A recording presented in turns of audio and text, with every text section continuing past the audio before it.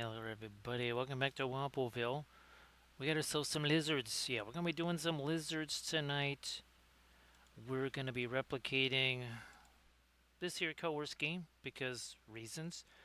That was pretty fun. We'll get that going again. We're not gonna be doing a pre-glaze this time, so should be interesting to see if it's any faster or whatever. Uh, I don't even know. Do we have the radiance when we're doing this? Probably. We didn't have the alkids when we were doing this, that's for sure, without a doubt. So we got, obviously, lots of gold. We're going to be doing our red stuff over here. And we're going to go with that green, blue. Ooh, nah, instead of going with the cobalt, because that's probably what we did, was glazes a cobalt blue on there. We were just going to do a little something, something different there. So this is from Archvillain. How you doing there, Crazy Wolf? So Crazy Wolf, it's over here. Is this the, yeah, look at, remember we were talking about that experiment? So this is with the not layer height and what's it, the point 0.2. This is with the point 0.8, and you can actually see skin texture here. On this, all you see are layer lines. So, and that's still with the same point 0.4 nozzle. I thought I had a point 0.2. I might, if I have one, I can't find it. I ordered another one because it's not like those nozzles don't wear out. I already blew out one, so the more nozzles, more better. Actually, I should have got myself another point 0.4 while I was at it. But yeah, check this out. That's pretty wild, right? Crazy Wolf, and made a difference here too, because look at his head there versus there. So yeah, that was pretty wild to see that.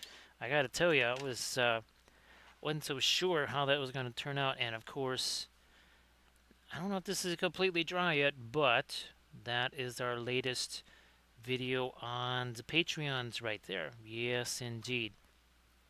Or again, we're going to be replicating the core scheme you see down in the corners. So Crazy Wolf, I hope that all the printing stuff, well, of course, is treating you real good there.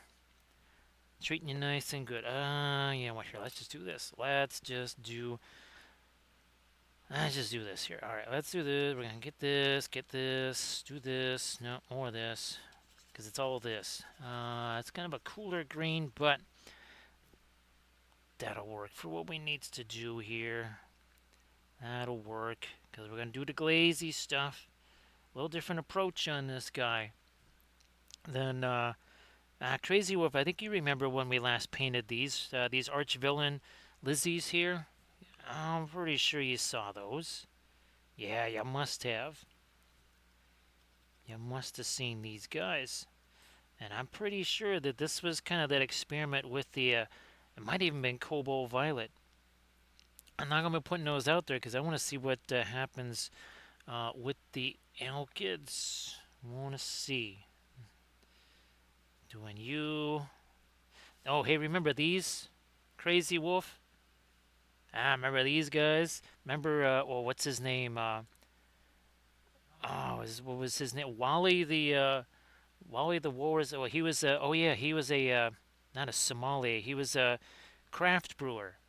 And Scale Ale, that was his brewery. Remember that? How you doing there, Judge Dredd and Doji? So Doji, I'm pretty. Well, let's see. I don't know if I've done a Lizard Man with the Cobalt Teal Bluish. I mean, well, we're gonna because we have plenty of Lizzies. So there, don't fret. Don't worry. We will be doing that. And of course, Doji. I don't know if you had a chance to see this video yet, but that's there she is with all the insane freehand and such right there. That was spicy. That was not easy. That was not the easiest video in the history of videos, I'll tell you that. Did we get all of our greens? Not over there, not over there, not that. Not any of that. I'm just going to start getting me some grayish stuff happening here just for reasons. Or raisins. Raisins are good too. Nothing wrong with raisins. So Doji, wait a little bit, Doji, before you post your Insta link there. Wait till there's some more folks in the house here.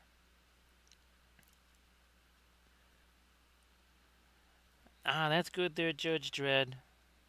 Yeah, Dredd. Sorry that the stream times have been later and later and later. I mean, even this one, I was kind of hoping to start maybe 20 minutes ago, but I was on the phone with Kathy's family. So, because I wasn't able to do my usual calls with them because trying to get some info for my sister and then relay that to her. So it's been a case of things just kind of stacking up. Doji, I've got a printing workshop episode that's in the works. Oh, let me wonder. I don't even know if you can get this under the camera here, but this literally just finished before the stream. Now, supposedly this was with the point 0.2 layer heights. Yeah, it has to be. It has to be. Yeah, with this, it's got to be the point 0.2. I was a little disappointed with how it oriented this. So I think this is something I might change the way that's oriented. This one was a little bit better, so we might be able to use him. But yeah, this is with the point 0.2 or 0.08 layer height. 0.08. Yeah, not super convinced about that. Again, I think it's the way it oriented this, not ideal. No problem there, Judge Dredd. See you in a bit. See you in a wee bit. No, not over there. Here, let's put you over here, and we'll put you over there. Let's see how that goes. There it is. So Doji trying to experiment with that for printing larger stuff because it could actually be a time saver and way more economical.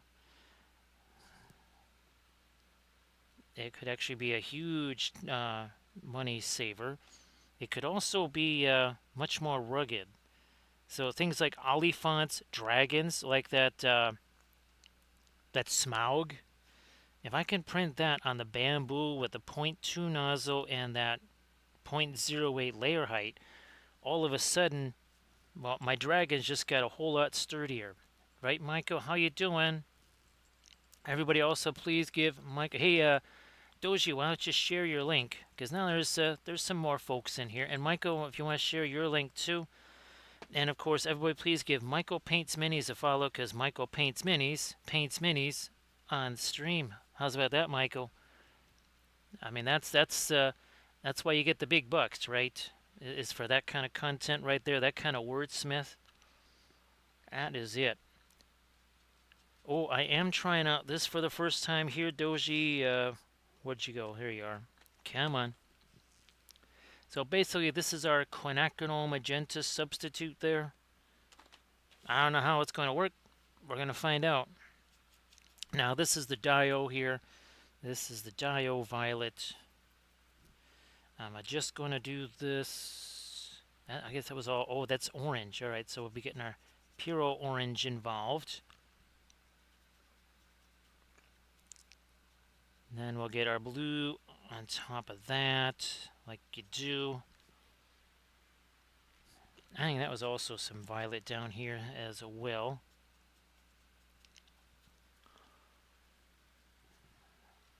Again, you don't see detailed brushwork like this on any channel now, do ya? Yeah, this is, you don't get to see this everywhere. No siree. Only on this channel do you get to see the ultra precise, carefully placed, meticulously placed brushstrokes, even. I mean, this is so meticulous, I'm not actually looking at the miniature while I do this, I'm looking over at my reference. Now you can't have that kind of precision when you're just looking at the miniature while you're actually, hitting it with a brush. Come on, man. You don't get that kind of accuracy when you're actually looking at the figure. I mean, come on. What's going on?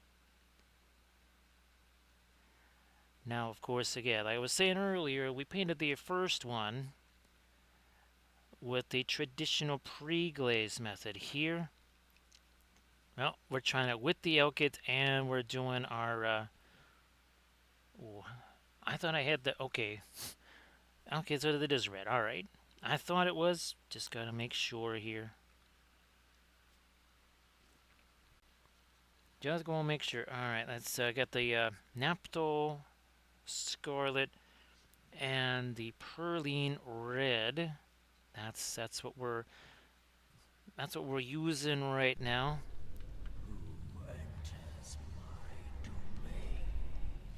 We're also gonna say a howdy to Uncle Trash. How you doing there, Uncle Trash? Great to see ya.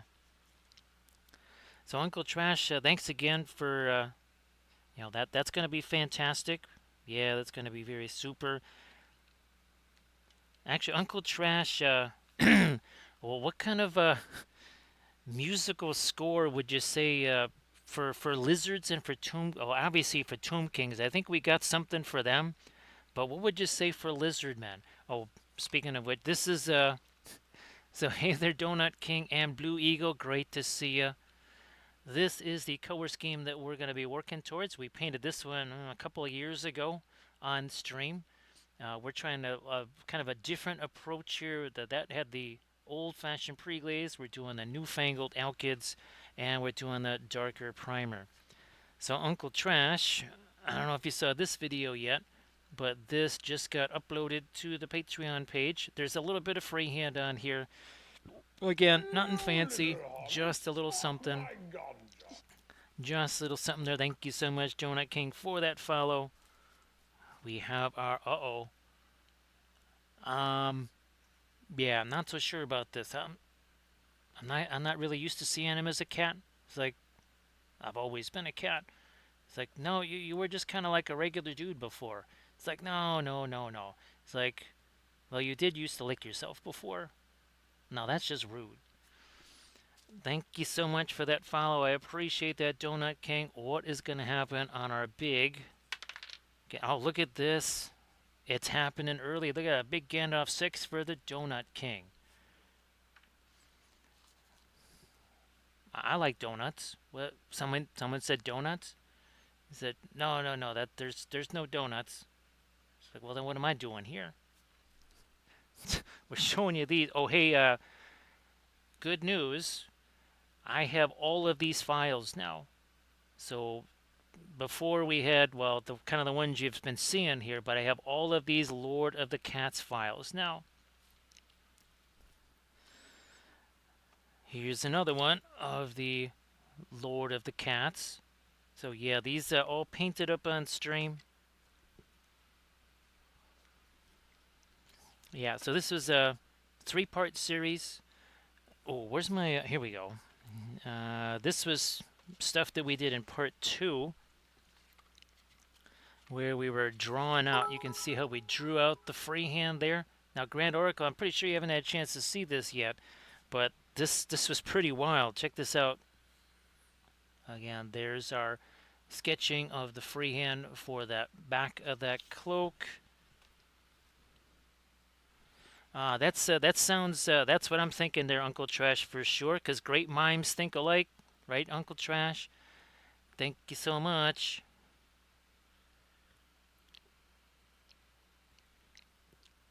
Holy smokes, Grand Oracle, thanks for telling me. Geez, I forgot all about that, Grand Oracle, because I obviously, well, I have the one building. Oh, hey, Grand Oracle, this is a video I'm working on right now. Look at this. I don't have a 0.2 nozzle, or at least I couldn't find one, so I have one on the way. So this is the 0.4 nozzle at 0.2 layer height.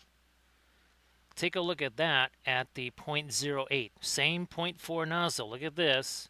Look at that. Look at his head. So I did this on the video so that you could really see the layer lines right there. See you later there, Doji. Thanks for being here as long as you could. Now here's the second part of the experiment. This didn't quite play out the way I wanted it to because of the way it oriented this. So we're going to try and do that again, but with the 0.2 nozzle. And then now this one didn't work out so bad. I like the orientation of this a little bit better. So we might be painting this one on stream or something like that. So I don't remember Grand Oracle. I have he doesn't have an official thing. He just kind of basically you do it kind of on the side. But he's got all of Helm's Deep and he has all of Minas Tirith. And I have those files. So you kind of contact him in private and then you purchase the files in private, if that makes any sense. And I think you understand kind of the rationale behind that for sure.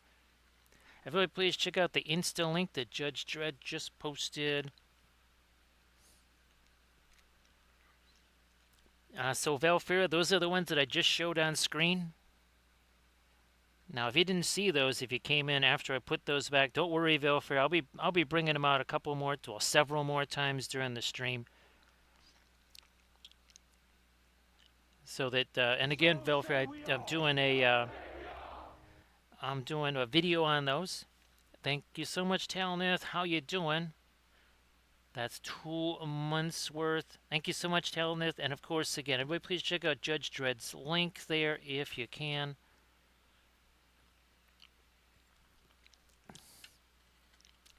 So yeah, Grand Oracle, I have the test building printed out. I have the test building printed out that he kind of made available for free, but I don't have the other files, and I really want to do like that tower and the library, Grand Oracle. Speaking of which, thanks, Grand Oracle. Appreciate that. And of course, sub-warfare is permitted in a Blitzkrieg. Now, where's our Richelieu? Let me make sure I got the right one here. Is this... No, that is not it. That's not it. Here it is. So here's our most recent Armada Mondays that we did. So that is the Richelieu there with its very unique secondary and primary armaments. We had a lot of fun. We painted that one up on Monday. So it looks like we're 68% to a level 1. So Valfera,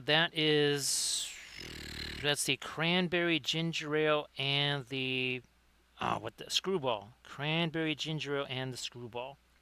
Because reasons. That's also going to be, I guess, a goldish color there. So again, everybody, please give Electric Uncle Trash a follow if you could. Uncle Trash, if there's anything you wanted to share in the chat like usual, please go ahead and do that.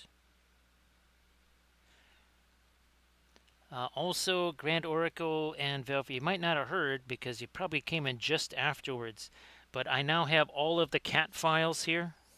So I have all of them.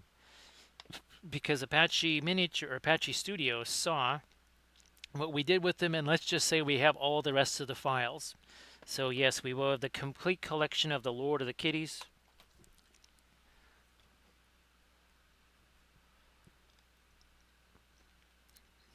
So Velfer, this is from Archvillain. Remember, I'm sure you saw me painting up a bunch of these. Oh gosh, I'm thinking 2 to 3 years ago, Velfera. At least 2, possibly, man, more like 3 years ago, I think. We were painting these up on stream. I'm pretty jazzed. I gotta say, Grand Oracle, pretty jazzed about that. So yeah, we have all of the cat files now, and of course we'll try to do all of those. I actually have 5 of them printing up now. I have Legolas, Sam, Frodo, Aragorn, and what's the other one? It could be either Merry or Pippin. Yeah, either Merry or Pippin. I think it's one of the other ones that I've got printing up right now.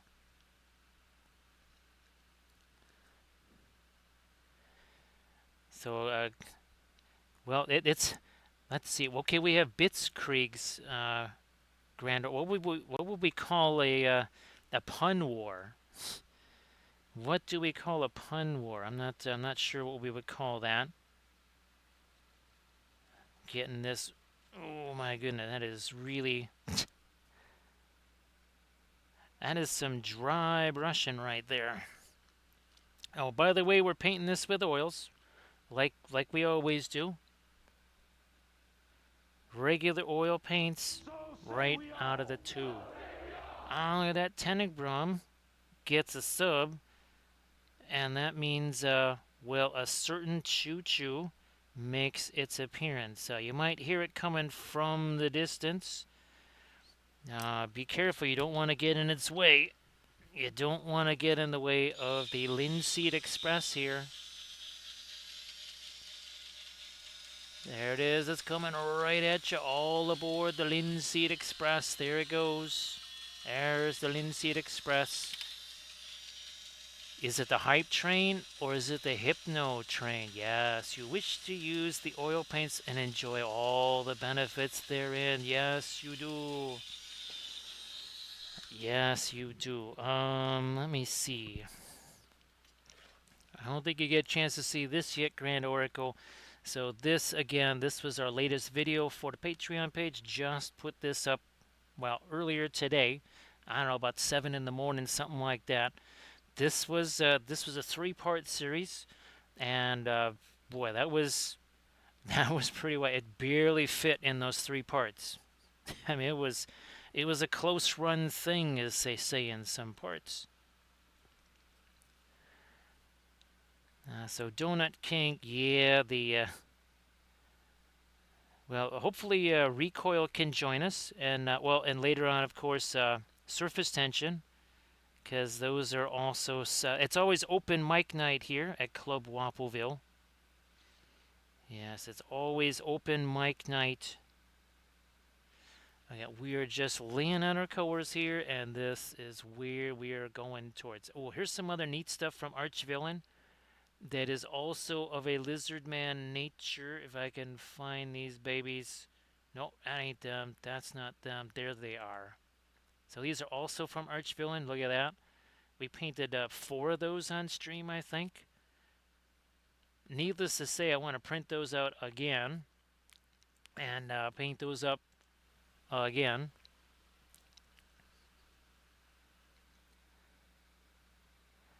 Now let's give this a little rusty here, and let's try and do some of our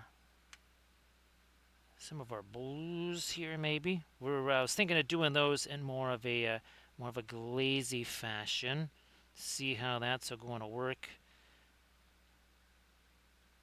Yeah, first let me do a little bit of the dry. I can do some of the dry brush blue stuff out here. Got me another one of these guys. Thanks, Velfera. That one was that was a challenge. That weren't easy. That was not an easy thing there. So it was pretty satisfying, I gotta say. No idea what to expect, right, when you start something like that.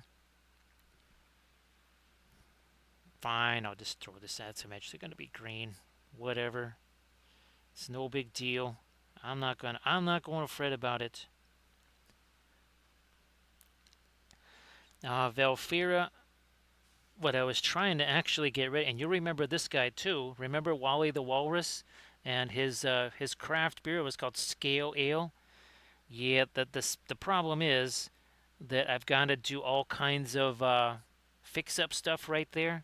So there was no time to get that done. But obviously this would have been very nice for winter. This, all I had to do was stick them on there. I am working on some Baratheons. Remember the Baratheon Cav? I am working on that. I got them on their bases. I was doing that while I was on the phone with Kathy's family, but wasn't quite able to get that finished off. Hey, Jackson, welcome back. Happy Thursday/Friday. It's almost Friday here. We got 27 minutes until Friday here. So great to see you there, Jackson. I hope that your Tuesday and Wednesday were good. Alright, so we're getting some of our blue in. Oh, there's hand. Let's get some of that. Now, if you recall the original one, we were fooling around with the cobalt blue for glazes, also with the cobalt violet even. Yeah, I think we were experimenting with both of those. Hey there, Lion. How you doing? Everybody, please give Lion Creative a follow. Lion, that was looking really fantastic. Is that one of those Necco wafer figures there?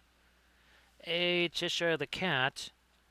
Oh, well then we're gonna do this all for Cheshire the cat, cause check these out, Lion Creative. We got them. Well, actually, I have all the files now. I got all the files. So there's our Gandalf or Catdoff. There's our Cat Ladriel. Here is our Gimli. Here's Boromir. There's Boromir. And we did 2 of the Argo cats. Oh, look, they have their water effects now. See that? Fabulous water effects. And now we have all the other kitties. Now, this one I haven't had a chance to paint yet. This is a pincushion version of Boromir.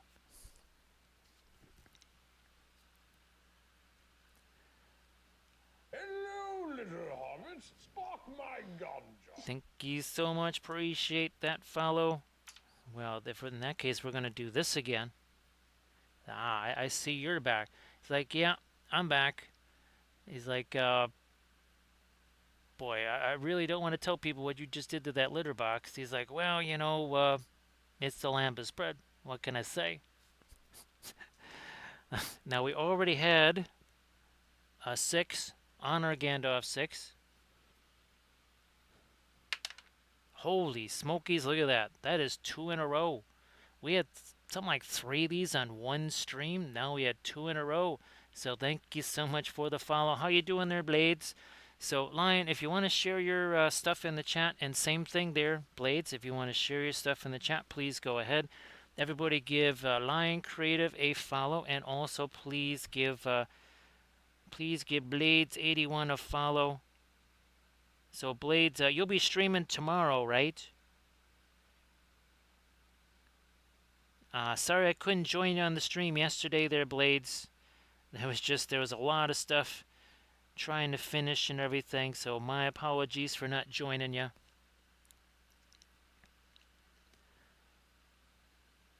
Oh, hey, Lion, check this out. Check this out, Lion. I should have recognized it as an Erickson. Oh, here we go. Look at this. You will find this eminently entertaining. Look at this. So this was an experiment. It's part of a new video that I'm working on. So there's the Heracles bust, and then there's then we got this one here. So yeah, this is done FDM style. Again, this is an experiment with layer heights and also with nozzles. So again, this is with the 0.2 nozzle right here. Or no, this is with the 0.4 nozzle, 0.08 setting. Hey, Gilded Brush, how you doing? Great to see you again. One second, let me get these things out of here. Let me get this in a better position.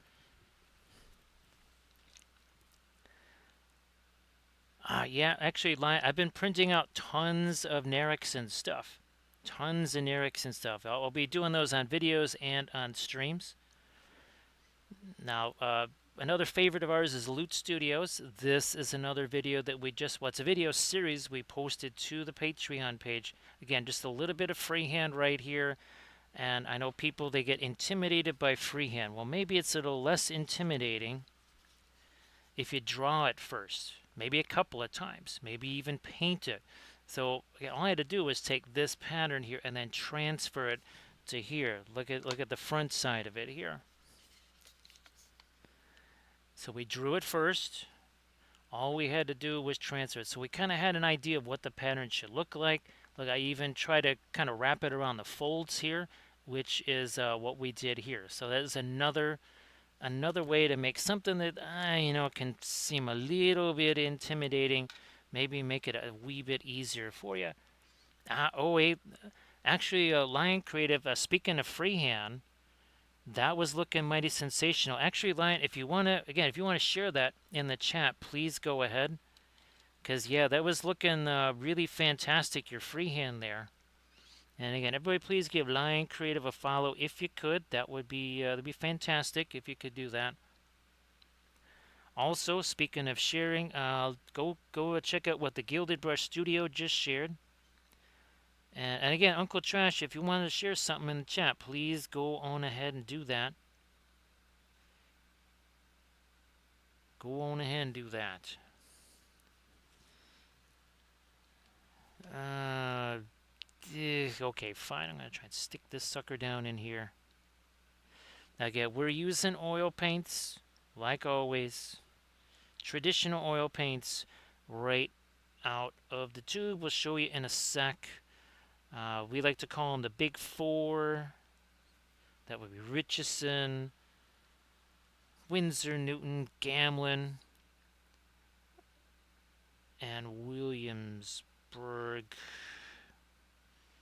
Up. Let's get some more of that up here if we can. So here's our 4 brands. Well, it's going to be a little more difficult because this is another part of our experiment. So that's the point 0.2 setting. Here is the 0.8 setting. This is still with the 0.4 nozzle, but you can see skin texture there. Whereas here, what do you see? You basically just see layer line, like tree rings. Everybody please check out that link that Lion Creative just shared. And please give Lion Creative a follow if you could. That'd be sensational. We also want to welcome in Sloopvlog. How you doing there, Sloop? Nice to see you. And again, also please give Gilded Brush Studio a follow. If you could do that, please, that would be super sensational. We want to help out all of our friends, all of our fellow streamers, because, well, we want to do that. We all got to help each other out. Now, the reason why this is starting to turn nice and violet here is, oh, guess what? Well, I dry brushed a little bit of the dioxazine violet here. Or dioxazine. No, is it diazine? That's it? Yeah. We'll be getting more of our blue in there, but we're just setting this up for some darker glazing later on. I'm gonna start getting some of the paint out of the brush here. So let's see. You got that Discord link that you can check out there. Again, that's from Lion Creative. Lion. Now, do you have any of those the 4 seasons? I wonder if I got one of them sitting right here. There might be one of them sitting here. Oh, is it? Can I reach it? No, unfortunately, it's a little bit far away. A little bit too far away for me to reach. But yeah, the 4 seasons. I've got the winter one. I think I have spring. I think I have autumn. I don't know if I have the summer. I might not have that one. Alright, let's do this. Start getting some of this lighter stuff, and then we are again going to hit it with some glaze stuff too. Yeah, Velfred, I can't remember which ones that I have. I printed out the cowboy one because I thought that would be really fun with all the different leathers. I've got a bunch of the different busts. What would you say, Velfair, like the last 2 months? No, last 3 months maybe? So yeah, probably the last 3 months worth of Nerixon releases I have. Well, good luck. That's going to be fantastic, Lion Creative, for your... is that the MSP Open, right, Lion? Yeah, that should be really nice for that.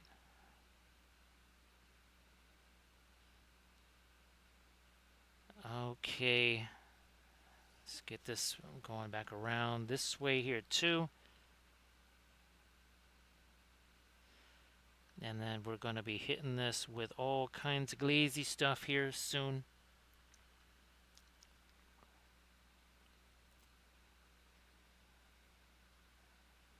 Sure, what the heck? We're just gonna smoke this right in here. Now we're going to take this here magenta. I haven't used this yet. Whoa, that's kind of a nice spicy magenta there. That is a nice spicy magenta. That's just oh, the Griffin Alkids. Just the Griffin Alkids there. Now, by the way, 35 minutes ago, and a level 1 hype train, this had no paint on it. Well, best of luck there, Lion Creative. Wishing you all the luck on that. It really is sensational. Again, loving the freehand that you did on there. So yeah, that's going to be, I think that's going to be really nifty. I think that's going to be very, very nifty.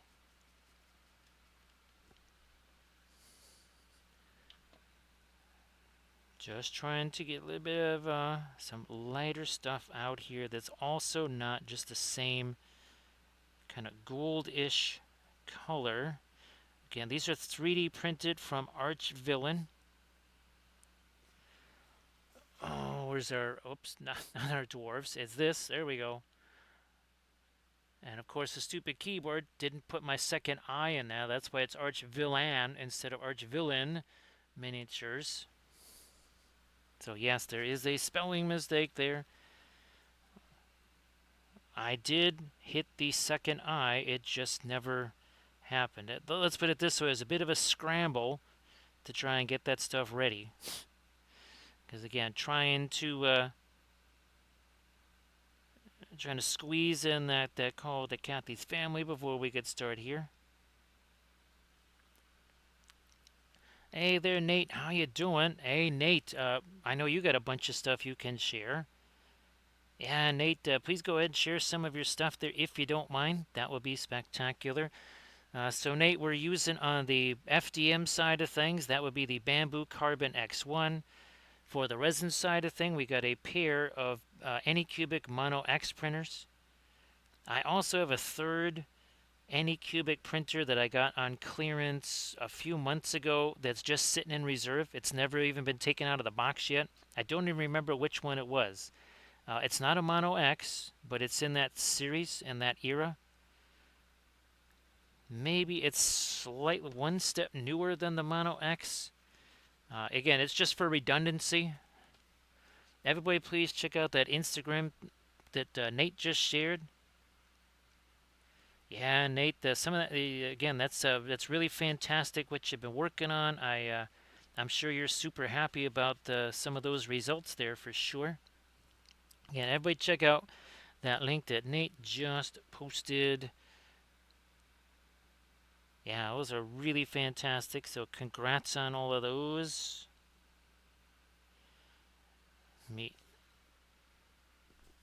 I'll use this here. I'm going to use this here. We'll get some of that out of there, and we're just going to... There you go. That's what we needed. All right. Time for some glazy stuff. So, Nate, I wasn't sure which one are you thinking about? If I could get a second one. Also, too, they're not on sale anymore. So, yeah, Grand Oracle, the fabulous sale is not going on right now with the Bamboo printers. So the Bamboo X1 is back up to, I think, its regular price. I was thinking about getting an A1 to do basically secondary stuff. However, the reason I was going to get the Bamboo X1 is for redundancy and also, well, I know what the foibles are. Because there's certain things that are, shall we say, annoying that the Bamboo Carbon X1 does, and since I kind of now have an intimate knowledge of what all those things are, I'm thinking maybe it's better to just get a second one of those and know what kind of, shall we say, irritating things I can expect from it.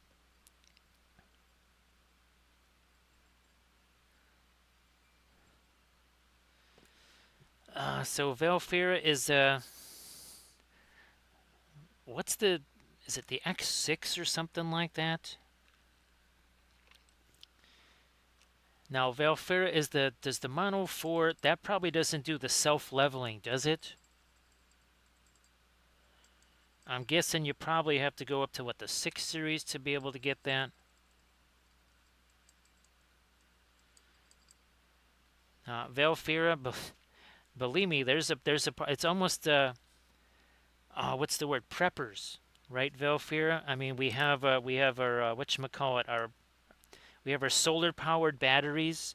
We have all of our MREs ready. What else do we also have ready, Velfira? We have backup printers. What is the Boy Scout motto? Be prepared. The Boy Scout motto says be prepared. That might mean having, 3 or 4 printers just in a box, waiting to be used.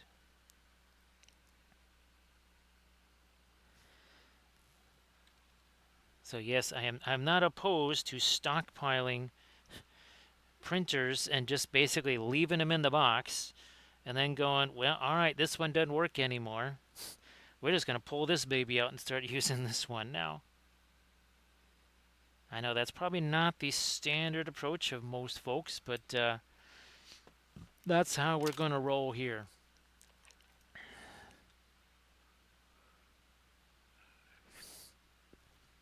So yeah, I hope that all that stuff works out really, really, really well for you. Now we're taking a little combo here of the ultramarine and even some of our manganese blue.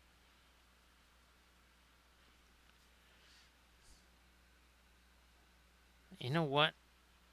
I'm going to get me a little bit of our phthalo green in there. Just because. Hey there, Heavy T. How you doing? Yeah, we're back over here. Heavy T, if you want to post anything that you've been working on in the chat, please go ahead. Great to see you again there, Heavy T.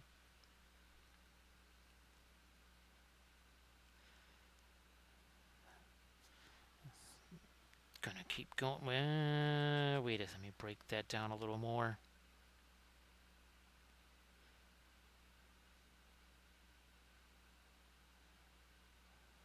Sure, let's just chuck that up here too. Whatever's.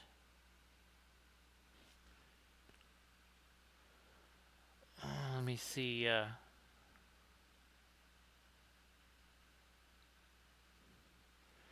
Well, that's yeah. Well, I use the bamboo one, so no big deal there. I see. What was there was something with Chirubox, right? Grand Oracle about they were gonna do something there to make sure you had to only use Chirubox. I don't remember what the heck it was. There was some kind of controversy there. Everybody, please check out that link that Heavy T just posted. Give Heavy T a follow. So great to see you again there, Heavy T.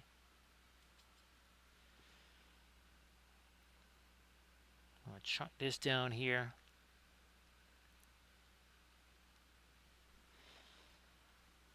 So this is another one of our Archvillain miniatures here, 3D printed. This, I think a couple of years ago we painted this guy up. We're just basically going to match that color scheme right there. Yeah, there was some kind of mischief, right, Grand Oracle, that they were planning, and I guess, like you say, they kind of said, maybe that's not the best thing to do. And I know other people like the other slicer, that's fine. Since I have hundreds and hundreds of build plates and thousands of hours invested in one slicer, we're going to stick with that slicer. Alright, that's good to roll there. Yeah, that's good enough. We'll get our later stuff into that later.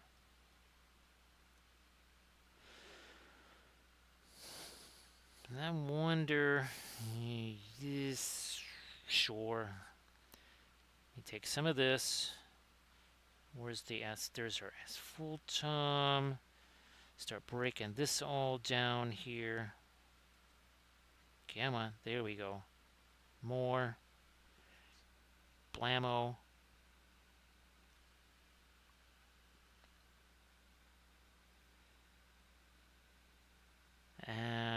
Let's work some of that down into here.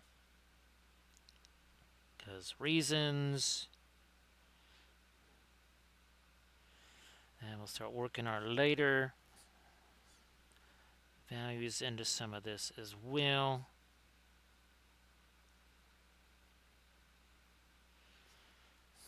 Some of our Vandite brown maybe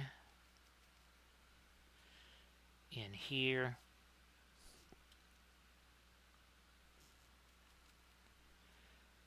Like that. Again, it's just kind of a rapid fire sort of pin line wash, panel line wash, whatever you want to call it. Boom.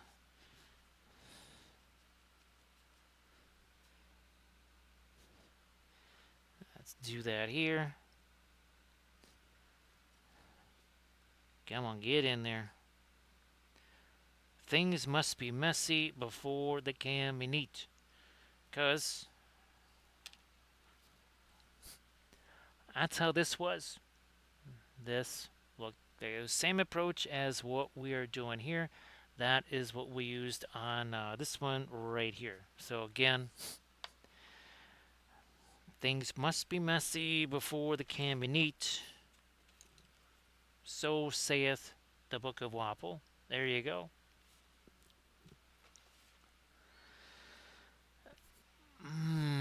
You know what? I'm gonna do that here. I'm gonna take some of my violet here, some of my perline red. It's a poor man's perline crimson, a very poor man's perline crimson. Because if you have perline crimson, you are now a poor man.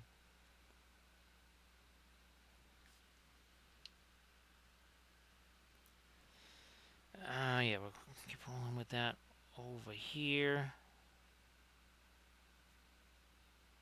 Getting some deeper reds in the crevasses there.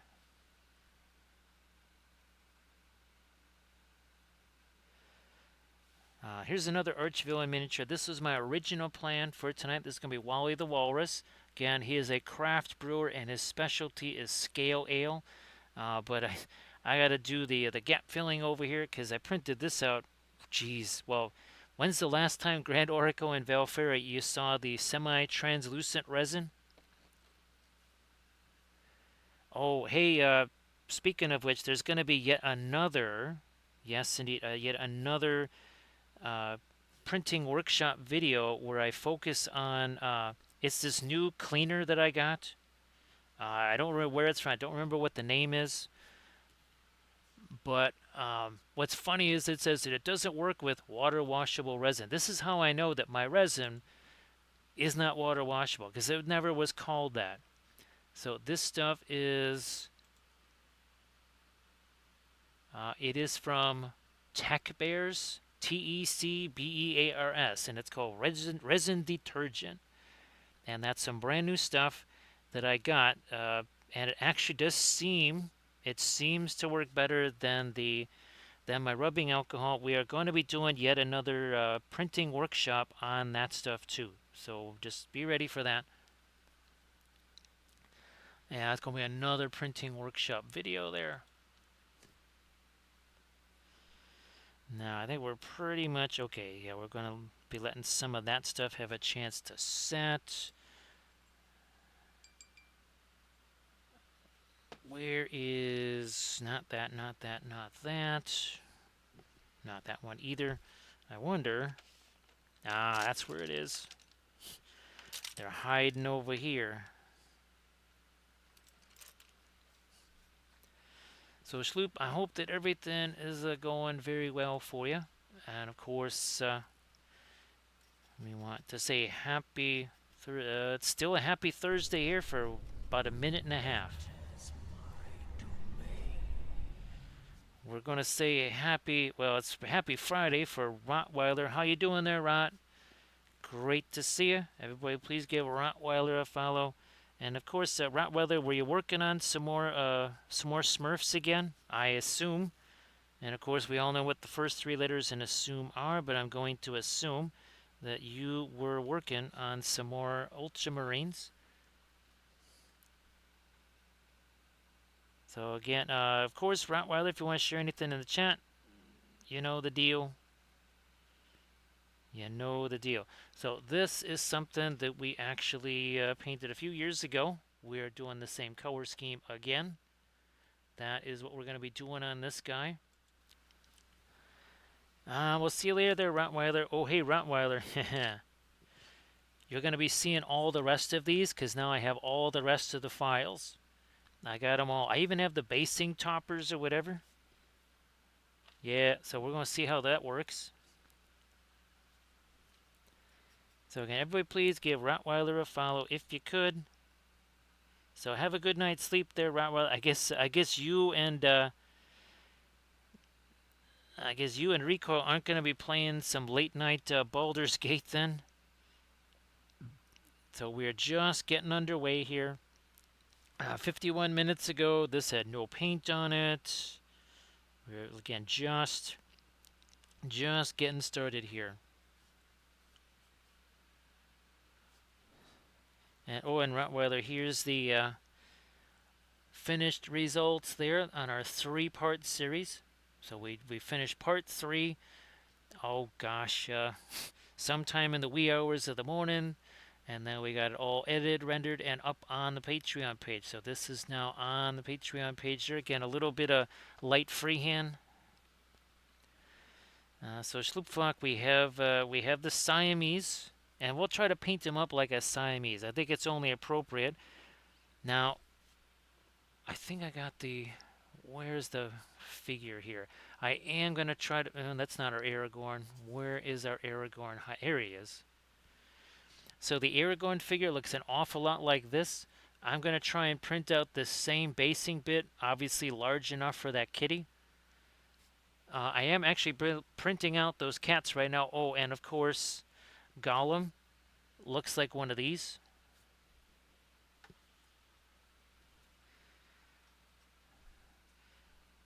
I do believe that Frodo has a ball of yarn in his hand. I could be wrong, but I'm pretty sure that the Frodo kitty has a ball of yarn in his hand. And again, we painted all of the there's Boromir, here's Gimli, cat,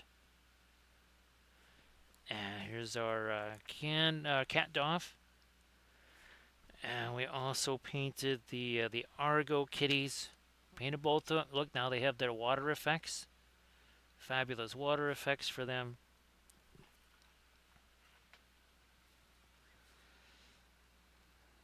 Thanks, Heavy T. Yeah,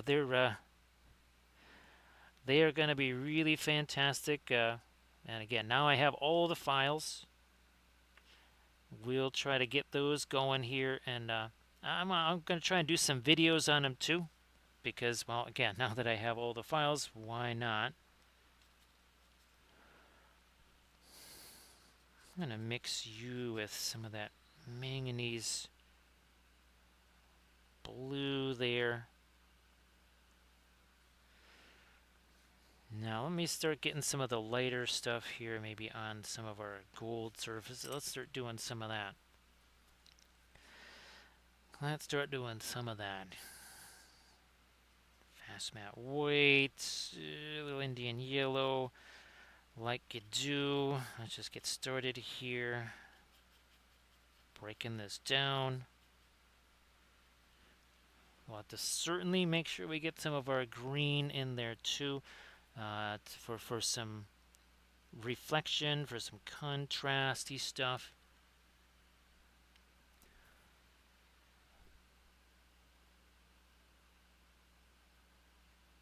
Some of that down here.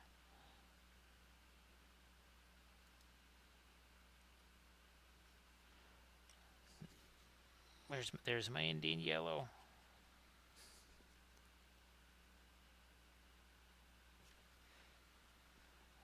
Yeah, I got the other side of this here.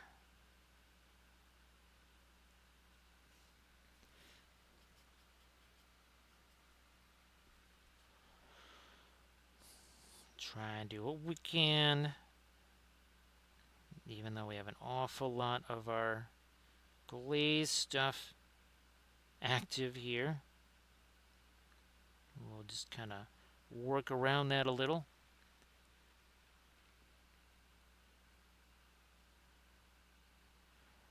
Get some of that up here on these guys. We're just using synthetic brushes. Don't have any stable brushes. There's basically none of them in the house. Yes, all of that freehand stuff was literally done with this very same brush. This is one of our Princeton Velvet Touch brushes. Where's our filberts? We got some filberts too.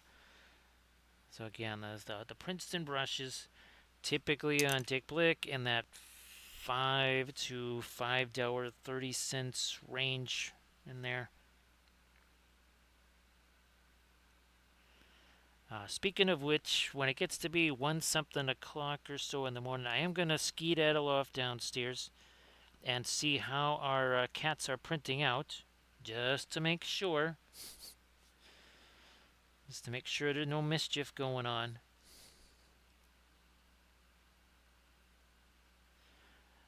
Again, Velfira, I was very shocked to go down inside, like, where the heck is that .2 nozzle? I know it's down here. So, Velfira, guess what I'm going to find, I don't know, in a few days when the new .2 nozzle arrives? Yes, I will find a .2 nozzle.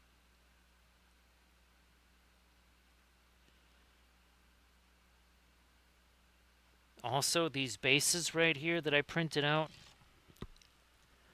I knew these were sitting out to the point where I could just like look and see them.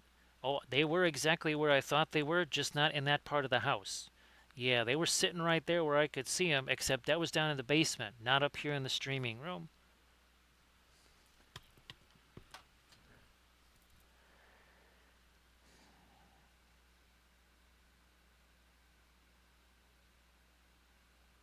Now, actually, now, Grand Oracle, I guess, would you say that Chibi is the category that you would put those sculpts in? Again, I could be wrong, but I do think that's the proper category for those to go in. And again, it's always open mic night here at Club Wobbleville. Now that's going to get some greens on there. You can see it in the reference images. Also here, let me show you a closer one.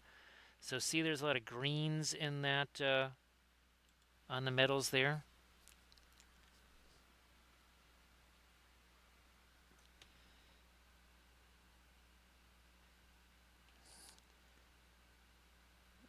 Of course, let me see. When are our semifinal games? Are those all on Saturday, or is one of them tomorrow? Because again, we cover all college sports here on the Wobbleville Sports Network.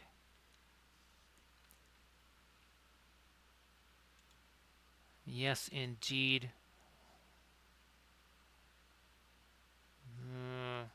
Oh well, can't do that.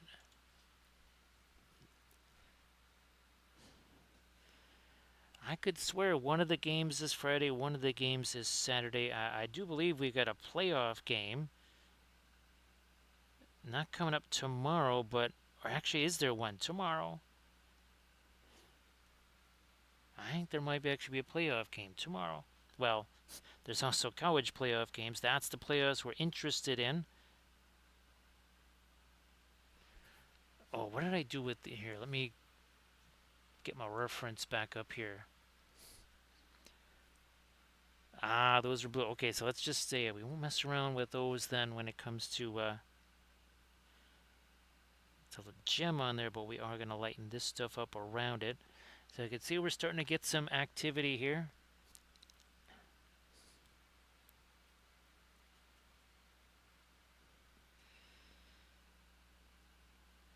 Well, of course, Grand Oracle, sometimes you just got to get those puns.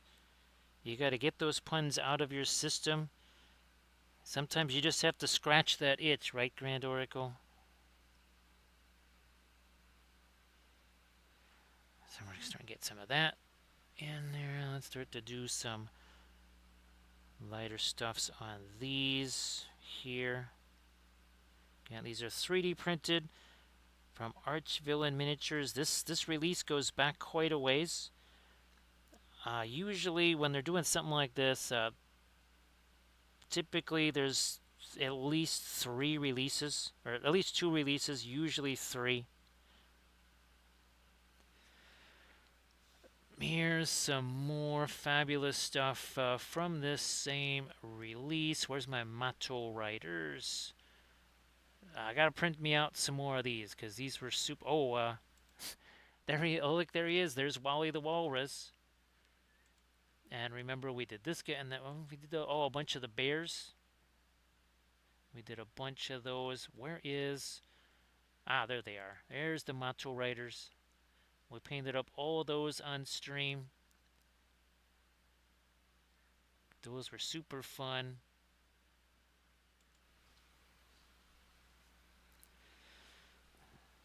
Now, herding cats is just like trying to type something on the phone, right?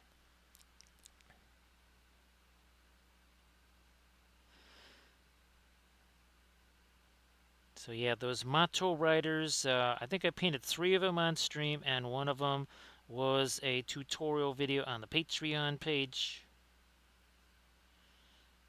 So you do that that Army Painter pledge level on the Patreon page. Get ready to binge watch because there's now not just 2,000 hours worth of videos, there's well over 2,000 hours worth of vids to watch because I'm making about 20 hours of new vids every single month.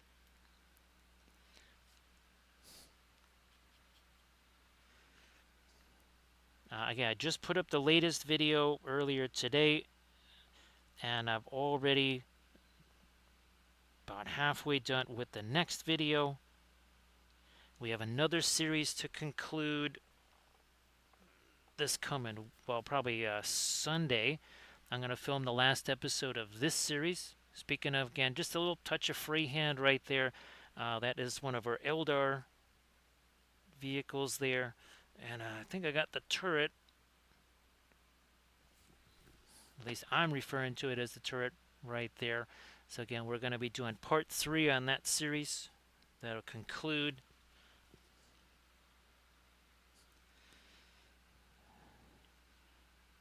Some more lighter stuff there. Some more lighter stuff up here.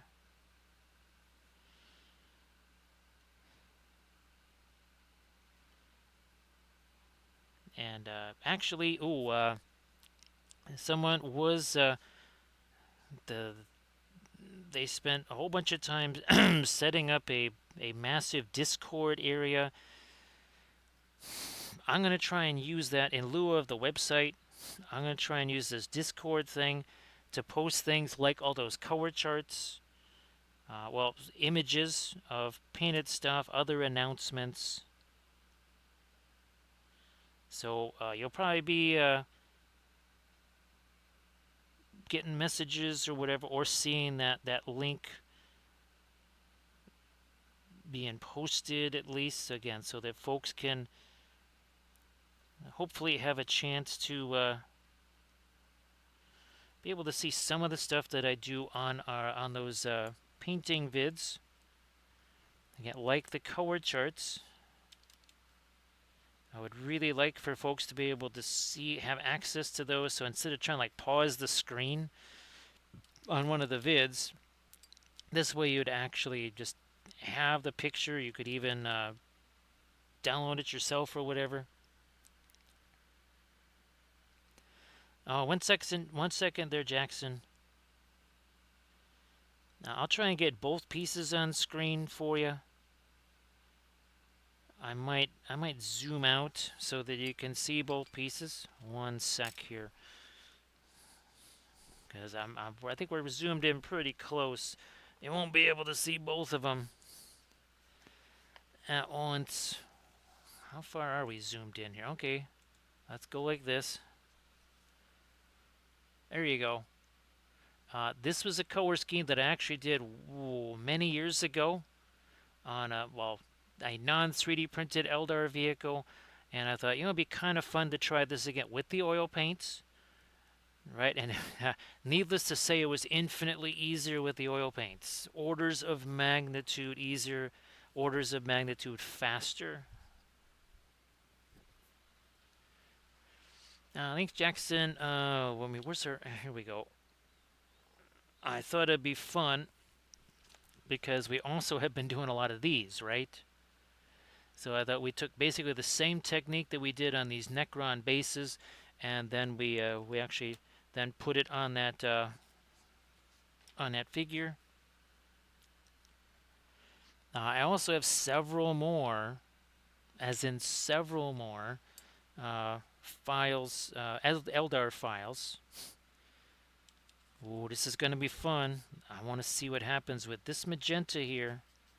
Now, it's not quite as reddish, say, as maybe quinacridone magenta is officially, but reasonably close. So thanks, Jax. Appreciate that.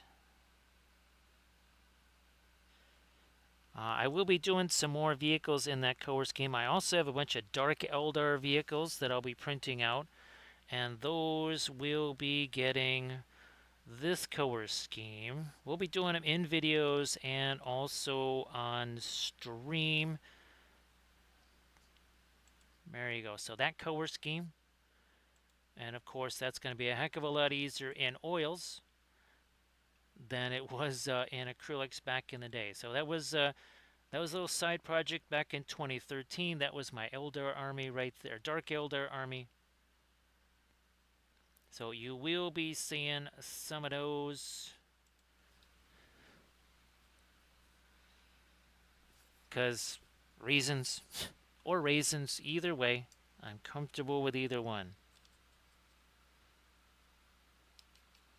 The fibery goodness of raisins, we all love that.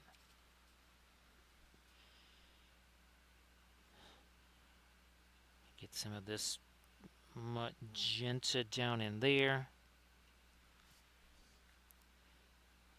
What are these? Oh, these are also red over here too. That's these guys. What did I do for these? Also red? Yep, also red.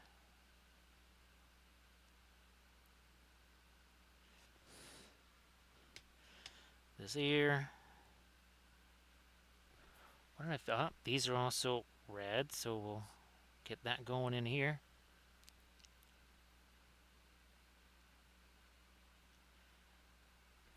What do we do for that? I think we're going to go like that for the eyes too. We're going to take some of this here red and just chuck that down in here.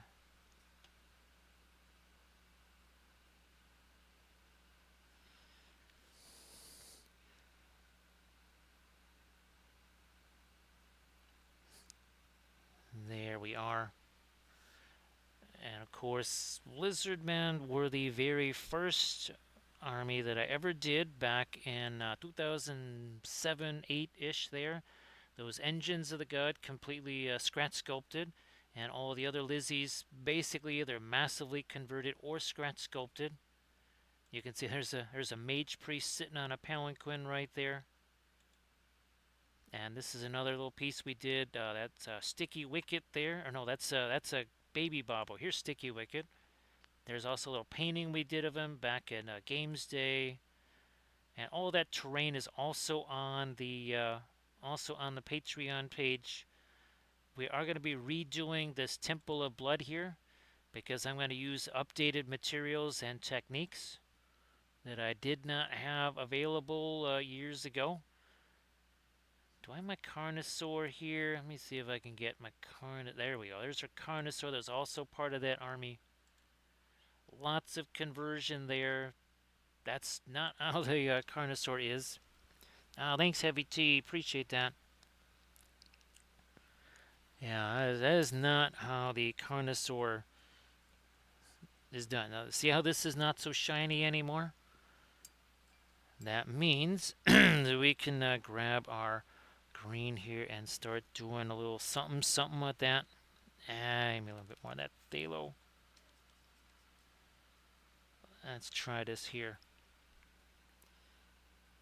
There we go. So Schloopflock, all of the unfortunately the Lizard Man, Lizard Man stuff, Tomb King stuff, Dark Eldar. Back when Kathy was sick, I sold all that stuff up to try and raise funds. That's why we're kind of repainting it all now, just so that I can kind of have those back again, because it was kind of nifty having those. Obviously now we can update it with new techniques and such. So all of the Lord of the Rings stuff, and of course our ships here. So these ships, these 1/1800 scale ships, it turns out that Warlord Games' Victory at Sea system works with 1/1800 scale ships. So I can use all of those in that game. My Lord of the Rings stuff, that is so that I can eventually live stream games of Lord of the Rings. I'm working on a whole bunch of conquest stuff. Let's see, I'm working on a Sorcerer King's army. What's the one with the Valkyries? Nords. That's right, Nords. As we welcome in Frozen. Hey there, Chris. How you doing? Welcome back. Everybody, please give Chris Frozen a follow. And of course, well, it's kind of freezing out there now. So, Chris, how you doing? Of course, like always, you want to share something in the chat? Please go ahead and do that. So we are working here on. Hey, Spotty a Shark and Crypt Shadow. Great to see you guys back. So this is one we did. Actually, Chris, you might have even seen this getting painted a couple of years ago. But that's the color scheme that we're doing here. And of course, lately we've been painting these. We now have all of these files. So I had a portion of them. Now I have all the rest. So we're going to be painting all the rest of our Lord of the Rings kitties here. On stream and in some videos. Here's Boromir. Look at this. That is hilarious. So great to see you there, Spotty and Crypt. And of course, again, everybody, please give Chris a follow. And Chris, if you want to post something in the chat, I know you just finished your stream, so if you want to post a Discord, Insta link of some stuff you've been working on, work in progress, whatever's, that would be fantastic. And again, this is 3D printed from Archvillain Games, I think actually it is. Thanks, Purple Spark. And of course, thanks for joining with the raid. Appreciate that. But in any case, even if Chris is sound asleep, you can all hit that follow button. And everybody, please give Chris Frozen a follow.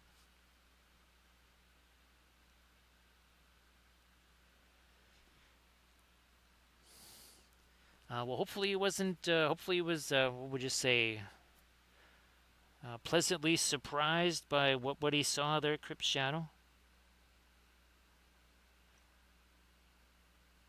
And of course, Crypt. Hey, Crypt, if you want to share anything, same thing. Spotty-ish Shark. You want to share some stuffs there in the chat? Please go ahead. So again, we're doing this with our oil paints, like you do.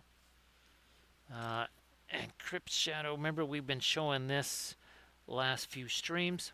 Our third episode is now done. So this is from Loot Studios. And needless to say, this series was about freehand. I'm just, yeah. That's not just being Captain Obvious. That's being Rear Admiral Obvious. That might have been a video about a series about freehand. Just throwing it out there.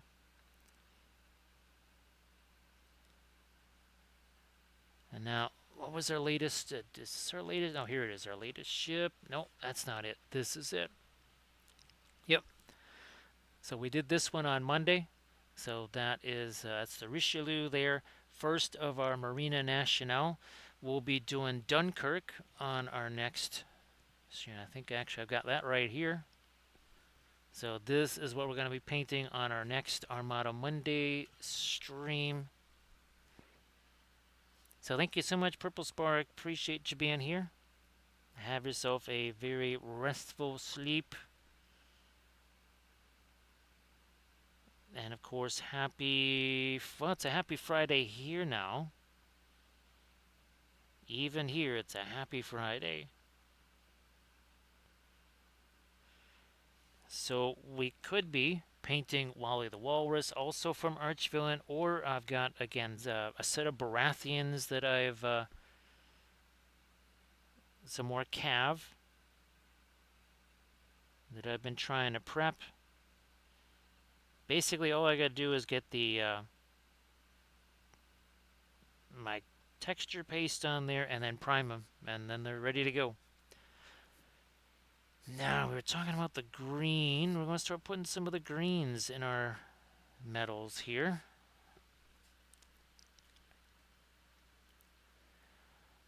Crypt Shadow. I don't recognize the name, but I wouldn't be surprised if I have seen it. Now, actually, Crypt Shadow, if you wanted to post a link to it in the chat so other folks could see it, well, geez, if you don't mind shooting me an Instagram message or something with the link there, that I would not be opposed to that. That would be helpful. But yeah, if you want to post a link there in the chat so that folks can see it. See that little touch of green in there. Oh, we can also zoom in some more. You know, I think so, Crypt Shadow. I would be pretty sure that at some point I've seen that flash on Instagram or on the Facebooks. But yeah, I wouldn't be surprised now that you mention it there, Crypt. In fact, who knows, Crypt? I probably did some screenshots of that just to remind myself to. Now, of course, for this in episode 1, I actually used AI to generate some images because I wanted the figure too. It wasn't just I need a picture of some patterns. I wanted to have an entire figure with the color scheme. I even had it down to the hair, the sword, and the carpet and everything. So yeah, the final AI reference images look pretty darn close to that thing. This green that we're putting on here, not our lightest green by any stretch of the imagination.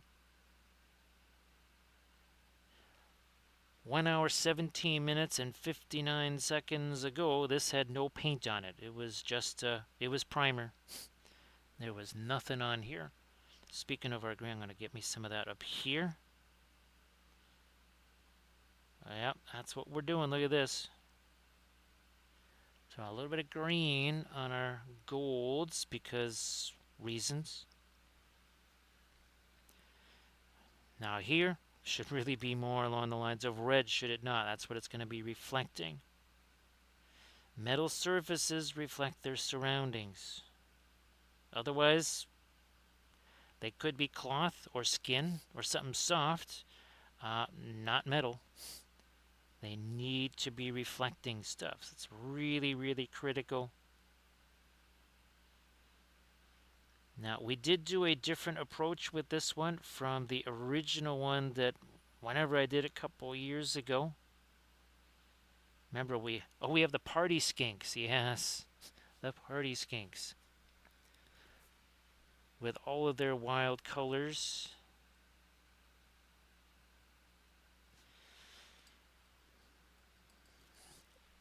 Let me go more to the radiant green. I'm tempted. Throw a little touch of Indian. Ooh, not that much Indian yellow. Trying to make that a little warmer.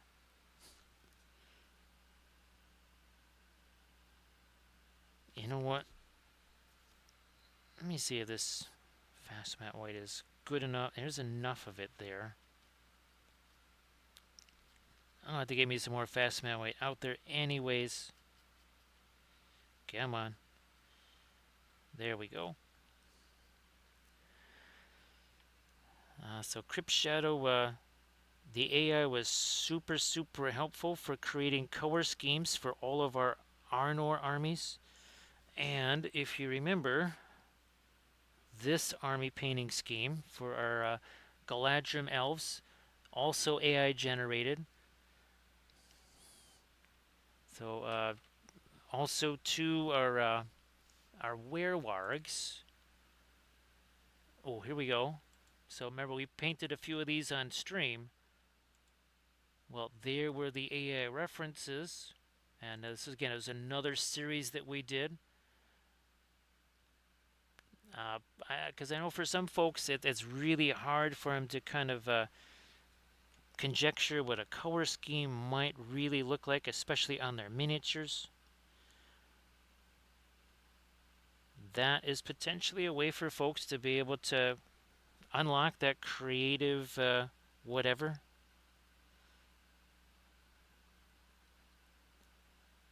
Again, it's free. It's a free resource. Why not make use of it? It's just sitting there. And as someone who loves to make up army painting schemes, having that tool, because now you can, okay, what about the basing? You say, all right, I got the color down, but how do I want to do the basing treatment? Well, guess what? You can type that in as a parameter also.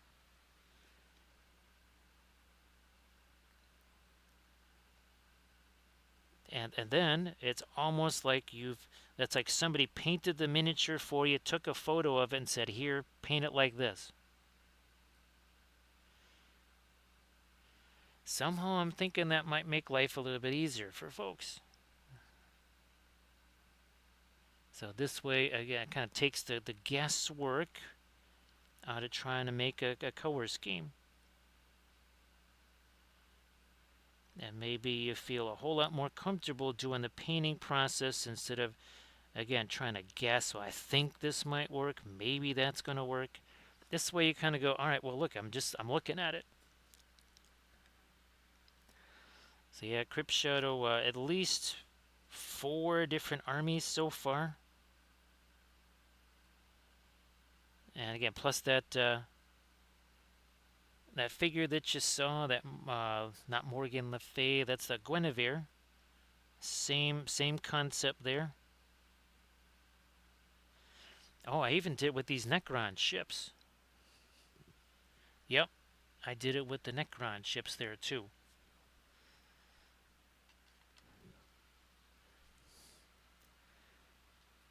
Again, it's there, it's free. I'm gonna use it. Now, there will be some weird results. Sometimes you never know what you're going to get. You start to get a better handle for what search parameters to put in there the more you do it.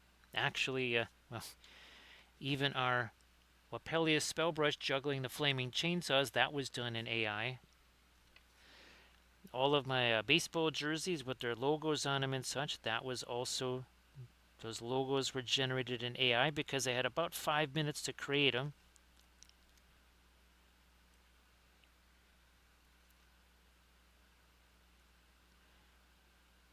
That's a little too late. A little too late. We're going to back off of there. We'll take this and just blend some of that away.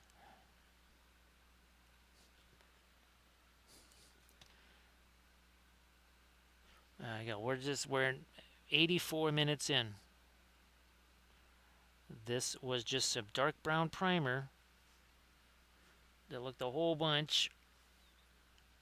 That's basically it. That's what all this was. Round about 84 minutes ago. We've had a couple of raids. We've had a hype train. So really, we're talking about maybe 70 minutes worth of painting, max. I'm not saying, I'm just saying. You can also climb aboard the Linseed Express. because all this is done with the fabulous oil paints. Straight out of the tube. And they're just regular artist oils, no miniature oil paints. Oh, geez. I'm very much done hearing about those. Let me see if I can get a little bit of my later stuff here on the some of these stones for right now. Just a little something there, especially in the areas where we want that light to be hitting it a bit more.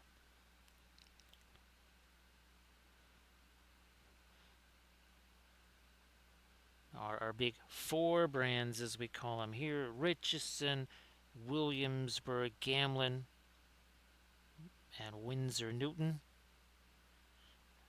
Williamsburg, of course, being the most expensive of the group. The other three, for the most part, pretty much the same when it comes to price and quality. Every paint is different. Now, by this time tomorrow, this is going to be fairly dry. Not completely dry. It will be mostly dry.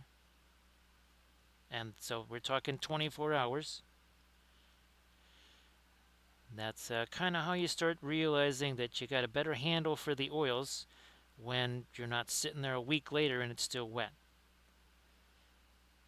Remember, the oils, it's not a drying process, it's not evaporative, it is a curing process. So you can hit them with a hair dryer all you want. You might melt your figure. That's all you're going to do. You are not going to have any other results except for maybe melting your figure or cracking it or whatever.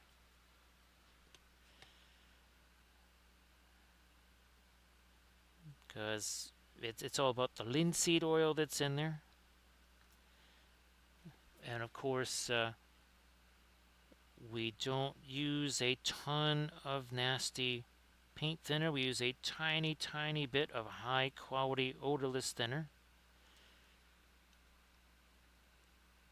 When it comes to cleaning the brushes, we're not going to use the thinner because the thinner, well, huge surprise, it's for thinning paint. We'll use this for cleaning the brushes. Oh, and look at that. It's for dried acrylic too. Hey, not hazardous, no vapors. When we use the thinner, look at that. It's a water bottle cap. So you don't have to worry about, I know people get worried about fumes and all this other stuff. It's like you ain't going to get much fumes out of that. Well, looky here, we got This Mechanic Games. How you doing, This Mechanic? Thank you so much for the sub. Appreciate that. That is a 2 dozen right there. So thanks, This Mechanic Games. And of course, if you want to, post maybe something that you've been working on, please go ahead and do that. Great to see you, of course. Where in the world did that big piece of fuzz come from? Okay, it's gone now, I think. Oh, you know what? While I'm thinking about it here, let me get some of this blue in place. Come on. Let me do that. Oh, I do have some of the Indanthrine blue out here. There you go. Bam. Indanthrine blue. I wonder if there's other places. Oh, up here. Yep. That's going to be also Indanthrine blue. You just hit that now before I forget. No problem, This Mechanic Games. No problem.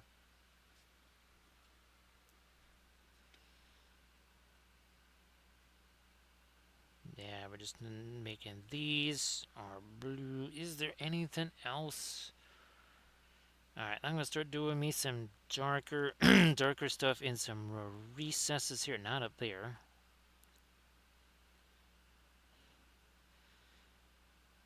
Over here. Come on. up there. Where's my violet? Start going up here in a few places. Then we're going to do probably some orangey stuff, I think, for the eyes themselves.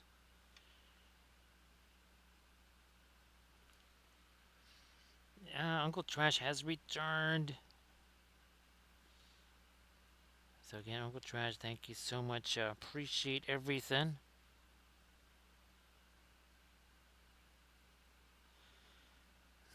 I'm gonna do that here. I'm gonna get me some of that violet and such over here to get some dark on the top of those.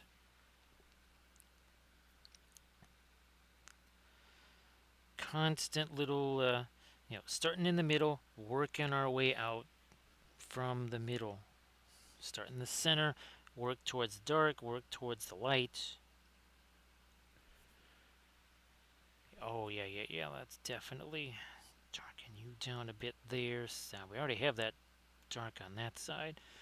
Blending brush. Blending brush. There. Also, they're literally blending a violet color into a green because it's easy.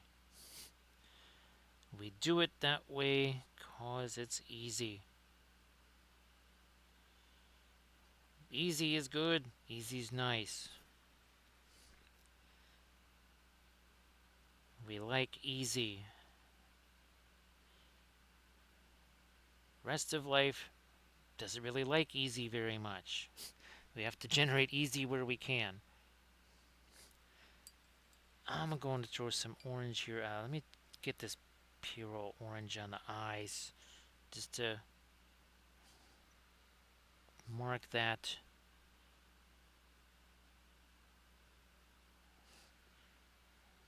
We'll probably, take some of our lighter yellow and work in even more of our lighter orange there. But for now, let's do this.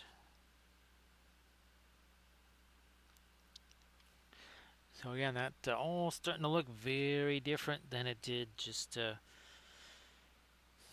hour ago. Yeah, we're 92 minutes in. That's how long we've been working on this here. 92 minutes. That's it.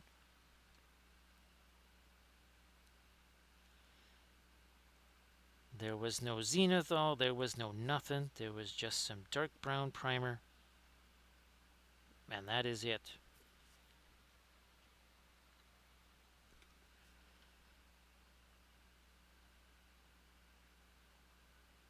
Trying to work in a little different red there. Gonna get some of that reflected on that metal, because metal.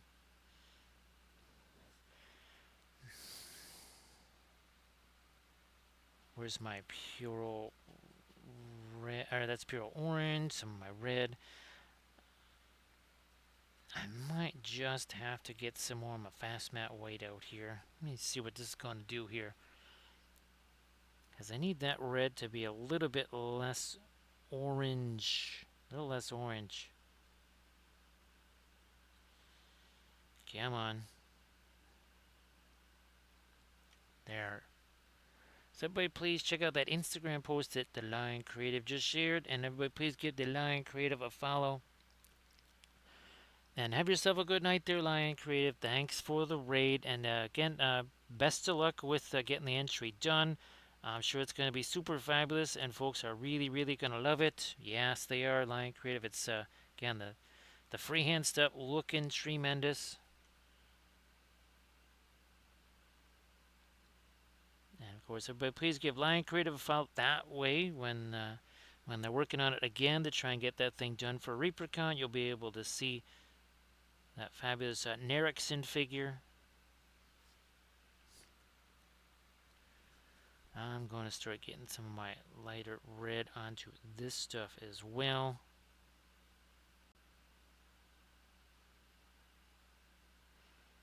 Yeah, let me refresh that brush here.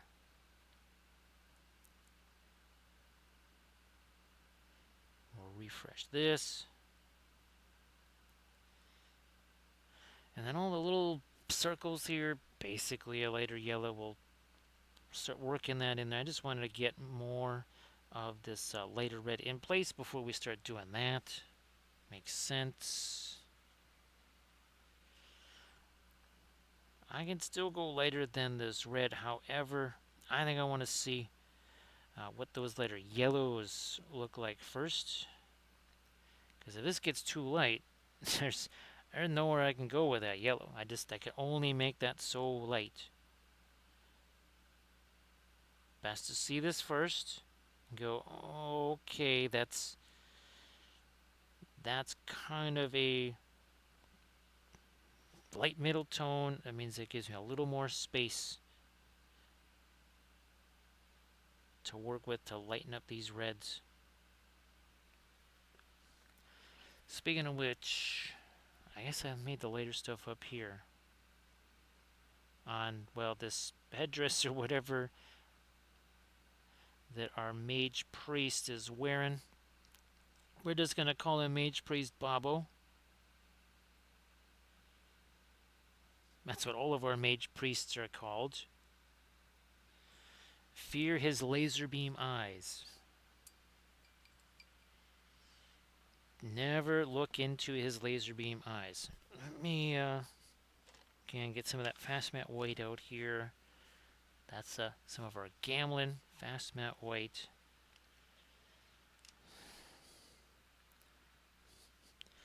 Might just chuck me a little bit thinner on that too.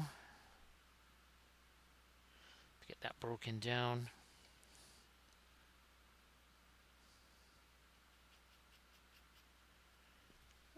Okay. A little more.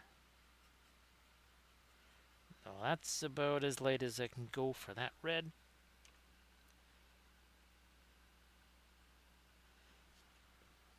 Not a whole bunch of places I'm going to use it.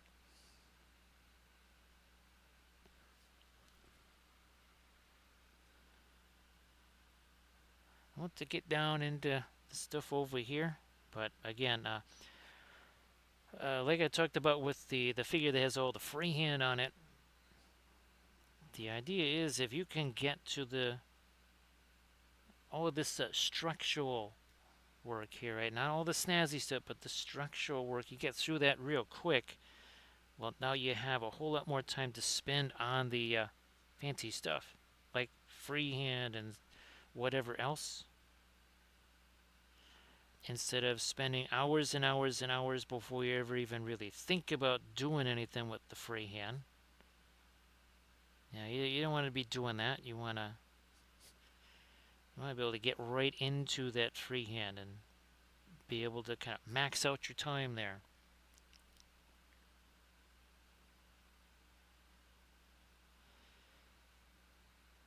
And for folks that just say, you know what, okay, that's good enough, I don't need to do any more. Well, so much the better, because now you're at that point a whole bunch faster than you might have been otherwise.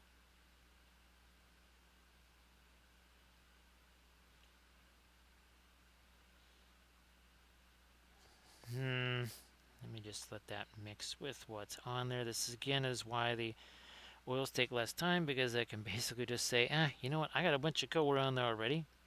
Instead of trying to mix a color on the palette, I'll just do that on the fig. I mean, why paint a bunch of palette miniatures when I can just, I don't know, paint the miniature? Now that I got that fast matte white on there, I can take that, mix it with my yellow. This is the Indian yellow here. I'm going to start breaking this down. Not too much, though. Alright. All these crazy little circles here. Who knows? Maybe they had this intended to be something like a jaguar pattern or something. That's not how we're going to paint it.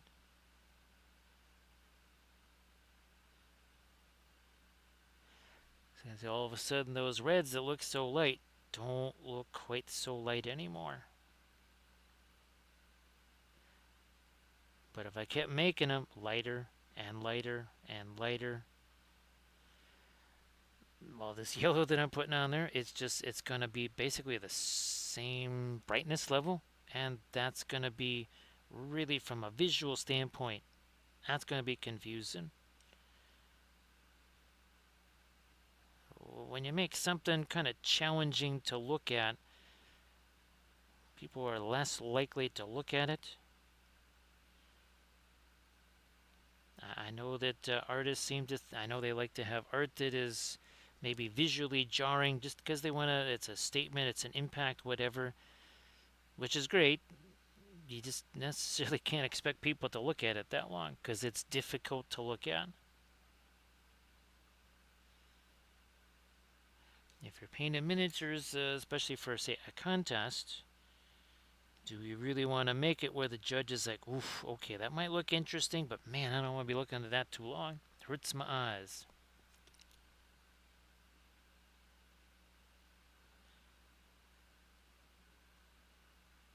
So you're kind of thinking maybe more of a color harmony. You're trying to get yourself some good composition going.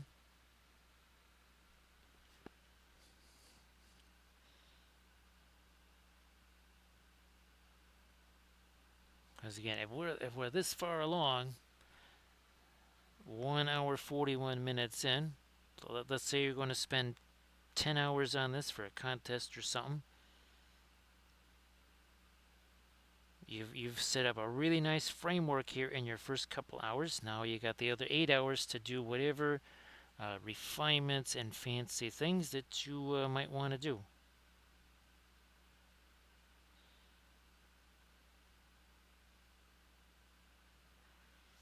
Also, too, I think there's 3 different versions of this particular character as a part of that Archvillain release.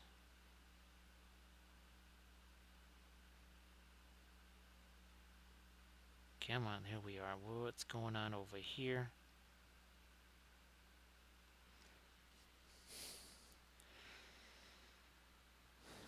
So the stream tomorrow most likely is going to be could be a later start, just because I might be doing shoveling snow.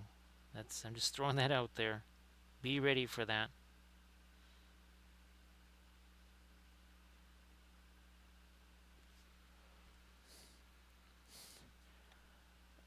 Yeah, let's get this light in here.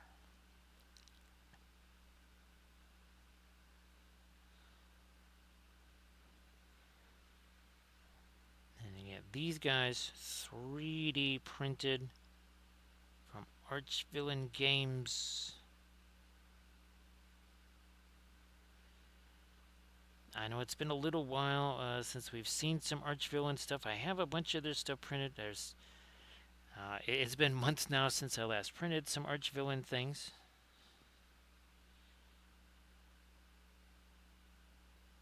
I actually have some creature caster stuff that's printed up, like those mounted barristers. We'll be doing those on stream as well.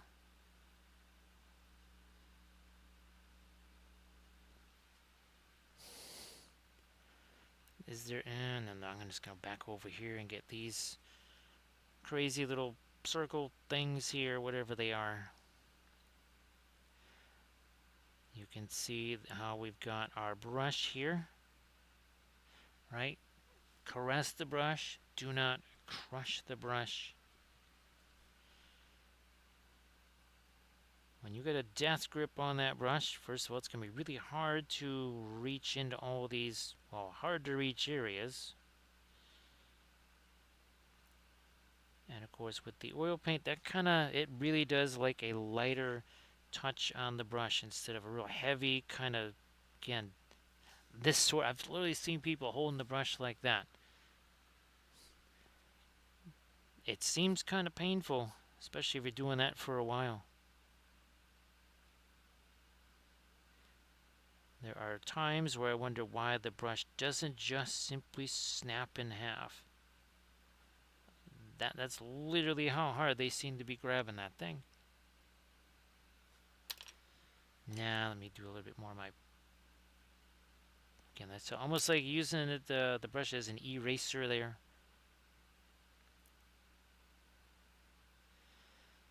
More of these guys over here.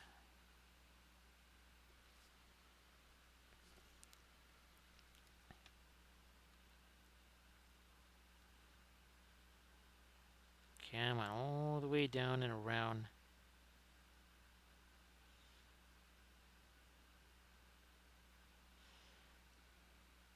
One more sneaky little... no, a little sneaky circle over there too.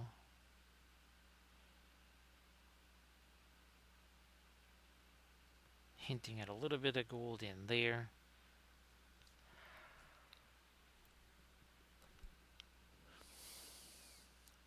No, wait a minute. Let me get rid of whatever junk that is on that brush there. You know what? We're just gonna take some of this. Get some yellow on the end of that feather. This one. Come on, there we go.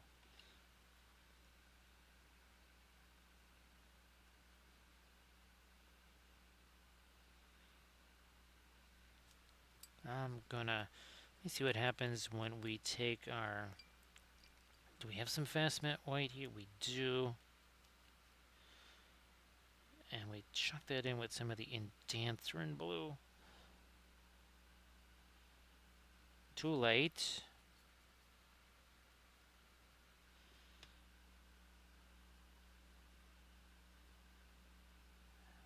Indanthrine blue on some of these gems out here. We're going to let some of the original Indanthrine blue mix with that.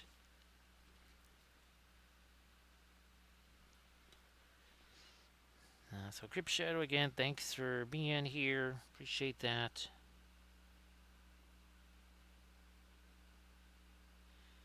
And go again, Grip Shadow. I don't know if you had a chance to share anything in the chat. You want to do that? That's fabulous.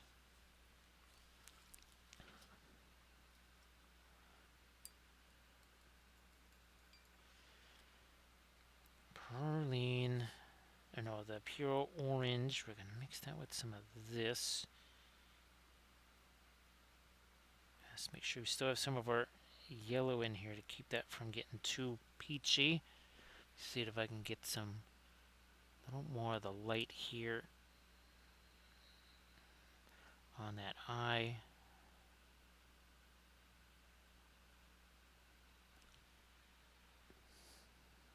Might even put a smidge of that up here.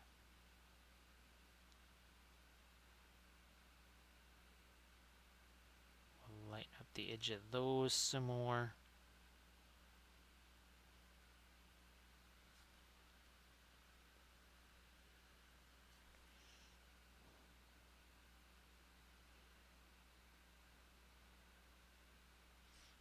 So Crypt Shadow Boy, yeah, that was our Lizard Men, that's right. I wish I had some of the Lizard Man Skink Riders to show. That is also another unit that's got some high chroma colors in it. Oh my goodness. Some very high chroma colors. We'll be again doing some more of those on the streams here, but that's also part of our Patreon page. I think it's Army Painting Series 43 is our Lizard Men. It's either 43 or 44 because our Skaven might be Series 43. We will be doing some of the Elder stuff I was talking about. We're also going to do this color scheme on some of it because this was one of our Army Painting series.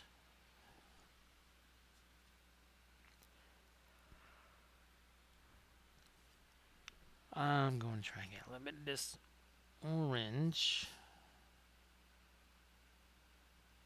onto that too. So you have some of our orange, some of our green reflected on the metals there.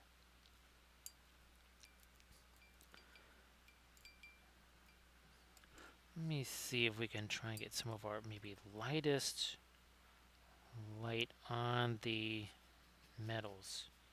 I needed to let that all that kind of glazy stuff we did set. You can see there's no more shininess around. Remember how shiny a lot of that stuff was? That was ultra shiny, not so shiny anymore. Now we're going to get some heavy duty lighter stuff going on with these bits here. That's also going to maybe sharpen up a couple of edges. Probably be going back in there with some darks too. I mean, we're not even 2 hours into this yet. 1 hour, 50 minutes.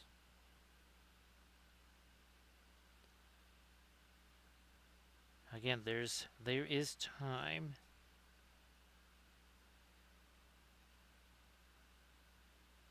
Get this going here. So if that is too thick or something like that, well, I'll just come back with my dark or my mid-tone or whatever and kind of basically carve away a little bit of that.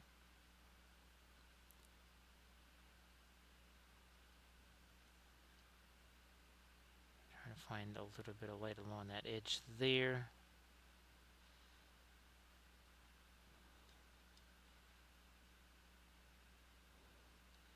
Yep, the same in here.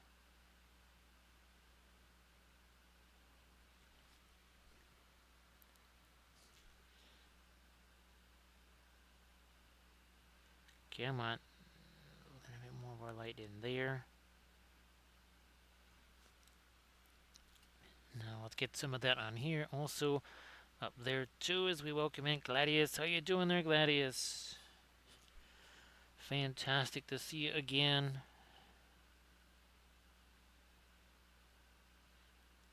Happy Friday.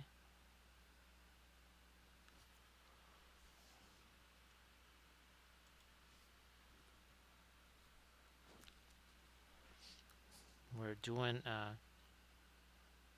it's been a while since we did any Archvillain stuff. This was essentially ready to go.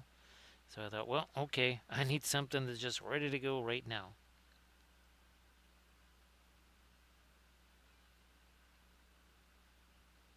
Come on, a little bit more up there.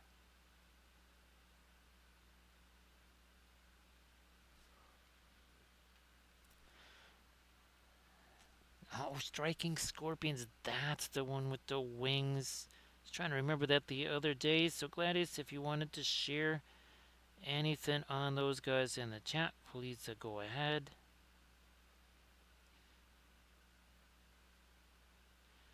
That was driving me nuts the other day. I could not remember.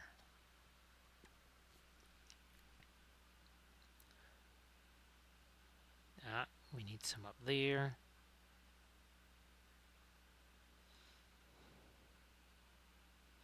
So remember when, remember when all that was just kind of a whole bunch of glazy stuff and messy dry brush and everything? Not all that long in the future, it becomes, well, something that looks a little bit more detailed. Again, not having to mix up a whole bunch of colors. Well, the miniature basically becomes our palette. I'll mix the colors there. Why would I want to spend a whole bunch of extra time mixing colors on the palette when I can just do it right here?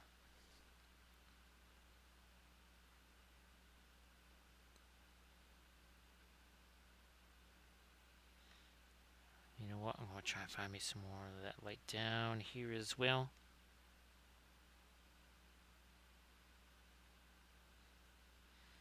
Come on, along that edge. Something there.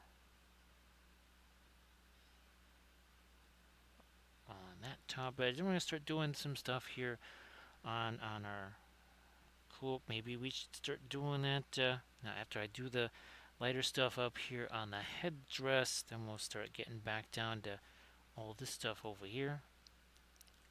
Ah, yeah, that'd be fantastic, Gladius. Go ahead and do that. And again, everybody please check out that link that Gladius is going to post. Again, we're getting some more of our really light stuff up here on these upper reaches.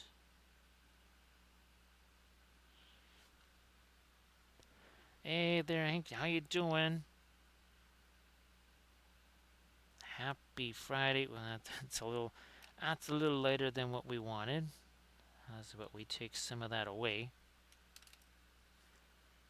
So everybody please check out that Insta. That is, well, it's an Insta link, but check out the link that Gladys just posted.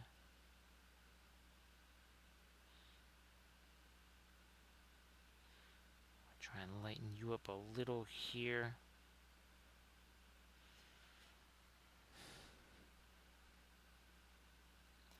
Same thing on some of these areas here. I'll probably be coming back maybe with some of the asphaltum, maybe a little bit more of the greens for some, solidify some edges a bit more. It should be pretty fascinating to see what this is going to look like in our film noir. So we have all these opposing colors, right? We got the reds, the violets, greens, blues. When that goes away, I'm guessing he's gonna look. He's not gonna have quite the kind of contrast that you expect. Oh, look at that! Yeah, it's not really about the value so much. It's about all these color contrast. And you take away that red-green contrast, the orange and purple contrast. A little different when we bring all that stuff back, is it not? Look at that. It's the same thing like on our Gimli cat.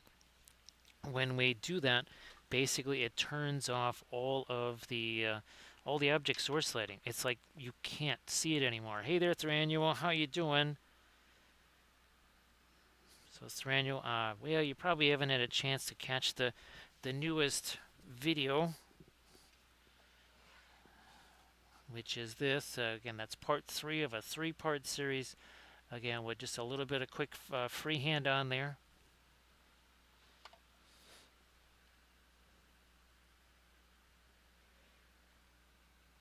Now, Thranduil, or is it kind of that combination of work and school, or is it just school today? I know that the hours are kind of in that sort of crazy time again.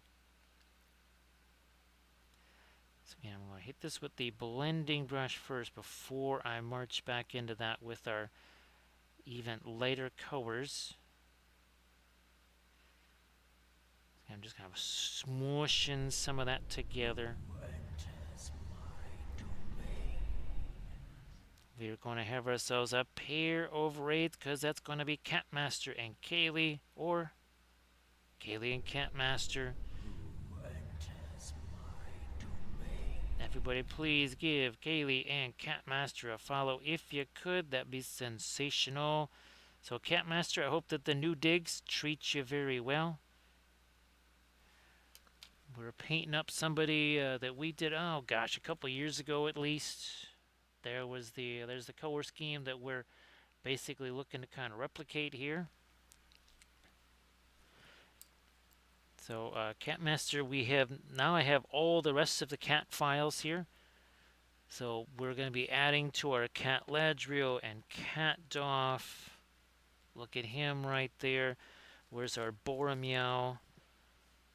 Here he is. And we've got our Gimli cat. So yeah, we got the other ones. We got the Legolas, we got the Frodo, the Sam, even the Gollum one.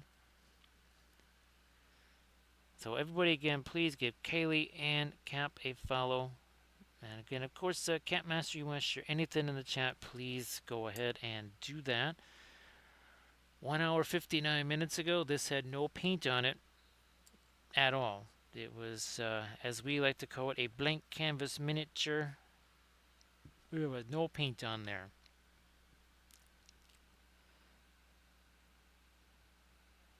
So Catmaster, of course, it was super fun doing that to match. Oops, sorry about that. Our dwarves there. Hey there, Landrast. How you doing? So say we all. Landrast, did you get to see a movie tonight? And was it a yay or nay on the movie there? So the Gollum one is one of those hairless cats like this. So that's your Gollum, which kind of appropriate.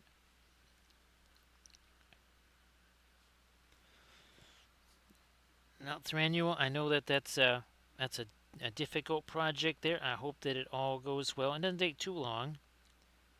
And then, of course, I hope it's received very well and gets a really good grade, of course. So, Campmaster, if there's anything you want to share in the chat, please go ahead and do that. And thank you so much, Landras. Appreciate that. Now, Landras, check this out. Where are we at here? So this is, here, let me move this out of the way. Which one? Okay, so that's these are both 0.4 nozzle. And I did this on the video, so you'll be seeing this. That's the 0.4 with the standard setting. Same 0.4 with the 0.08 setting. So look at the difference, right? I mean, you can literally count the layer lines there. Here, you're mostly just seeing the texture. And same deal over here with the head. You can basically count the layer lines there. Here, it's a much tougher thing to see them.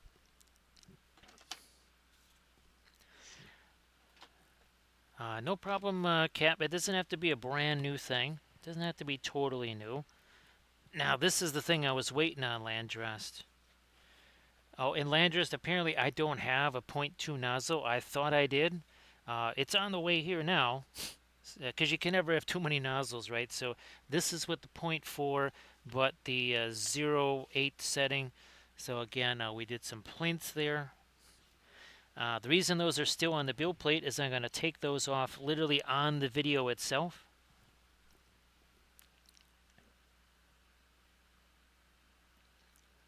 Well, I'm glad that was good there, Landrast. So I was pretty impressed. I gotta say, Landrast, I was impressed by that. Now, I do say that depending on which way the figure is oriented, that can have a lot to do with the success or not success of a print that's going to look less like a FDM printer and more like a resin. Like I said, as soon as the 0.2 shows up, I'll try to use that. Again, I wouldn't be surprised. The day that thing shows up is the day that I also find that I do actually have a 0.2 nozzle here. But it's most likely going to get enough use to justify having a backup sitting around.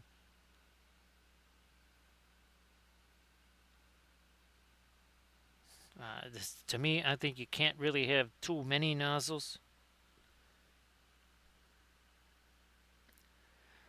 I was wondering about that, Cap, with the new digs and everything. That obviously you got to get yourself situated there, and it's as difficult it is to set up a painting area in a new place. I mean, there's all the other stuff too. It's not just while painting, of course, is the most important. Forget kitchens and bedrooms and bathrooms. You do still have to maybe spend a few minutes setting up those other things. Hey, there's surface tension. How you doing? So Landrest, part of the video was also talking about the auto orientation and how sometimes it makes really weird choices, and sometimes those choices come out really good, and other times not so good. So surface tension, if you want to share your stuff in the chat there, please go ahead. Great to see you again.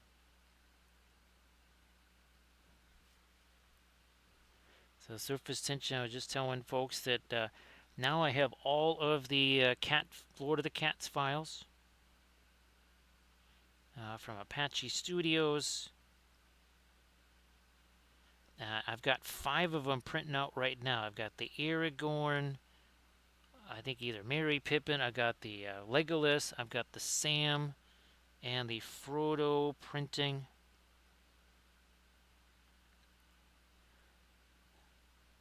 I also have the base toppers. We'll see what those are like.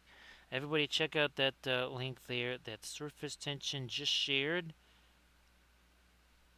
Because Surface Tension also using the oil paints. Yes, rocking the oil paints. Go over there, see what is possible with those fabulous oil paints. That is what we're using here, of course. It's what we use on all of our streams, start to finish. 2 hours and 5 minutes ago, this had no paint on it. It was just primer. Again, I'm not saying, I'm just saying.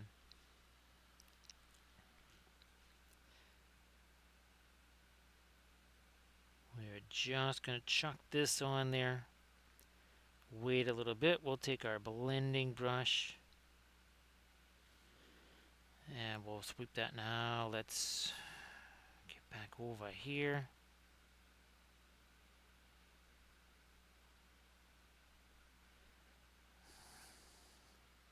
Maybe the radiant turquoise, some of our white. See what that looks like. I think that also needs to be just physically a little bit thicker too.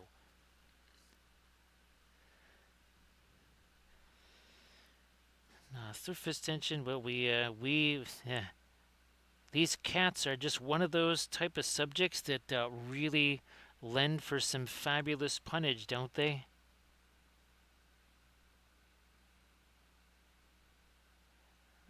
Now, the one thing is, I keep forgetting to ask him if he will be doing more of them and kind of expanding the range out to some other characters. Well, like a Sauron or a Saruman. Speaking of blending brush here, let me fine, I'll just use this little guy here maybe.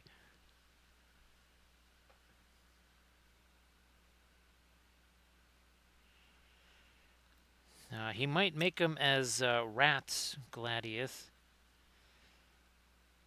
because he made one of the Nazgul is basically a rat. So he could do them as rats, he might do them as dogs. I think it kind of depends on just how many people are getting those. So if lots of people get them, that might prompt him to keep making more of them and new sculpts. And that again is Apache Studios. So head on over to Apache Studios on My Mini Factory and get the fabulous Lord of the Cats files. There's a bunch of them. Also, there are base toppers too.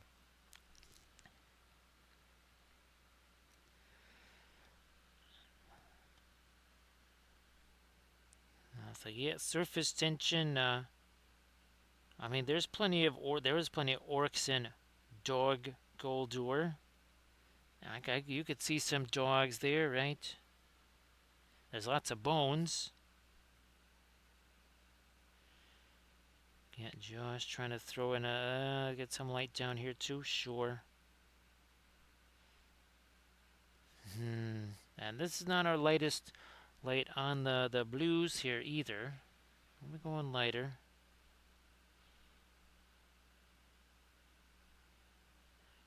Consider that pretty much a light middle tone.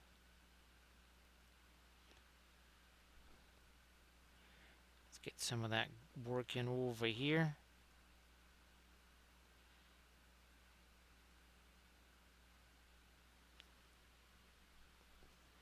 Oh, yeah, back over here. This is mostly the radiant turquoise, starting to get a little bit of our fast matte white in there.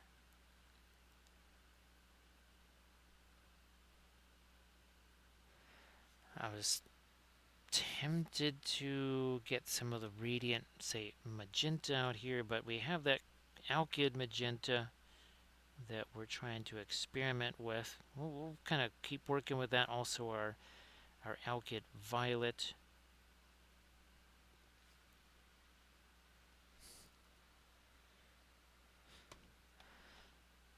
So again, everybody please give Surface Tension a follow on the Instas as well.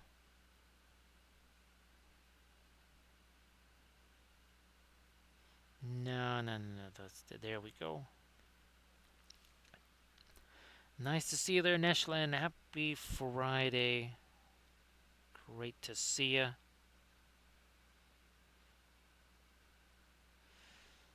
So surface tension, been doing a wide array of experiments on those layer heights on the bamboo.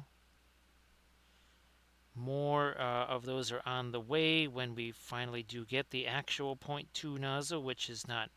I could swear I had one here. Can't find it, so there's another one on the way.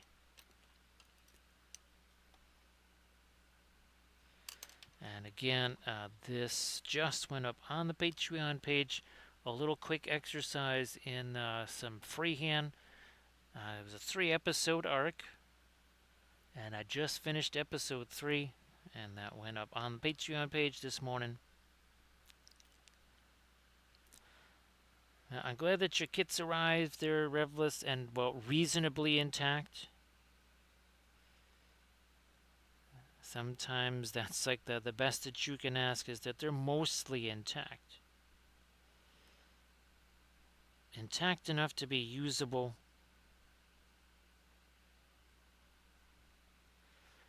Yeah, we will be getting some of our lighter blues on this here.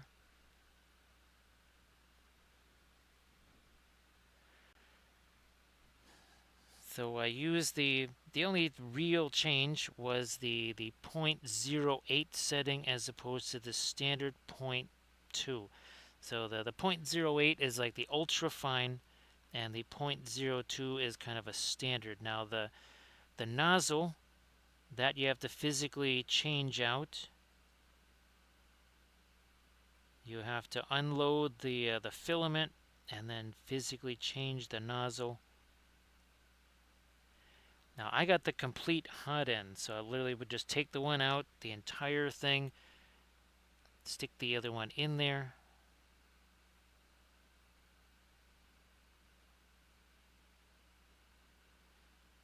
Again, I'm sure that I will find that other 0.2 nozzle literally within minutes of the arrival of the new one.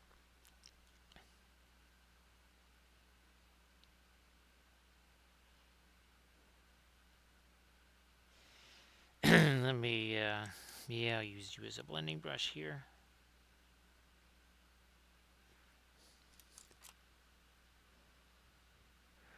Now you still need, unfortunately, the dreaded Allen wrench.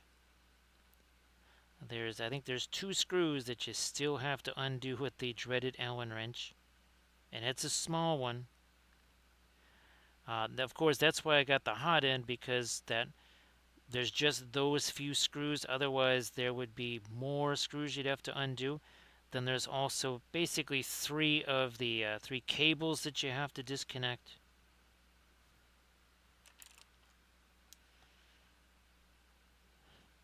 And instead of having to disconnect them from 2 areas, at least now I just have to disconnect them from 1.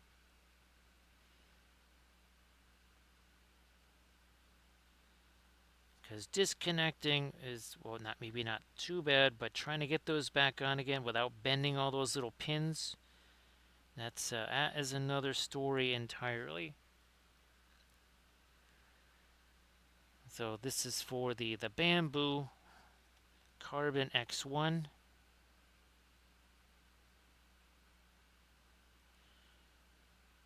And the reason I'm doing that is for printing, well, larger stuff, as in really big stuff, and also things like busts.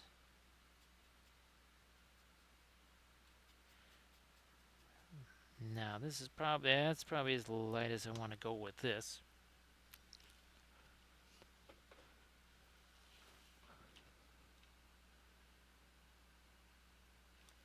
Some of our lightest light here on our blue-ish color, kind of a turquoise there.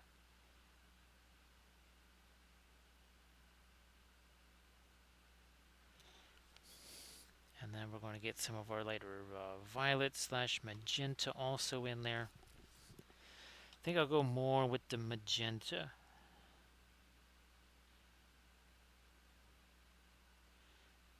Get some of the light here along that edge.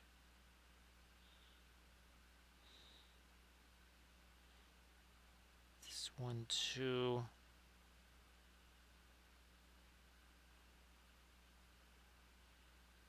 And a little something down there.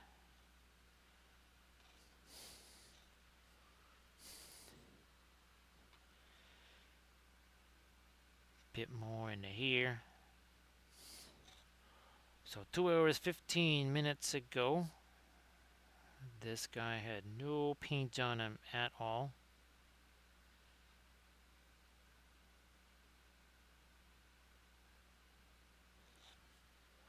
Actually, in a little bit, I might go check on those kitties, see how they're doing. And again, those are from Apache Studios. If I can, I don't think I'll be able to get those. I definitely won't be able to get them ready for our Friday stream, but possibly the Saturday stream.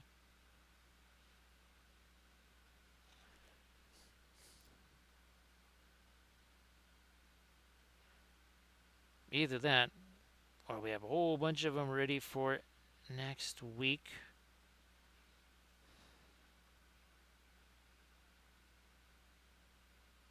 Let me hit that a little lighter up there too.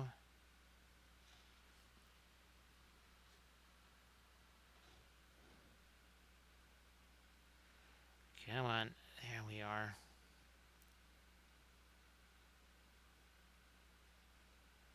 That, let's get that too.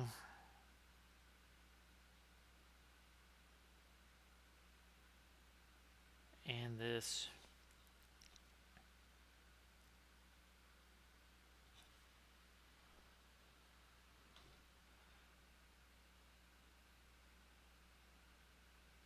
That magenta should make a really nice little contrast against all of the turquoise here.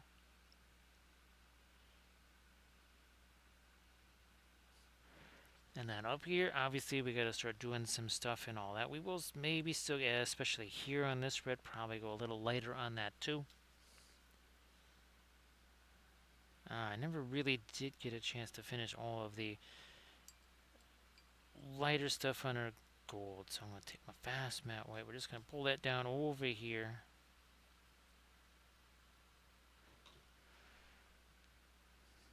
Never did get some of this stuff though.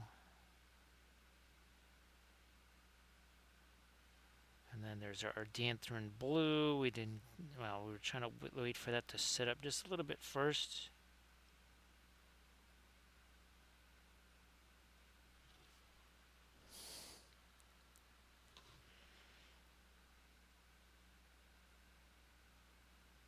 There we are.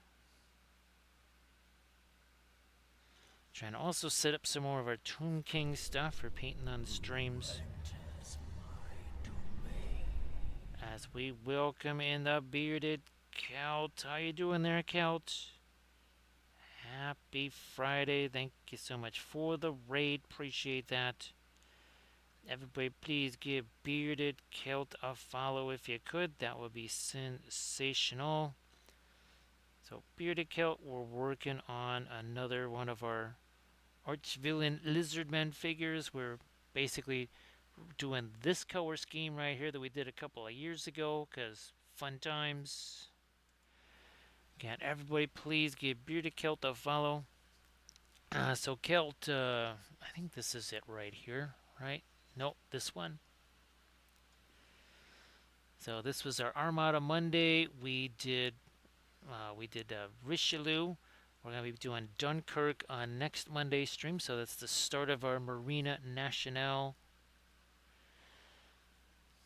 So a lot of our Tomb King stuff was either going to be for Highland Miniatures or in this case from Titan Forge. So all of our Ushabti figs were from Titan Forge. So there's the cat, there's the croc, and there's also the Anubis. And there's three options for each. Each one of them has the halberds, each one has a bow, and each one has the basically a little hand weapon there. And again, those are from Titan Forge.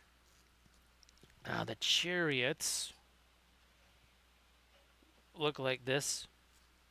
Again, those are from Titan Forge. So they go with more of the mummified horses, and then of course the sneaky snakes. Again, those are also from Titan Forge.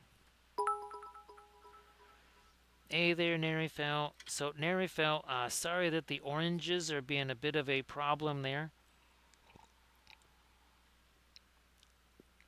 Nerifel, they're kind of like reds. It's just oh, the other thing there I felt too, what might help is if maybe you do a little bit of application and then either you let it dry, right? You either let it dry or you just, and then try it again. If it's just being that much of a pain, obviously, if you have a bunch of things to work on, it's not so big of a deal, right, to set something aside and then get back to it. But that might actually help there, Nerifel. And of course, again, thank you so much for the bits there. We appreciate that. Get me some more of my light here on these, whatever these things are hanging off of his head.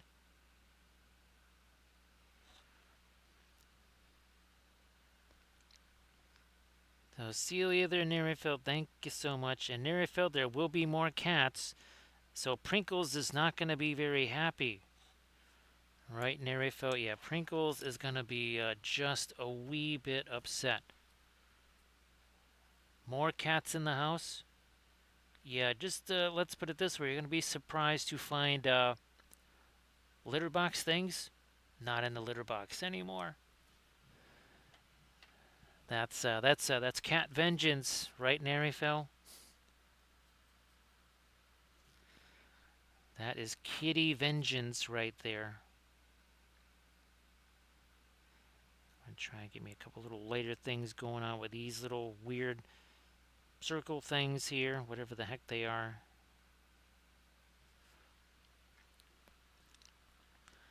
And again, of course, we have, this was super fun doing this. Uh, just finished part 3, just posted that part 3 to the Patreon page today.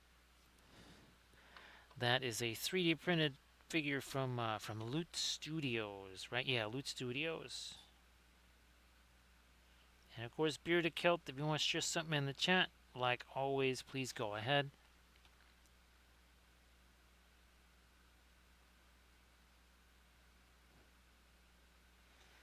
And I'm not sure which, well, let's see, I did 5 of them, right? Again, more of the Lord of the Rings themed cats. If I can, I'd have to print this out too. Would be an Aragorn that's got, oh, here it is. This right there. That stairwell. I'm going to try and print that one up bigger because the pose is almost like that. Thank you so much, Bearded Kelp. Appreciate the sub. Thank you so much. Everybody could please give Bearded Celt again a follow. That's fantastic because we all got to support each other here on the Twitches. Good to do that. So thanks, Bearded Kelp. Appreciate that.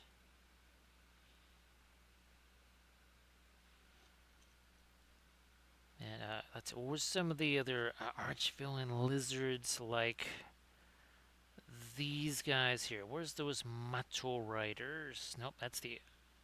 There they are. So these also from Archvillain. We painted these up on stream, of course, with the oil paints. And man, those were super fabulous. I really like those. Uncle Trash. This is kind of a. It's kind of a usual Thursday right here. Some of the more specialty type streams, like say the anniversary stream or well the stream anniversary. Those generate a lot of raids. I think we had a whole bunch of raids while we were doing the Kathy Giro miniature there. Again, that's where we were really first using that. I almost said the mango, the manganese blue hue. Oh, and actually, Bearded Kilt, did you get a chance to see any of these? These were kind of the last of our ornament streams. We did these on our Armada Mondays. We did this one, and we did USS Constitution. These were super fun. Yeah, I wasn't sure if you had a chance to see those. Had a blast doing those guys.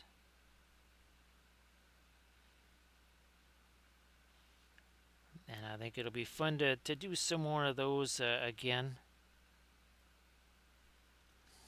I'll be trying to do other seascapes as well on our Thursdays where we kind of do the flat art.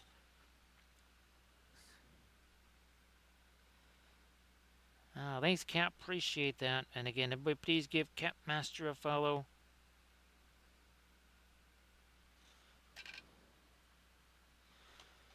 So yeah, okay, Cap. There was a wild story with the Adepticon registration where I was streaming that Saturday night like always, and basically just decided to stay up after the stream until noon. And of course, basically fell asleep in the chair at about 11:50 something.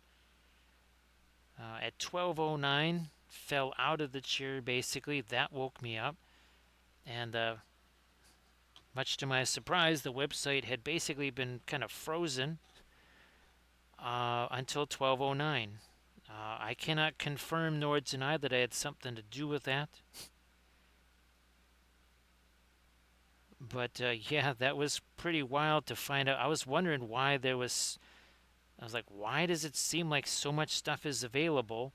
Well, that's because the website was frozen or out of commission, whatever. Like, oh, well, okay. That explains a lot.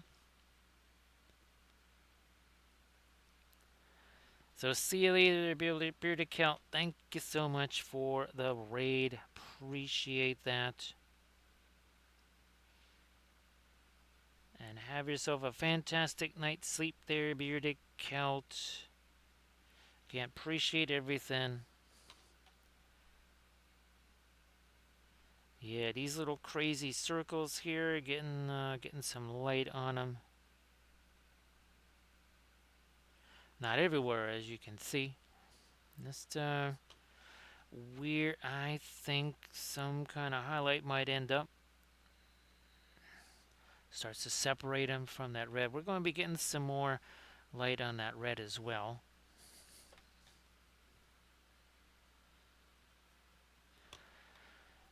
So Uncle Trash, I don't know. What are we? I think we're at maybe 5 or so raids here tonight. Something like that. At least 4 for sure. Probably 5. I don't think there have been 6. You know what? I'm just going to take this white and I'm just going to put it right on here. And then I want to take this here. Because we got all that blue on there already. That Endanthrin blue. Why would I not just use what's already there? That was the same idea behind what we did on the canopy here, right? Again, this is a series. I'll be finishing this off on Sunday.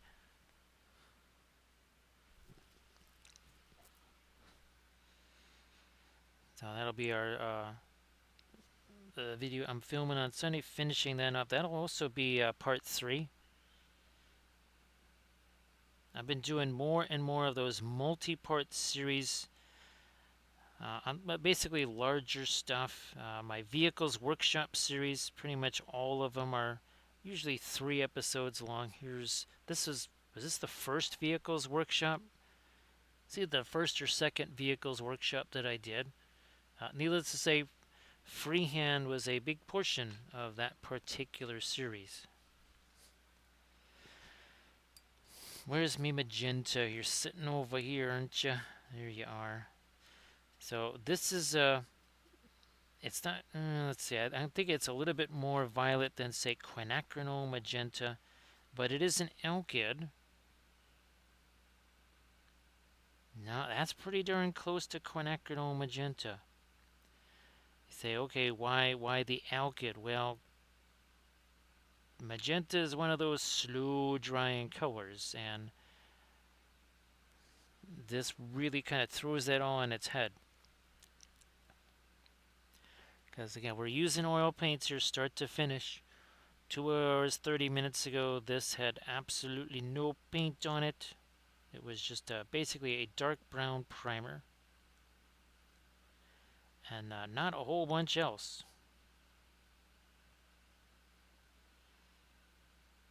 That previous one, that was more of a gray primer, kind of a neutral gray, and then we did our pre-glaze on that. This one, no pre-glaze.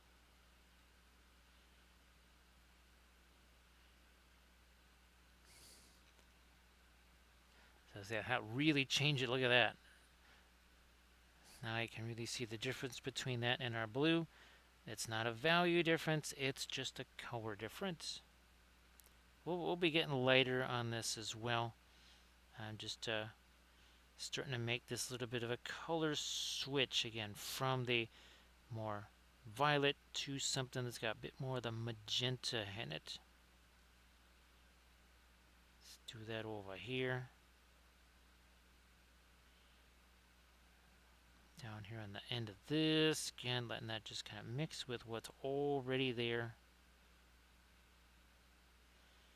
Why would I want to do a ton of layers there? Hashtag no layers. Now, surface tension, is that kind of a Renaissance era, where they were developing paint colors and such? Or is it something a little more recent? I know Armored Wolf, he'll send me these, I think they're on Instagram, and they're little historical things that will talk about, well, like say the origin of Kaput Mort. Remember that? Or Kaput whatever brown or whatever that was. Remember the mummy brown? Now, and things like Payne's Gray and how that came to be. And things like, well, Puro Orange. That's the reason why we have Puro Orange at all, is because the Armored Wolf sent me one of those little Instagram vids there. And I said, okay, that's an interesting theory and use behind that color. Let's see if we can do that with miniatures. Where's that blending brush? Just going to use that here.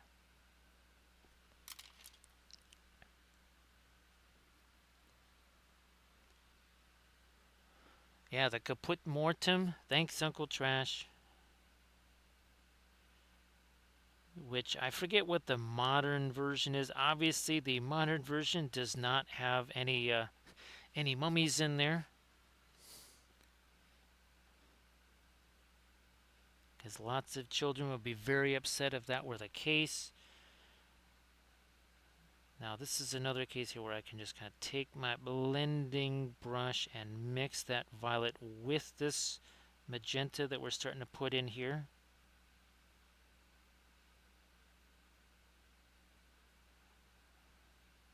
And again, that's starting to formulate a little bit of a contrast color-wise with the turquoise there. We will be taking our, so we'll be doing a little bit of a, we'll be doing a film noir, and that'll really demonstrate how there's no difference between the value. It's all about the color.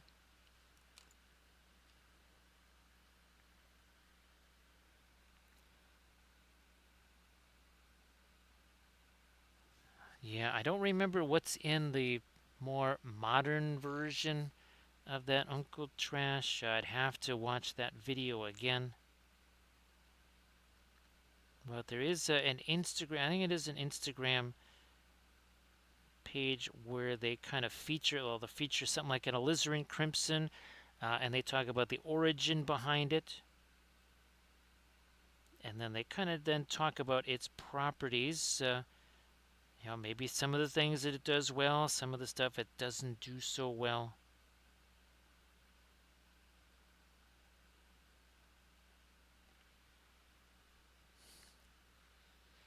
Hey, Three Geese, nice to see you back. Happy Friday. How you doing? Three Geese, if you want to share something in the chat, please go ahead. Now we're starting to get some of our lighter magenta in there. Again, we're going to leave some of this, have a chance to set on here for a spell before we try and do our blending brush stuff on it. Glad that you're doing well there. Hopefully those KS Knights aren't being too persnickety. Oh, I wish I had the ones from Lost Kingdom. That's it. Yeah, I need to get caught up, well, on all the printing stuff. I basically need to have about 10 resin printers going here, all at the same time to get caught up.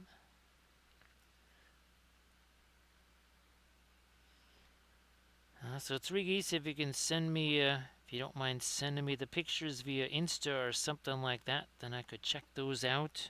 Now, if you want to share them with everybody else there in the chat, you can, why don't you go ahead and post that into the chat there. I won't be able to see it myself. That's why I was wondering if you can just shoot me those on the Instas. Now, so there's no Discord yet there, Three Geese. That is something that actually is being worked on. The framework is there. I have to try doing some tests on it. But no Discord, unfortunately. Let me get some more of that lighter magenta down in here.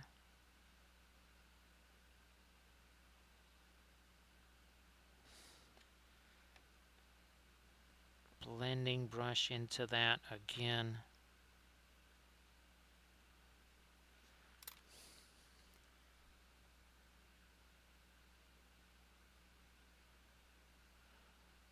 No problem there, Three Geese. Well, Three Geese, I'm glad that it sounds like you've had a lot of success in getting the hobby space set up there. We were talking about that earlier. It's not the easiest thing to do. That can take quite a while to get something like that set up. So glad that you're able to do that.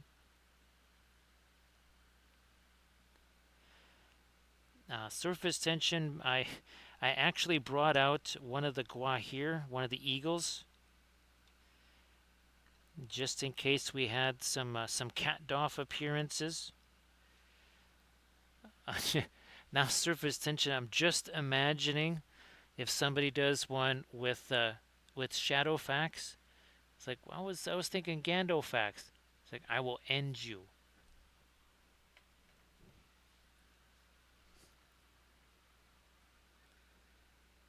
So again, Three Geese, I know it's a whole ton of work to get those set back up again.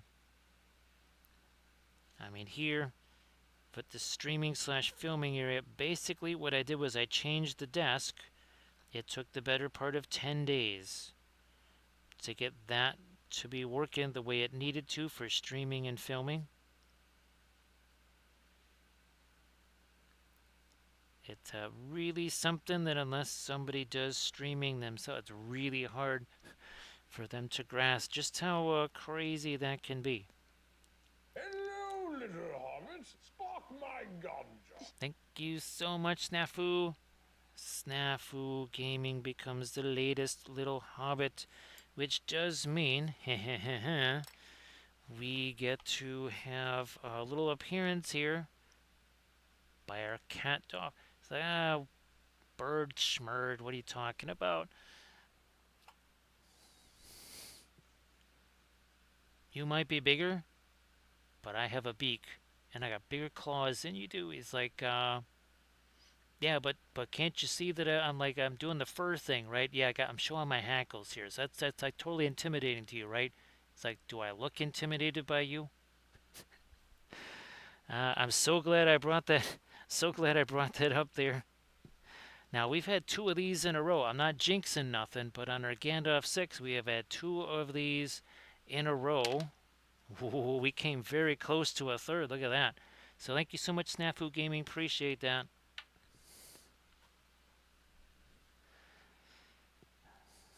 Yes, surface tension. That is maybe in a circle or circus. You might get a little like what, a monkey riding on a cat or something like that. But I don't think a cat riding on an eagle doesn't seem very likely, does it?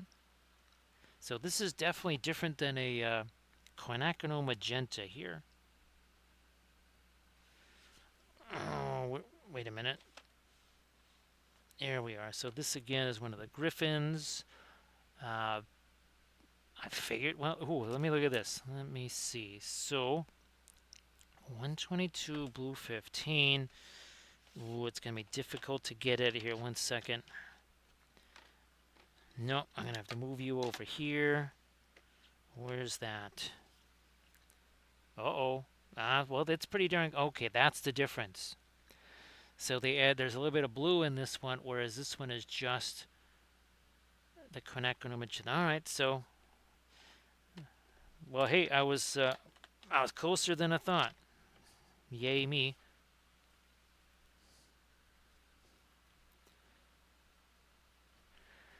G surface tension. I never had a chance to go into 8. Well, actually, I don't. I think AI might have an objection to making a logo for that. At least the acronym, because AI just tends to have a weird thing about that.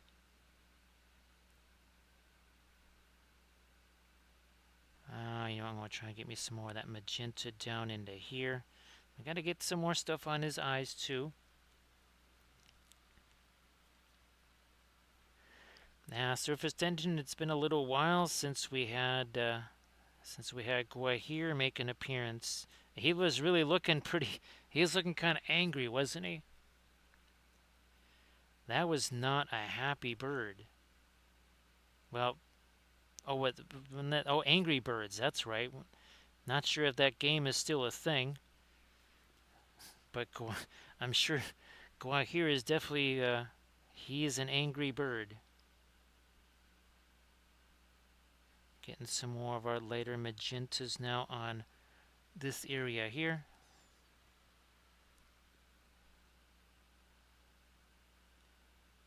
I'm going to change that around to also magenta there. So we're at 2 hour 42 minutes in our painting time here, where he had no paint on him to start with. All of this again done with the oil paints, no zenithal, nothing like that, just dark brown primer. Keep in mind with the oils that when you're using those opaque colors, the lighter stuff, they're really opaque. They will cover.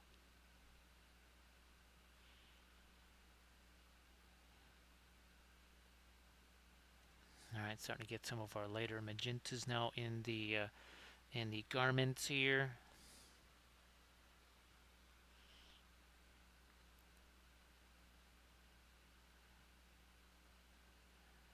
Also, let me see. We might be painting some of our Oliphants on stream. Now, those are the ones that are, well, I've got the casualty versions, but I also want to try and get some of the regular Oliphants on bases too.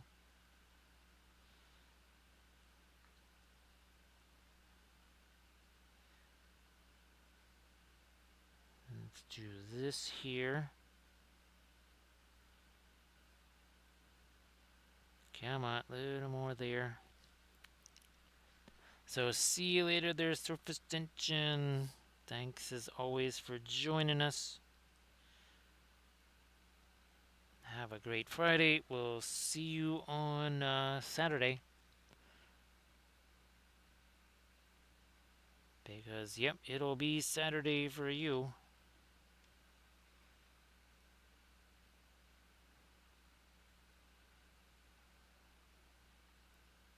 Yeah, I don't think we'll have the other kitties ready for the Saturday stream. I think that's something we'll be probably Thursday, Friday, Saturday. We might be painting up some kitties.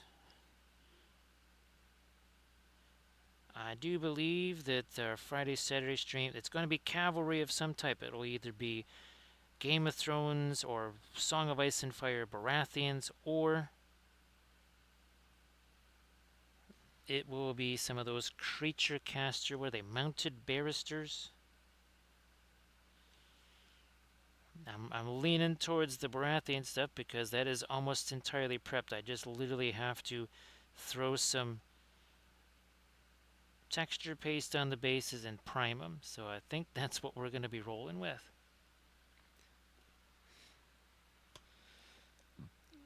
Let me do these here. Now that also needs to be magenta. Where's my? Here it is. Grab some of that and some there.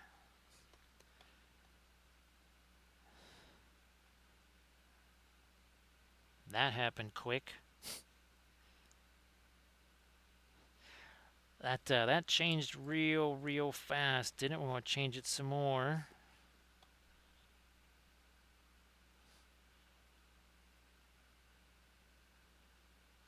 So how many layers was that? And not just changed into a different color. That is fully shaded, basically, in a matter of seconds. You're just not doing that with the acrylics because you're not going to be able to do that kind of mixing on the fly. Just kind of how it goes.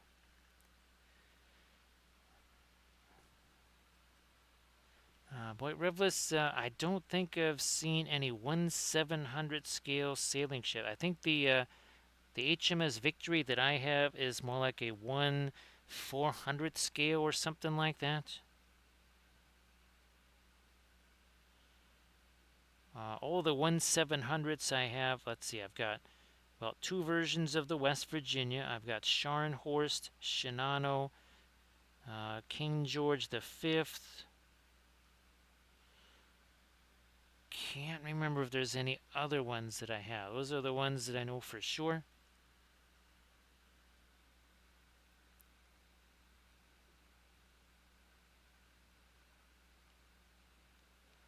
So it is just a fact o' life, right? Now, of course, with the acrylics, you have the advantage of, well, it's going to be dry. So if you need to get that, tote that off somewhere straight away, well, then that's the direction you want to go, is with the acrylics. Everything kind of has its own little advantage and such. Obviously, things like the acrylics, whether it's the inks or say the golden high flow, well, you can shoot those through an airbrush like we've been doing on some of our most recent videos. And again, we will be doing some vids with the newly arrived golden acrylics, and we're going to be trying to use this. Again, this is just like what we do with the oil paints, where we're going to try and mix our own metallic colors there. Hey there, Spoon Handle, how you doing? Spoon Handle, if you want to share anything in the chat, please go ahead. And of course, everybody please give Spoon Handle a follow. So Spoon Handle, I hope that the stream went well the other day. And again, thanks for being here.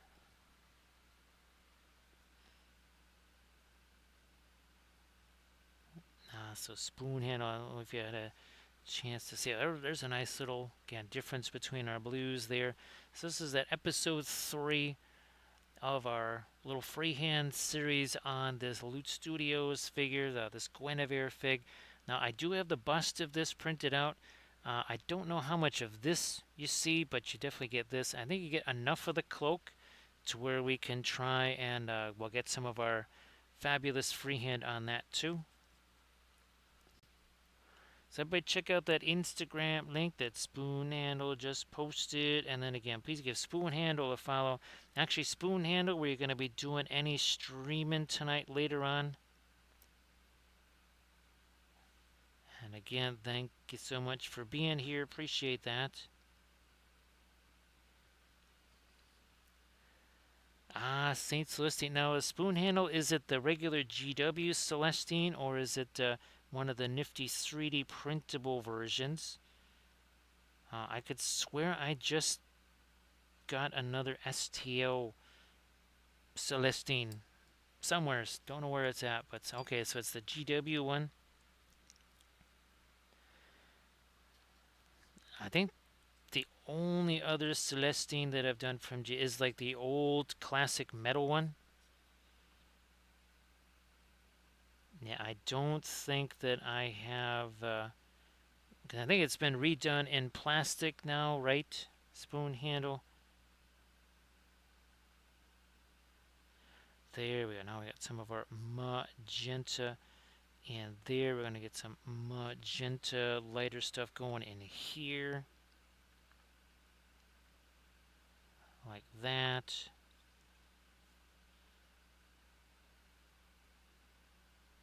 A little something something in there. So that's got to be really cool. And again, everybody please check out that link there that Spoon Handle just posted. And then of course please give Spoon Handle a follow.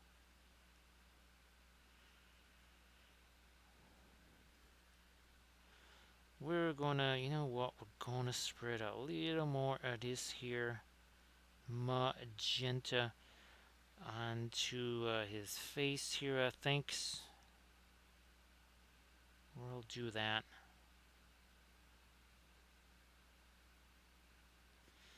What are we doing here? I'm gonna grab this.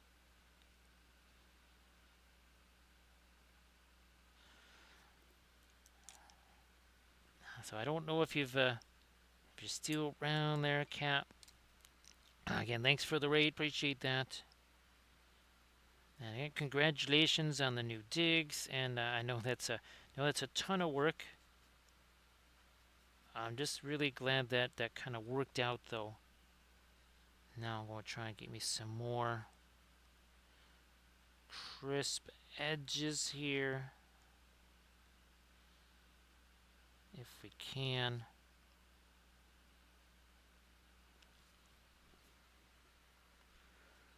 Mostly Van Dyke Brown here, not up there.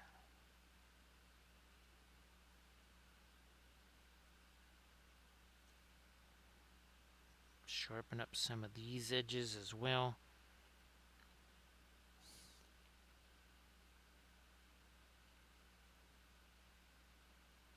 We're going to have to get some more of our reds back up into that now. Let me see what I can do here on these, on his eyes there.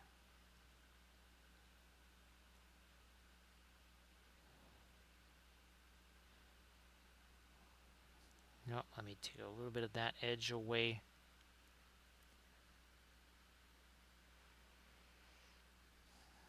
No problem there, Cap. No problem. Yeah, Cap, this, but it sounds like the crazy, well, again, some of the crazy sleeping times we've had to deal with here, or non-sleeping times. Well, when you have these kind of hours, right, Cap, that don't necessarily conform to the usual schedule of the rest of the world, it can get spicy.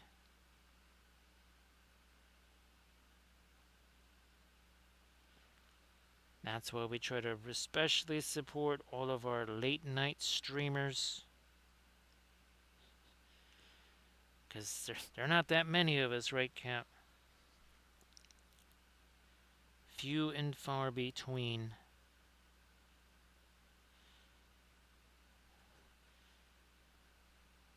Trying to firm up some edges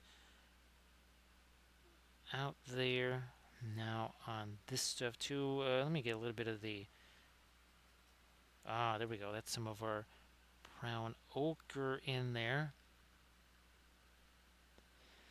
Hey there, Wonderful Wars, how you doing? So thanks for coming in on the raid there, Wonderful Wars. Appreciate that. Of course, hoping that your Friday is off to a fantastic start.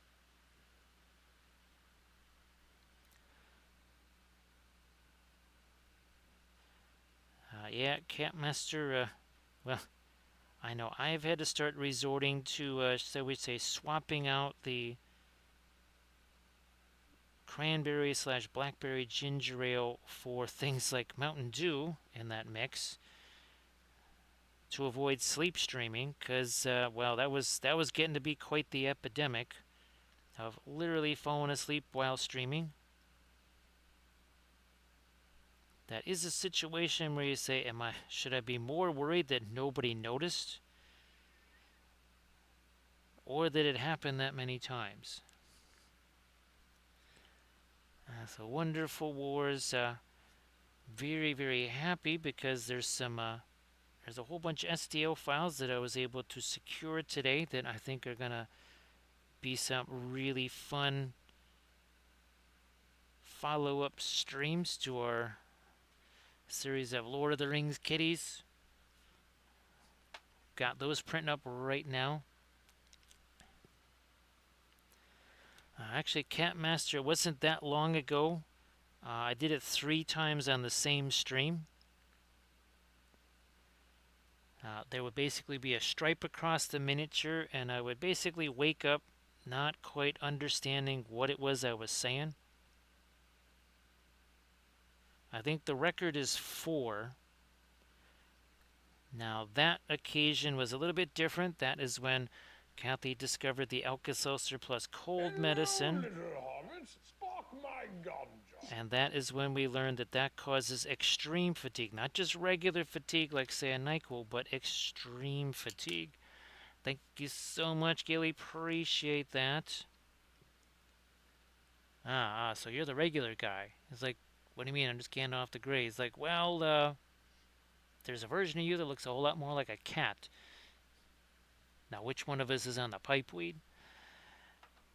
That's whoa, never a good idea to mention the pipeweed and then roll the big Gandalf 6. Let's see what happened with Gilly Hearts you. Oh, he just did survive. Usually, when he mentions pipeweed instead of getting this, he gets this. We actually had 2 6s so far tonight.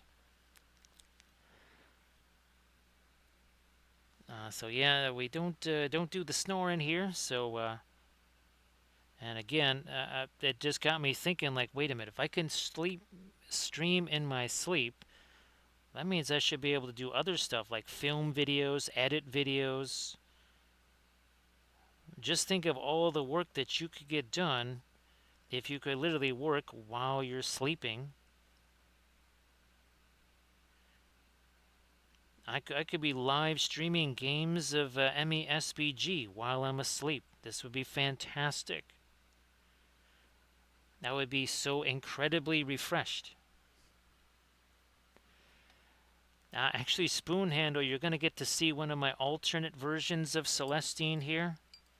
Yeah, wait till you see this here. It's been a while, actually, since we've seen our old... what's this? Oh, yeah, 2014. 2014. This was our Sisters of Battle army for the Adepticon tournament. Where are we at? There we go. There you go. So all of those vehicles are massively converted. Those don't exist. I made my own exorcists. I think, what is that? The Hellfire tank there. And you can see Celestine there with the flaming sword. That's Blood Angel wings and an old confrontation miniature. So yeah, that was my Celestine there. You can see a whole bunch of conversions in here too. And there's again, that's the Exorcist tank. So that was like a RAV 6x6. And then all of these, that's plastic card, bits, polystyrene tubing. And then I may or may not have done a 3-foot high cathedral to put all that in. I also made that Aegeus defense wall right there. That kind of gives you a hint of how big that is. You see those tanks right there? Oh, and of course, look at all the miniatures that are up in the roof. And yes, those are stained glass windows. There's 40 of them. There's the interior. That roof actually has about 5 pounds worth of lights and batteries in there because again, we didn't have our fabulous little LED flashlights like we do now. So you can see the interior has all the marble columns, all that good stuff. Now, since then, we kind of redid that color scheme. You can see it was one of my army painting series. The more modern day Sisters of Battle, those are the plastic ones. The basing was the same, color scheme was the same, the red here, the blue woad, the Celtic knotwork on the bases, and of course, again, the same freehand on all the cloaks and such. But yeah, that's the old Sisters of Battle there, circa 2014. That was actually my last 40K army. Yeah, that was my last 40K army. Thanks, Wonderful Wars. Appreciate that. Yeah, Cat Master. It's the thing is, if you do all that great work while you're sleeping, why would you ever be awake? So that's I believe that's what you call a quandary right there, right? Right, Cat Master.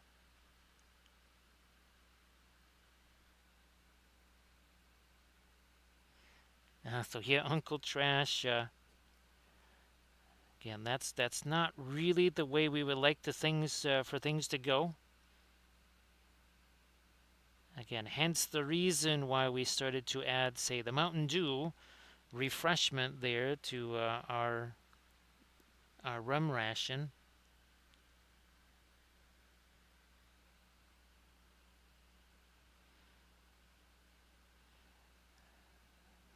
Let's do something there.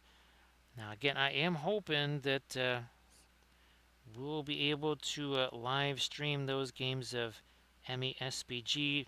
Now it really comes down to making the terrain. Well, we got the terrain made, as in printed. We're just trying to get that all painted up, and then also trying to work on our rules as we incorporate the War of the Ring board game with MESBG to create that massive campaign. That's going to take some work. That's what I knew there was something down here on the. Ooh, is there? Okay, good. We still have some of our Indian yellow there because I want to get some of this down here on this feather. Come on, there we go. And of course, there are several tutorial videos on how that stuff was done. I even have I think it is on the Patreon page, a video how that, not how the Exorcist was made, but the basically the Shurizen armor on that one Rav 6 was done. Get a little bit more on my gold color on here. We got lots of the green, which is good. I do need a little something there of a gold. There we go. Now again, the Alka-Seltzer plus cold medicine, that was something where, I mean, I hadn't had a cold in over 5 years, and there was nothing in the house except some cough drops. Yet they could not even find, say, what is that, NyQuil or whatever on Amazon. So she found Alka-Seltzer plus cold medicine, which worked very well. The thing is, since it looked like a gin and tonic, I put it in this glass. Let's put it this way, I basically roofied myself on stream. Because again, afterwards I looked at it and it said it's not like may cause fatigue, it said will cause extreme fatigue. So again, just for all you young players out there, know that it's very effective, but don't do anything like, I don't know, walking or anything that involves consciousness when you take that, because you ain't going to be conscious for very long. Now again, if you plan on sleep streaming, then by all means you'll be just fine taking that.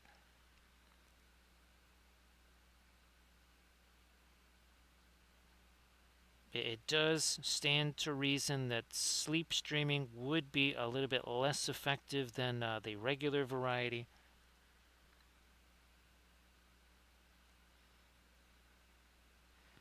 Yeah, so you don't want to just not, not operate heavy machinery. You don't want to operate any machinery when you're doing that stuff. That's not going to end too well. Let me get some of this ice blue mixed with a little bit of our brown ochre for some of this stuff here. Let's see what we can do with this. Get some lights here. So yeah, Catmaster. That was probably about. That was actually in February of 2023. That's when that happened. Because I was desperately trying to get back to streaming. Because, well, if I do have a cold of any kind, the one thing that goes is the voice. And who would have thought that having a voice is also somewhat of a prerequisite for live streaming? Uh, as much as a performative dance or pantomime would be fascinating, again, it's not as effective for a miniature painting stream as you might think. So that's why we were trying to do anything we could to get that voice going. It did work for getting the voice going until I fell asleep. So, again, there's trade offs with everything, not just the oils and the acrylics. Wonderful Wars. Now, I don't know. There are flavored versions of it. I'm only imagining, it would be, if you take the citrus one, that would be a little bit like trying to snort basically a powdered citrus drink there. It would wake you up. Hey there, Pura Vida, how you doing? Happy Friday there, Pura Vida. Great to see you again. Actually, Pura Vida, I think you might have seen some of the original, these Archvillain lizard men that we did, like these and the Mato Riders. Oh, and the Party Skinks, remember them? We did, God, what, 4 of those? Something like that. Oh, not that. Let's get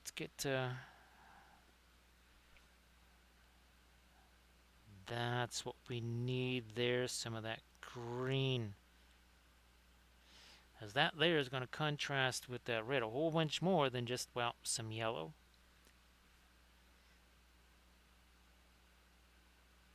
So Pure Vita, don't know if you've had a chance to see this vid yet, but this is now up on the Patreon page. Again, a little bit of a freehand exercise right there, a 3-part series, which again took it from basically the same dark brown primer this was to that in about 3 2-hour and 15-minute episodes.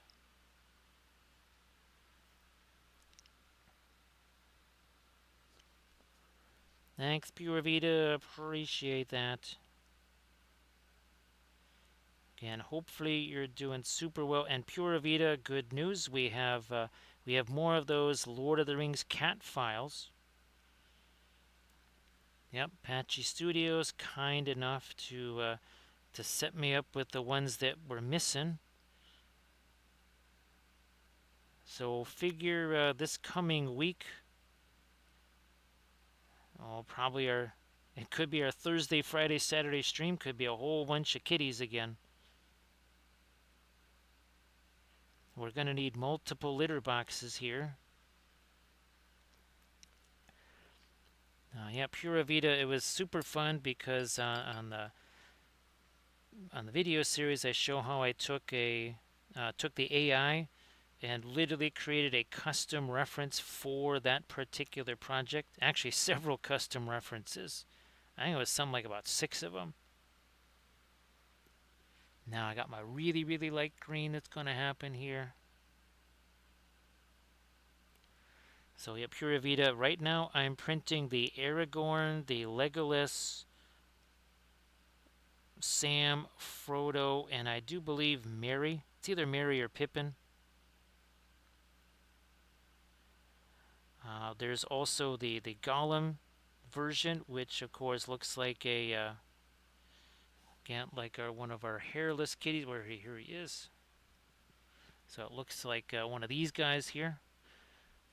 And well, we're not going to quite paint him with the more undead look to him like our Tomb King kitty, but I think it's going to be, it should be very entertaining. Of course, the Aragorn one is going to have, he's also going to have some object source lighting on him.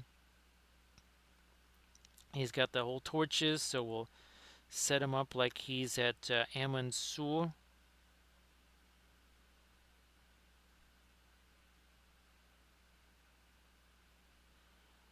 right, getting a little bit of our light there.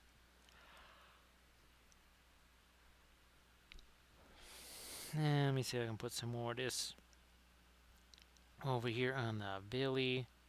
Then we're going to try and do some stuff with our blue, I think. Yeah, we'll try and do some stuff with our blue here.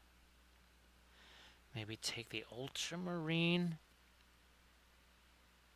I don't know. Let me see. Let me get my reference up here again. Before I do that, I'm going to just take this. We will mix it with our ultramarine. Maybe a little bit of our manganese blue. See what happens here real quick. Is that too? Let me go back to some ultramarine so it's not quite so light. Ah, okay. Well, we'll go a little bit later than this, but for right now, remember we did all that kind of glaze stuff here in the recesses. Now we're coming back with more of our mid-tone here. Yeah, working some of that blue in here.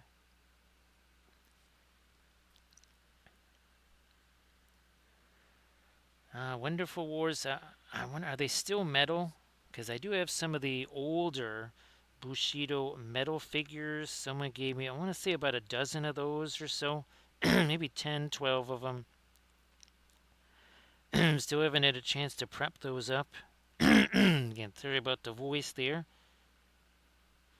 It's a wee bit dry in the. Oh yeah, 14% humidity. I guess I need to get the humidifiers going now.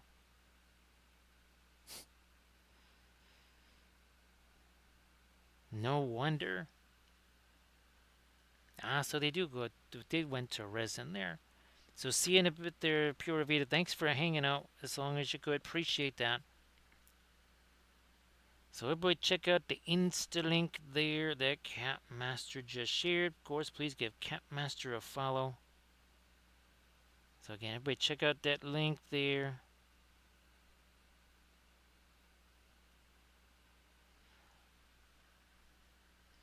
So yeah, all the ones that I was kind of bequeathed were all the metal ones.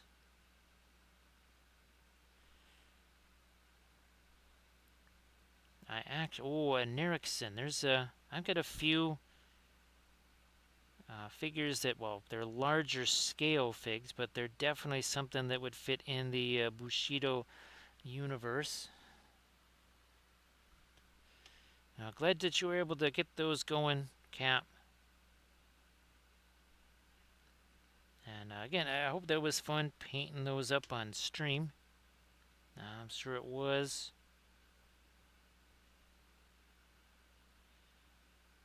Is that... okay, that's going to have to change to more of our gold cards. I'm going to take this, and we're just going to chuck that over that. Alright, good enough.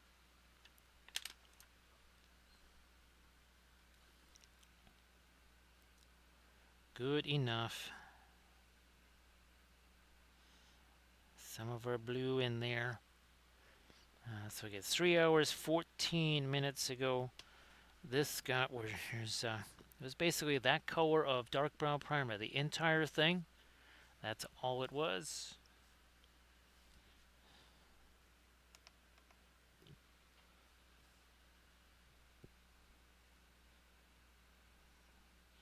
Yeah, we need to get some of that lighter blue over here. I might still do a little teensy bit of take the ultramarine blue, maybe some of the I almost called it naphthol blue, some of the indanthrine blue. Get that into those crevices too. Yeah, Cap. There is something about that, and especially again for your a game that you're running there like that.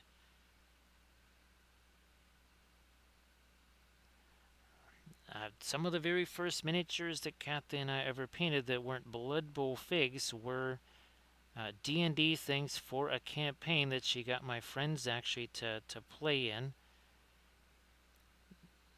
I actually sculpted, oh, it was that Gulthias tree or whatever. I actually sculpted the Gulthias tree.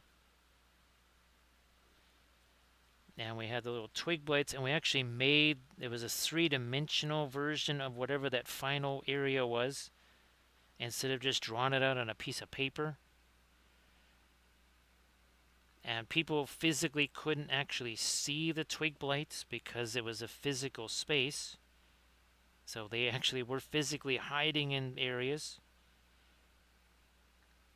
And then when one of the characters was literally pushed into the Gulthias tree, and I think it's like a vampire tree or something, and actually started to, he was losing some hit points because it was sucking some blood out of him. And to actually see the figure up against a sculpted Gulthias tree, shall we say, it created a sense of urgency. Yeah, cat. Those. Now these were. They looked like they were some older miniatures. I don't know if they were all metal, but they seemed to be a little bit on the older side.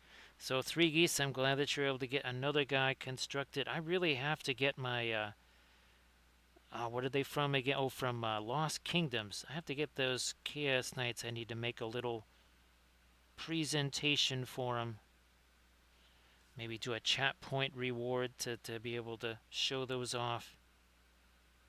So here, just again, using the ultramarine blue down there and some of the, see, look at that.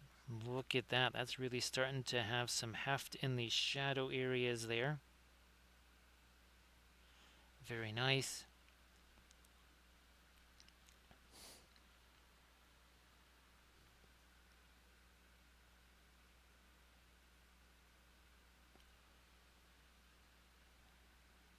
So Catmaster, well, this April will be, yeah, it's going to be the 5th streamiversary.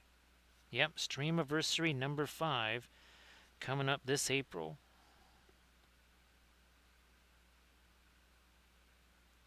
So that'll be interesting, to say the least.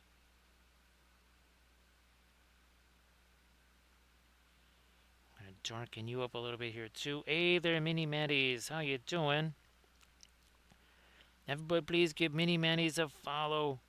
So Maddies, if you wanted to share some stuffs in the chat, please go ahead. Great to see you, of course. Happy Friday to you.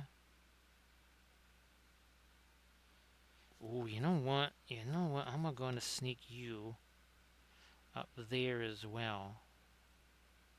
Yep. Maybe even some of this blue up in there. Why not?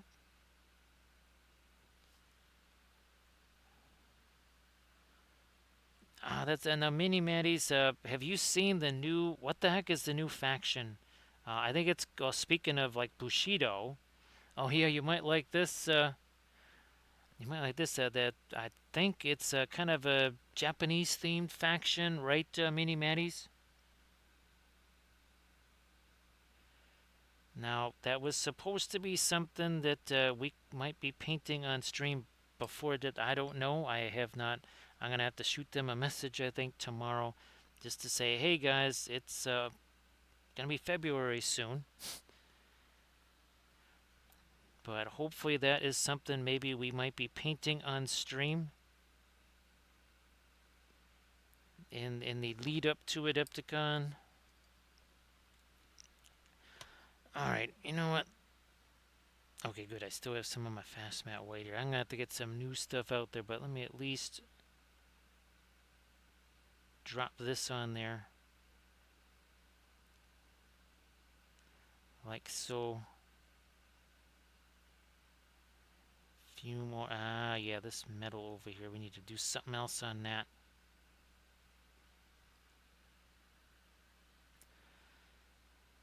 So mini Maddies, I'm trying to do. Let me see. What are they? Nords, Sorcerer Kings, Wardoon, or Wadroon. I think it's Wardoon. I also actually have some. I don't think I have any city-state stuff. I thought I did. But what's the other thing? 100 Kingdoms. I got some of that. Hey, there's Space Toy. Space Toy, if you want to share some stuff in the chat, like always, go ahead and do that. So great to see you there, Space Toy. So see you later, Cap. Thanks for the raid. Thank you so much. And of course, have a fantastic Friday.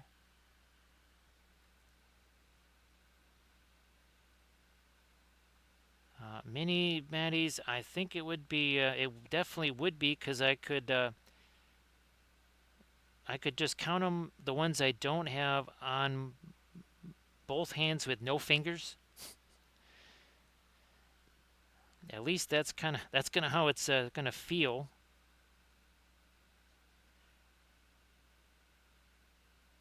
Now, of course, these are not exactly giant armies, of course.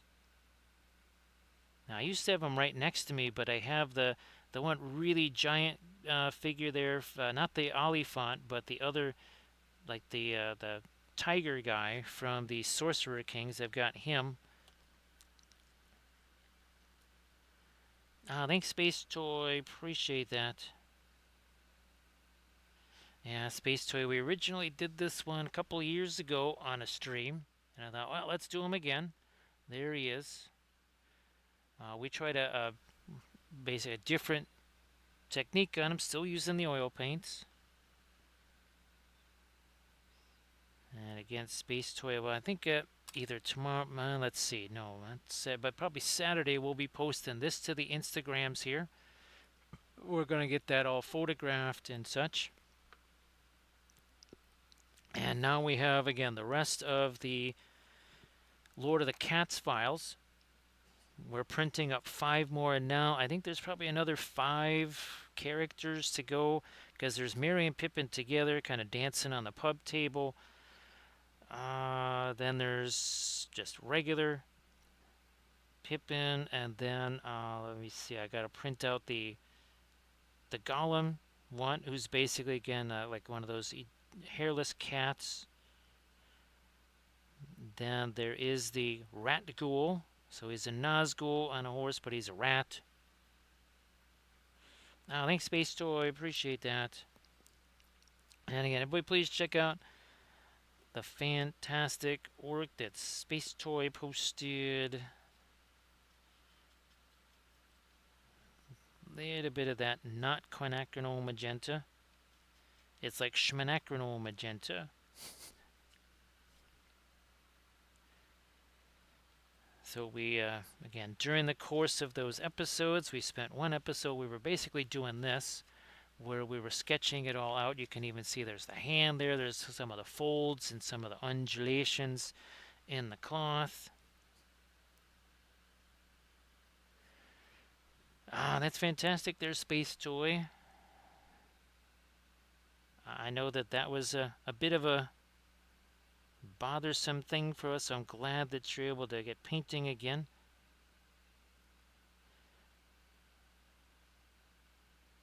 Now, I'm sure there's a bunch of projects that are just kind of beckoning to you there.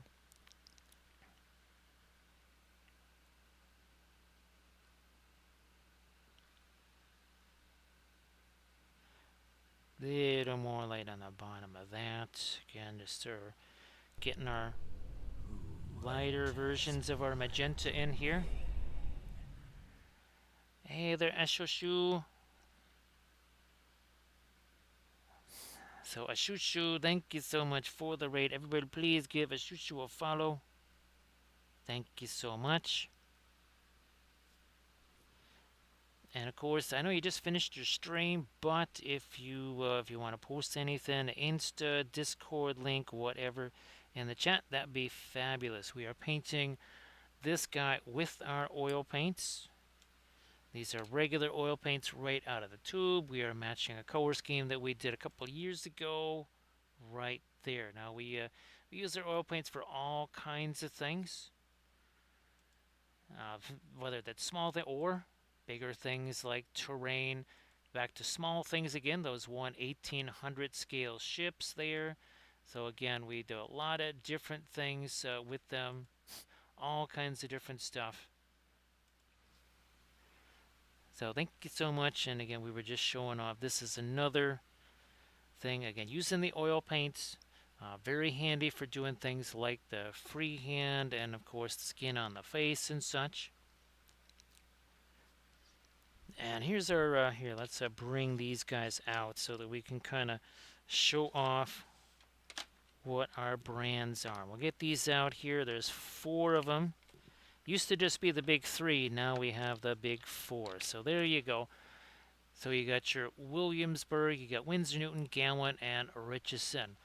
These 3, when it comes to the price, they're just about the same. There will be differences between each brand. I mean, it's just kind of inevitable. There's going to be differences. Sometimes within that brand, there will be a difference. When it comes to the Williamsburg stuff, now that will be pricey. This is going to cost you some coin. But when it says handmade, that's legit. Very much legit. And again, we're 3 hours, 27 minutes ago. This whole thing was just dark brown primer like this. No, no zenithal stuff. None of that. Just straight up brown primer. That's it. Nothing else. I'm going. Let me get some of this magenta and some of our violet together for some really dark stuff. Well, that's gonna be nice. That's gonna be nice there. Now this should all be, if it's not dry by this time tomorrow, probably by the next day, at least something I could handle. And again, this was our latest ship that we did on our Monday, and that's the Richelieu right there, first of our Marina Nationale. And yes, we will be getting back to our Shatterpoint stuff. I do have some figures prepped. I just got to get them on some bases. Because, of course, the Shatterpoint stuff may or may not involve some of our object source lighting, because lightsabers. Yep, let's keep working. Ooh, there's a little bit of paint on that brush here. We got to be kind of careful with that. There we are. So again, 3.5 hours ago, this had absolutely no paint on it whatsoever. So a shoo, I hope that you are doing very well. And again, happy Friday morning, or afternoon in the case of some, because all of our friends down there in the Aussie land, it's got to be getting close to, let's see, it's 2:38 in the morning here. It's got to be getting late afternoon, maybe almost supper time there.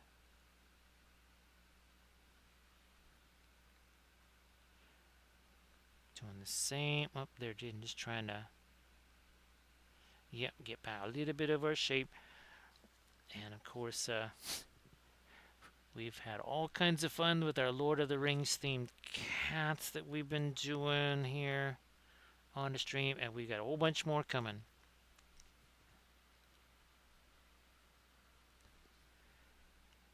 Yep, I need some of that over here. We'll get some of that down into here.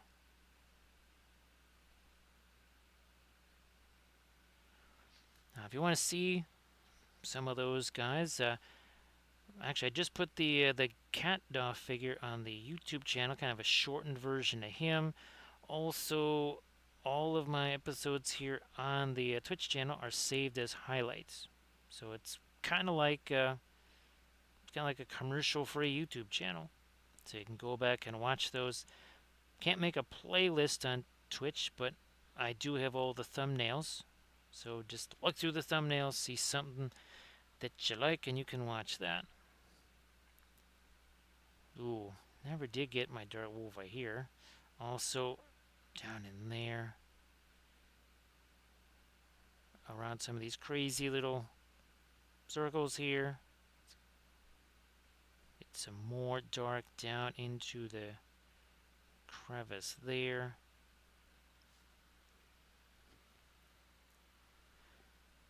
Ooh, definitely need to spread that further this way.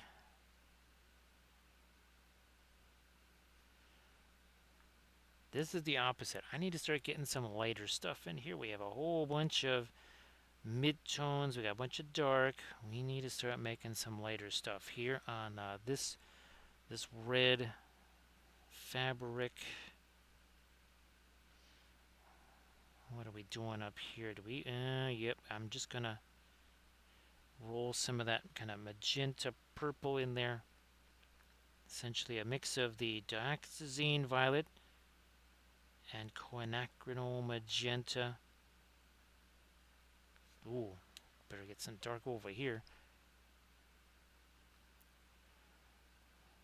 All the way into that, and definitely here into some of these folds. Yeah, we have lots of the lighter color in there. We also have to get some of our dark too.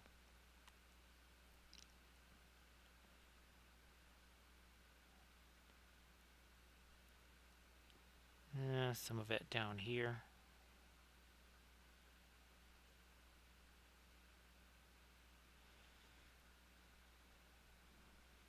Yeah, well, let's put some of that over here. That's going to mix with some of the yellow that is there.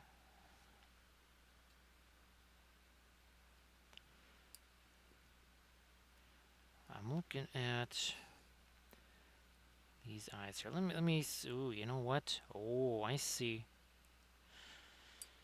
I spy with my little eye something that needs to be a whole lot lighter yellow here. Let me try this. Let me see how this here is going to work.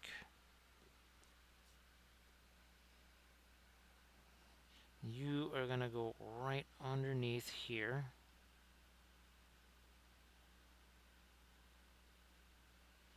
You know what? That did help. Do that on this side now. I'm going to refresh that brush. Not a whole bunch of thinner.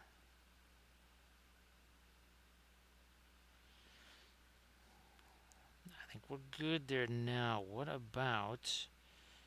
let me get this darker violet in here first. Tone you down. Alright, better.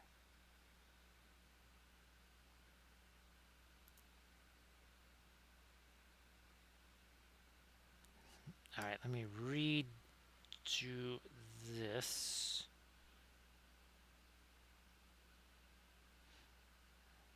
So these are 3D printed. And these are from Archvillain Games. Archvillain Games. They have lots of fantabulous Lizardman stuff. I think they've done 3 different releases on the Lizardman. Let me see if I can find those motto writers. These are some of my favorites that they did. right here. And I think we did 4 of these all together. We painted at least 3 of them on stream. Obviously, each one a different color. So we need to print those again. They do a really good job with their supports. They do a really good job of hollowing things. Actually, this guy is hollow. Actually, the base ironically is out, but he is actually hollow. You can't see the holes on him because, again, that's how good they are at hiding those type of things. They do a fabulous job of that.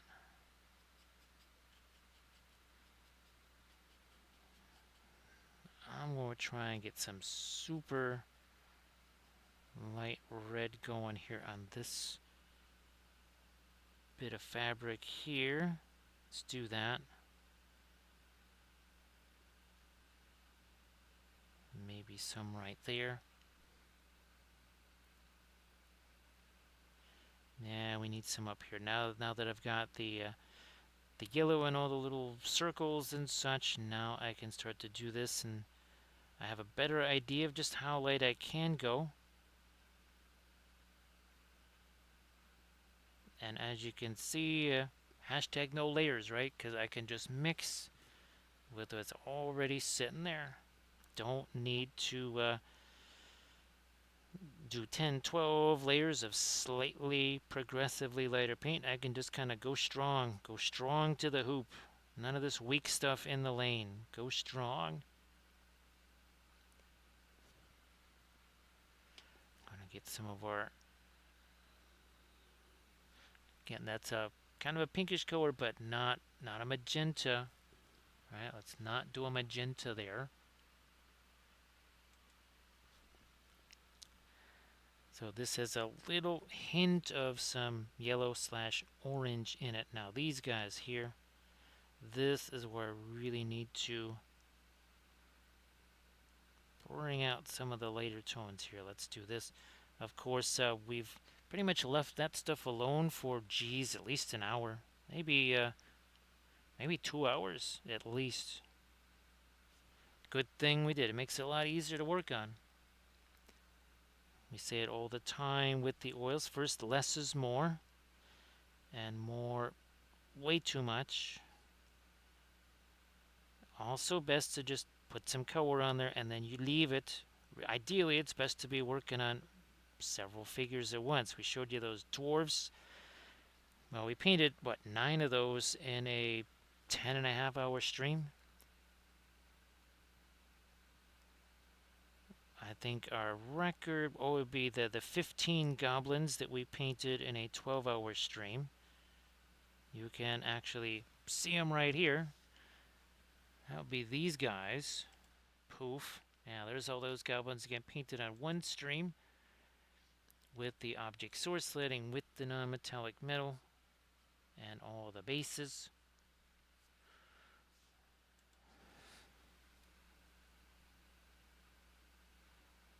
A little too much there, so we're going to take our blending brush and take some of that away. Try that again. Another fabulous thing with the oils, it's kind of like you got yourself an eraser.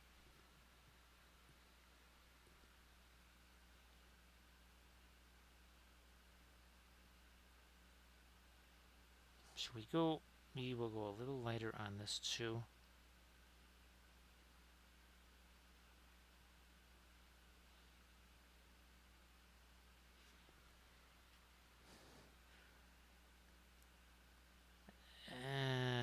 We'll go a little lighter on this.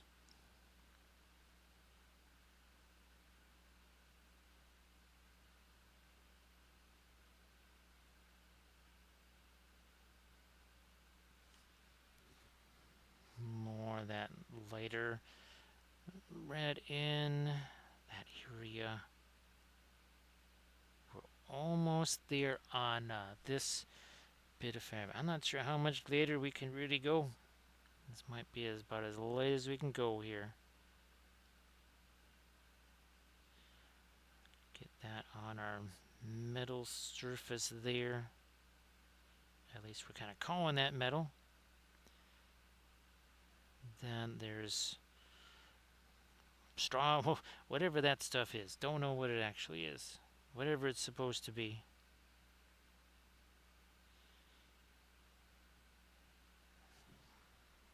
to my Perline red here. With that halfway point, now we gotta get that lighter dot up in there. Or you could take, I don't know, some kind of gloss finish or whatever, and just do that little dot up there.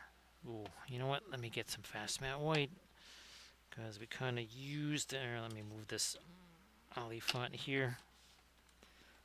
So this is our Gamlin fast matte white. That's gonna go out here.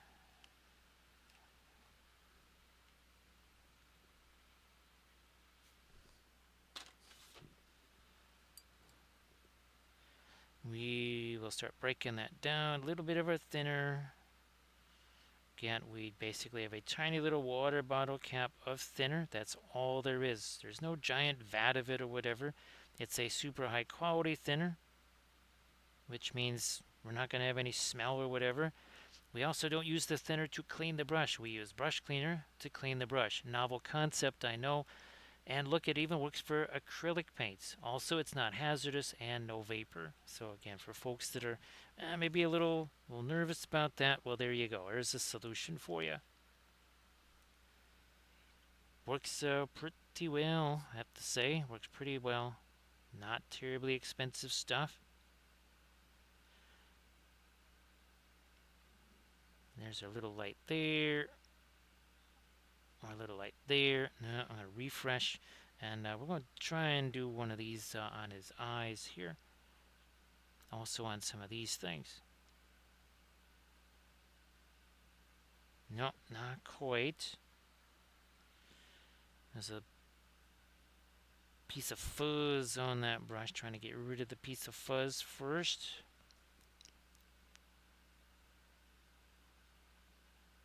Now that might work. There it is. See if we can do this eye over there. Now stuff on whatever this... They're not exactly earrings, but whatever these rings are.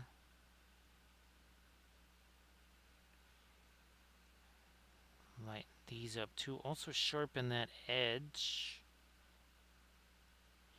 I'm going to take...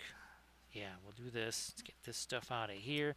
I'm going to maybe take my either Van Dyke Brown and or our fabulous brown ochre. We'll mix those together again. Get some thinner working in them. And we are going to just hit that with a bit of a pin line right back in there. Also back here.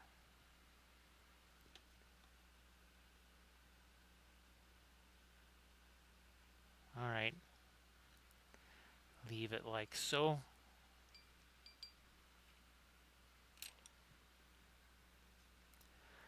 Well, I can say that this approach definitely took less time than the old pre-glaze style. Having done this once before with the pre-glaze approach, this definitely took less time.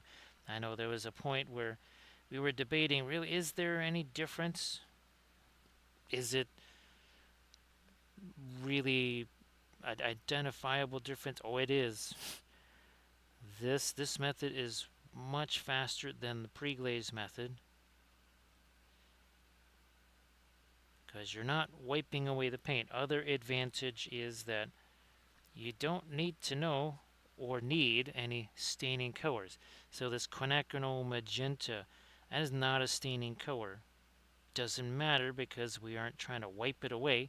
We're just using it maybe as a glaze or just mixing it with something else. So that's another advantage for folks that maybe just not super comfortable with that pre-glaze approach. It used to be that was kind of how I did everything. Things are always changing here. They're always evolving. Heck, the pre-glaze used to be one color. It was called burnt umber. And then it migrated to all other bunch of colors. And then, around about this time last year, I think, yeah. It was with this one in particular. This one we did not do the pre-glaze approach because, well, it just wasn't practical. And then a bunch of the other Tomb King stuff. Same way, just not practical. Gotta be willing to make adjustments in the way you're doing your work, because who knows, you might just find a better way. Also, if you just keep doing things the exact same way over and over and over again, well, you're going to start getting bored. At a certain point, you'll find yourself painting less because it'll be almost like work. You're like, okay, I do the same thing every day at work. Why do I now want to do that on my fun time? So this is another little thing to think about there. Making a different form of violet red. That's too much. More of the ultramarine there. Let me see what that's going to give me. That's more like it. Because that is still too much of our initial dry brushy stuff there.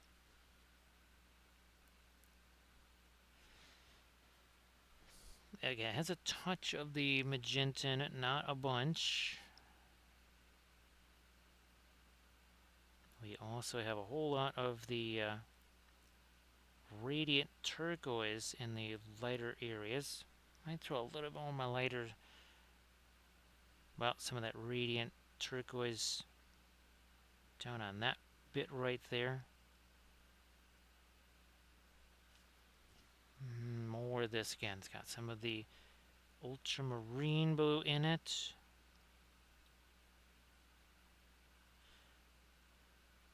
And all of us, any kind of weird little areas there, those are getting smoothed out. That was a little something we just kind of call brushstroke management right there. We weren't really blending paint. We were just kind of getting rid of excess paint. And by default, that kind of looks a little bit like blending. Now here we needed to get some more of our just color in there. Oh, let's get some of that down here. I need to get some of my darker ultramarine down in that too on his legs. Holy smokes, we don't want to forget about that.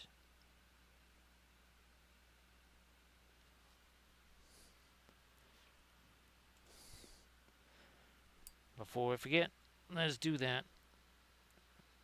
Ultramarine. Got some of our thinner here. That's again a high quality odorless thinner.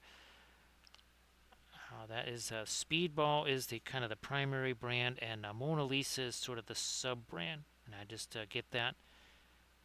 Get it from Dick Blick online. You can usually find it at Michael's. I think people have also managed to find that, say, at Hobby Lobby. I don't know about Jerry's Artorama. Where's my lighter green? 4 is Toes is here. Gamma, there we go. Fingers, gonna pull that a little further over this way.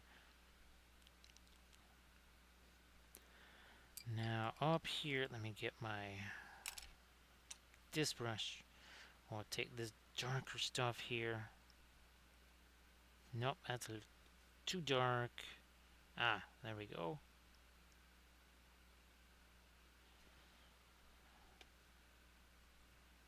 That was getting a little too light. Gonna tone that down also. It's mostly just our dry brush there. Now it's got a little blending to it. Not much, just a touch.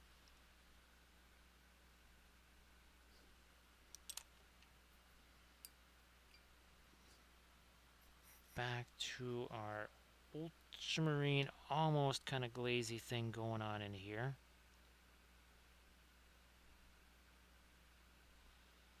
In his fingers. Now let me see if I can lighten this up a little here. Try this. On the knuckles. little more texture on that hand.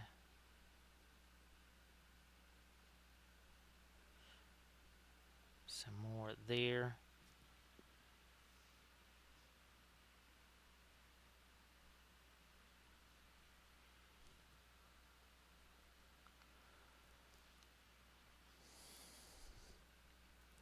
Let me see if we can do a little more. I don't want to go too light on that basically shadow side there. We need some kind of light over here though. Well, mid-tone. Not light, but a mid-tone.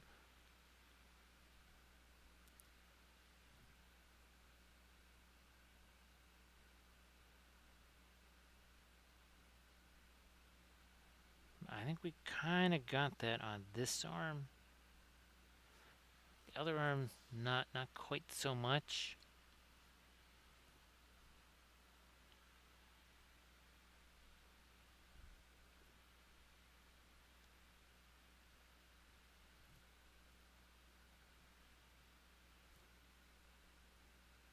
Let's take this, scan some more of our light right there.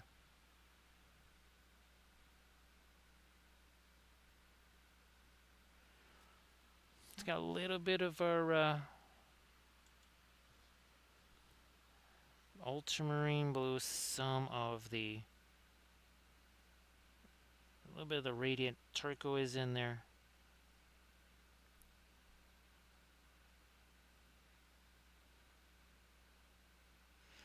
So I guess, yeah, the cloth here, probably the biggest difference between the one that we did a couple of years ago and this one.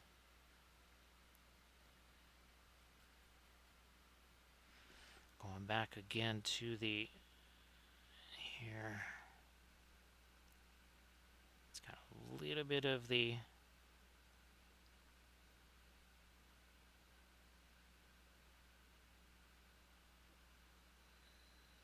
more that radiant turquoise, same stuff that's over here.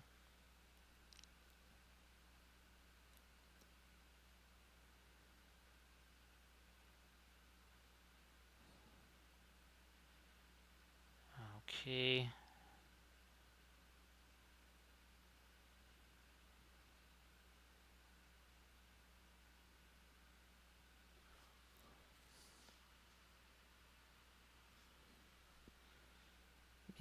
Let me comp a little bit to that lighter blue down here. I don't want to do too much because that's not going to flow down into a shadow at all. I don't want to lose out on that.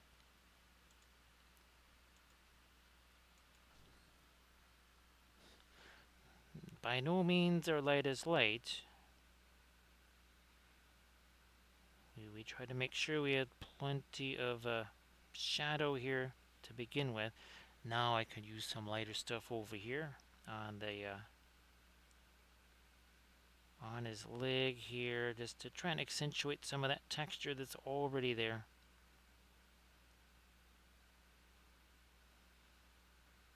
Do that here. Yeah, not too much.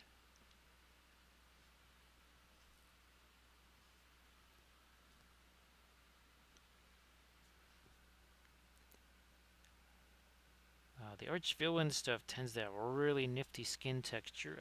This was my original thing that I was going to try and do. I'll still try to get the gaps filled in there. This is, we already painted him. This is our Wally the Walrus.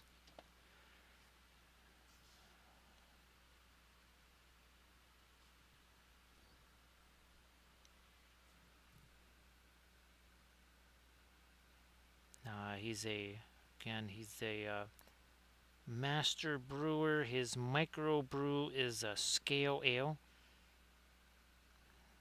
Taste is a little bit fishy to start out with, but it kind of grows on you.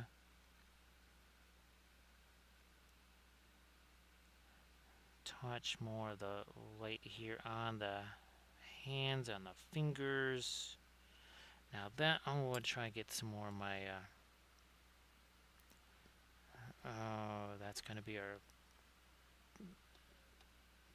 basically yellow ochre, kind of a souped up yellow ochre. That would be the Mars Yellow Deep.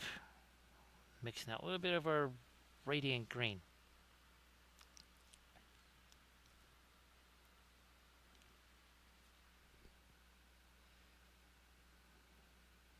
Some of that down here too.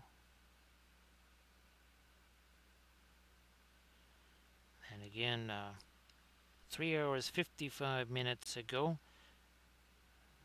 that's when we started on this. There was absolutely none of this had paint on it when we began basically 4 hours ago.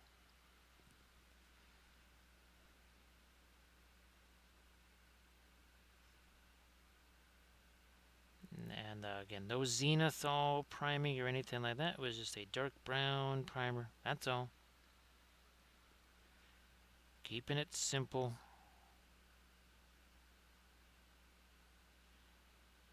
A series of dry brush applications.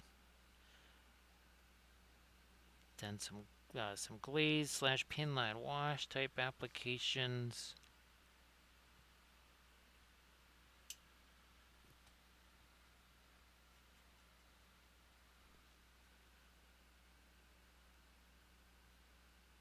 And let's get this going here. Yeah, some more of that light up here on whatever this is, straw, rope, I don't know. We are gonna, okay, the other one had those later highlights. We need to get these guys. I think the other one too, yeah, we need to do that here.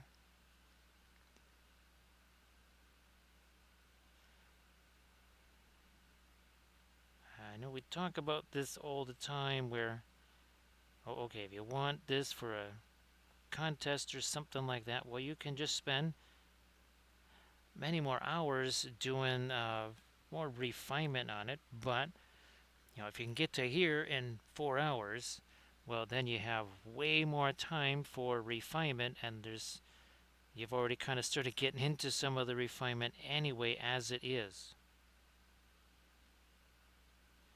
So maybe trying to get your contest figures done wouldn't be quite so challenging. I am thinking about here this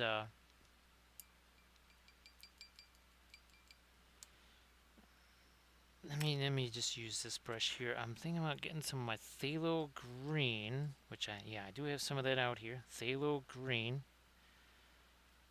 and some of the Indian yellow. Speaking of a kind of a glazy thing here, well, that let me get rid of some of that junk on that brush.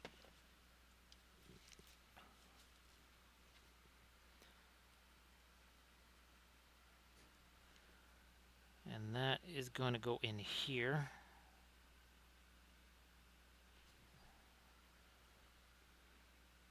Phthalo green and Indian yellow are two of the more translucent colors you're going to get as far as oils go. Now, a lot of darker colors in oils tend to kind of be more translucent. That's sometimes a bit of an adventure for people to kind of get used to.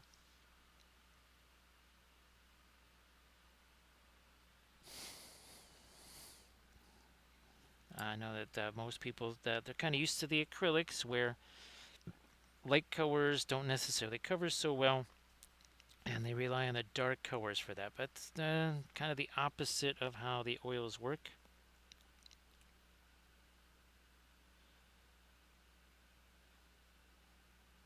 Not just sharpening up some of those edges there, but also getting a little bit more of the dark. We'll do that up here. That needs a little touch of dark. Same up here. See how that also kind of sharpens up some of those edges very nicely.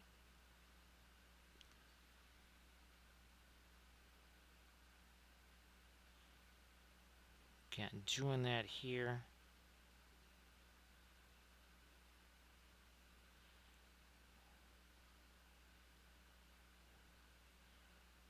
Fine, I'll do a little bit of cleanup on those edges too.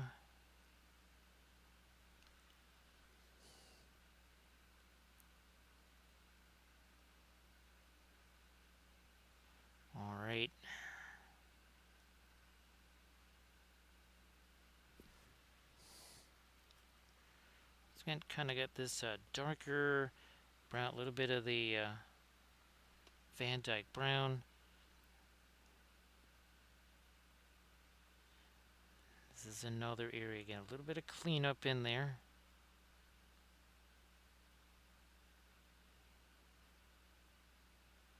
Same down in here.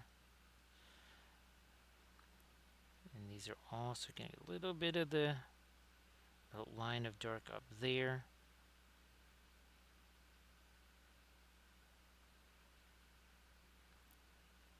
Here too, so all of those edges become more pronounced. They become sharper.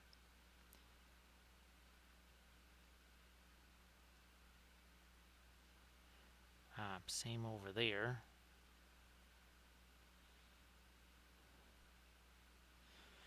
And again, when we first started out with this, it definitely was that messy part of the things must be messy before they can be neat.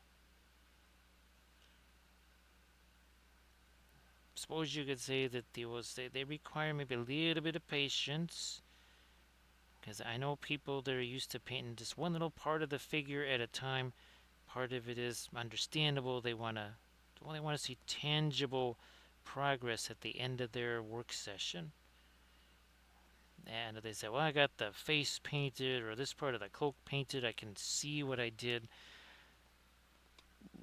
That's fine for the acrylics, but you don't really want to approach the oil painting that way, mostly because you're just not taking advantage of all of the things that it does well.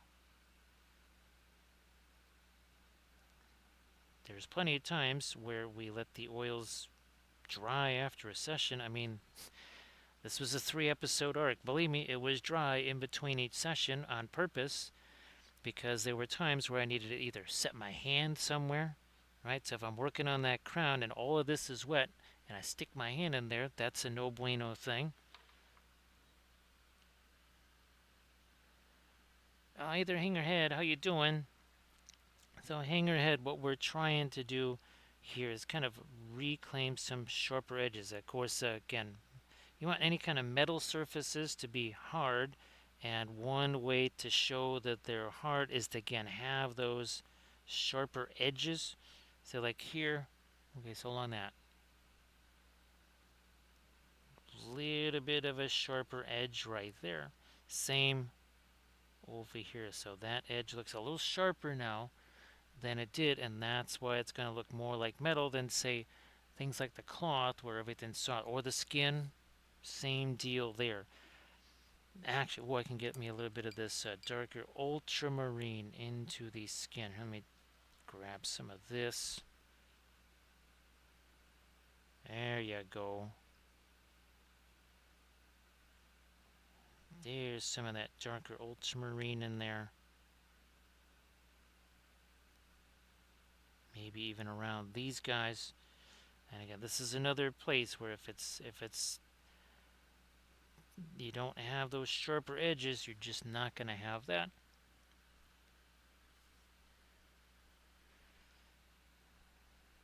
No, Hangerhead, that's kind of a separate thing with the metals there. It's just with the oil paints, it tends to be better to work on more things or larger things. So, well, here we go. We can say this one here, obviously this is a much larger thing. So there's times where I was doing some glaze things on here or on Giro. Maybe we let Giro sit there, don't work on that. Maybe work over here. Or see on the sword blade, again, we have the harder edges there. Again, harder edges here on the metal. Not so much on the soft, fuzzy stuff of Giro. So you want to, again, let sometimes that paint have a chance to set. Think of it like bread in the proving jar, or you're going to do some pottery. You make yourself a clay pot. You are not going to just shove that in the kiln right away because it's going to crack or go boom. Same concept with the oils there. You want to, again, let them have a chance to set. They're not going to dry. Hey there, T-Cat. Nice to see you. So, T-Cat, there is fabulous news. I now have all of the other kitty files, the other Lord of the Rings cat figures. I've got 5 of them printing out right now as we paint. or speak or both. I don't think they're done. They're getting probably close to done. Thanks, TK. I wonder, you might have seen the one that I painted a couple of years ago. That'll be this guy right here. Not sure if you saw that one. But yeah, TCAT, right now I've got the Aragorn, I've got I think it's either Merry or Pippin. I also have the Legolas one, Sam, Frodo. Those are printing up right now. So that's probably something for next week. So, and I also have even the base toppers that go with that.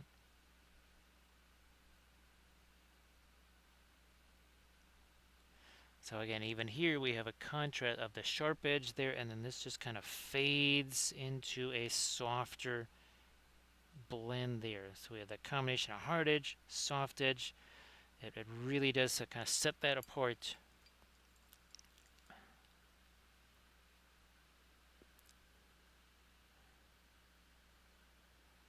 So hang your head, yeah, you can let things dry. Of course, when we're doing our army painting series, you can see we're actually during the episode we're saying, all right, we got to get to at least this part because we want this to dry, because it'll make the next episode or next work session, if you want to call it that, much easier if this is all dry.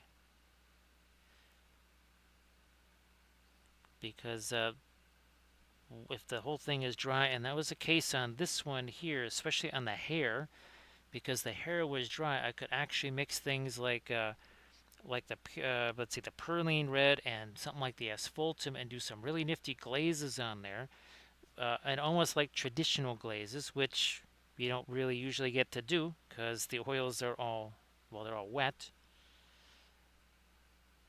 So there are definitely advantages to, you let the oils dry and you come back at it later. And of course, with the oils, every color is going to be different. And of course, with the oils, you can thin the oils, you cannot dilute them. So, like this fast matte white here, I can have this be 95% thinner. It's still going to be opaque. It will still cover. Unlike, say, acrylics, where if you were to take white and mix it with a whole bunch of water, you're lucky if you got yourself a dingy gray out of it. So that's the other kind of thing you gotta consider, is that there's going to be that big structural difference there in how the oils work versus how your acrylics are going to work. Also, the capillary action of oils is orders of magnitude more, more in, just way more of it than, say, with the acrylics. It's the nature of the beast. Water has a natural tension point. I could literally start a bit of a glaze down here, and it would travel up against gravity all the way up into here.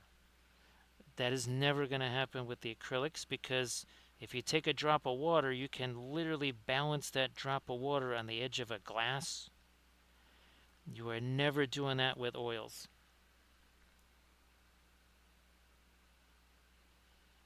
And again, that's the advantage. That's the advantage of one. You always, again, like we said earlier, trying to kind of maximize whatever advantage a medium gives you. Whether it's oils, acrylics, pastels, charcoal, whatever. Always trying to say, okay, what's the thing that it's going to really do well, and you leverage that. TCAT, if you want to share anything in the chat, I don't know if you had a chance to yet, but if you want to share something in the chat, please go ahead.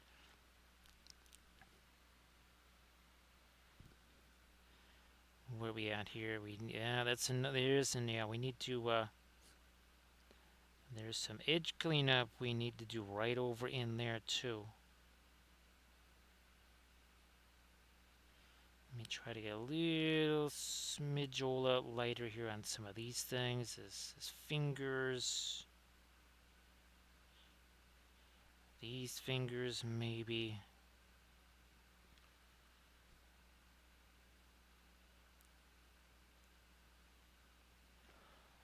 So again, 4 hours, 10 minutes ago, we started out with a whole bunch of dry brush stuff. It was very much a dry brush. Then we did some glaze stuff over the top of that.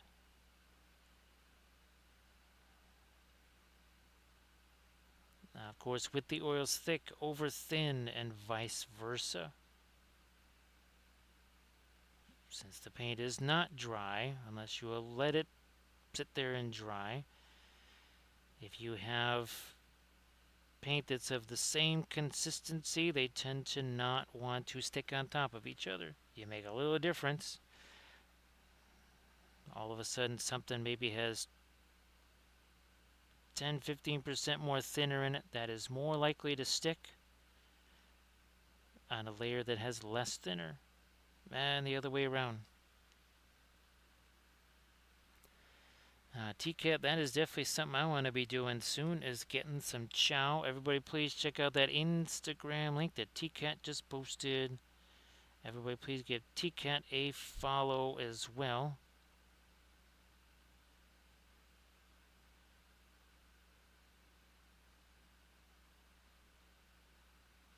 Alright, let me do this here.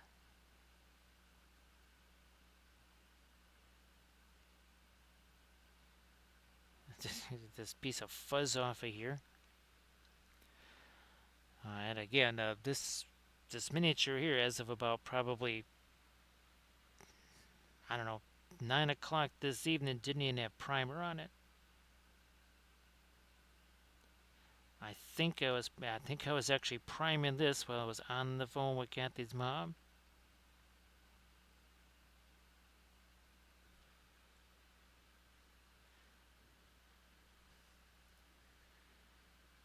So Hangerhead, you're probably seeing older videos there, because that was the approach for a very long time. It wasn't until literally a year ago, and it was out of necessity, because here the pre-glaze was not practical, because I was probably going to be snapping parts off of that. Also here, like say something like this, Spark my ganja. not practical because you literally can't get the sponges in there to wipe it away, right? So that is another reason why we're doing that, because again, there's just areas that are too hard to reach. Thank you so much. Appreciate that, Z-Dave. So it's you again. It's like, what do you mean, me again? It's like, so, well, at least you don't smell like catnip, but you smell like something else that's weird. It's like, what do you mean, pipeweed? It's like, sure that's not the same stuff? We've actually had 2 6s on our Gandalf 6 tonight. Well, okay. Pipeweed was mentioned. Usually when that happens, this turns into this. So he's been fortunate twice now. TK, well, there's been a lot of glazy stuff on the skin here. Well, was it ultramarine blue? Kind of a translucent color. Makes a good kind of a glazy thing there.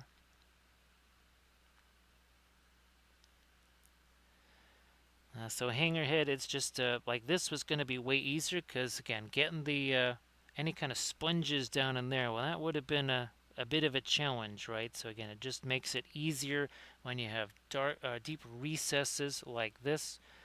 I'm trying to think. There was something recently where we did do a regular pre-glaze. I forget what it was. I don't think I have it out here, unfortunately. But yeah, the pre-glaze stuff, that was another reason I came up with this other method, is that there were folks that they had a hard time figuring out what's a staining color, what's not a staining color. And well, basically I just kind of got rid of that. It's like, you don't have to worry about it. Doesn't matter what's a staining color or not.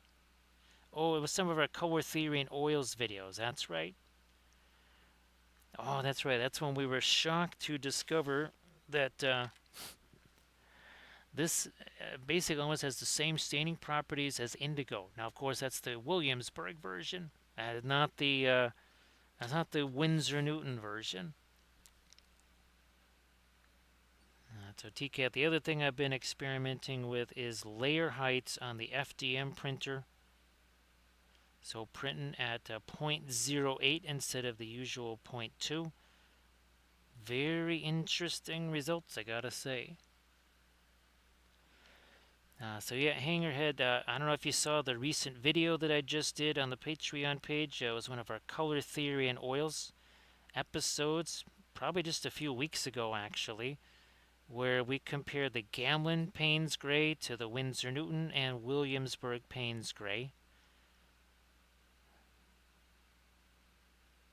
And of course, Hangerhead doing the color charts can be a really helpful thing. Right, that would be these guys here, and I think I will actually be able to start posting these. Well, actually, it's I wanted to do it to a regular website, but it looks like it's going to be on a Discord server that was set up for me. So again, I highly recommend doing those color charts because you learn not just what the color looks like, but you learn its opacity, its intensity. Do I wanna? Let me use this green here because there we go. We needed a little bit of. There we are.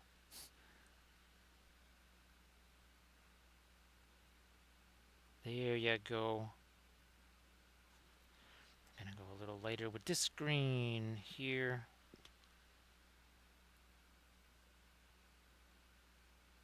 Bingo. Not necessarily over there, but over here. I think we noticed that you can. I think the Winsor Newton version actually has some Terra Rosa in it. I mean, it's really so different than the other Payne's Grays. The other two, much more of a bluish color. But yeah, we've got ourselves a tutorial video on those different Payne's Grays. The Perline Crimson. That was the other surprise. A red that actually does staining.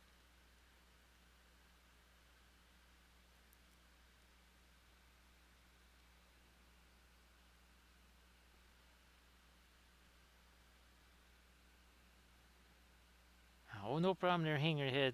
No problem. Oh, let's do this. Here we go, and some more here. I'm trying to think, Hangerhead, what was the latest Twitch session where I used the more of a pre-glaze type approach, and it was not that long ago. It might have been, yeah, on, do I have the figures here? It was some of our Corsairs of Umbar, yes. These guys, we did more of a regular pre-glaze on them, I believe.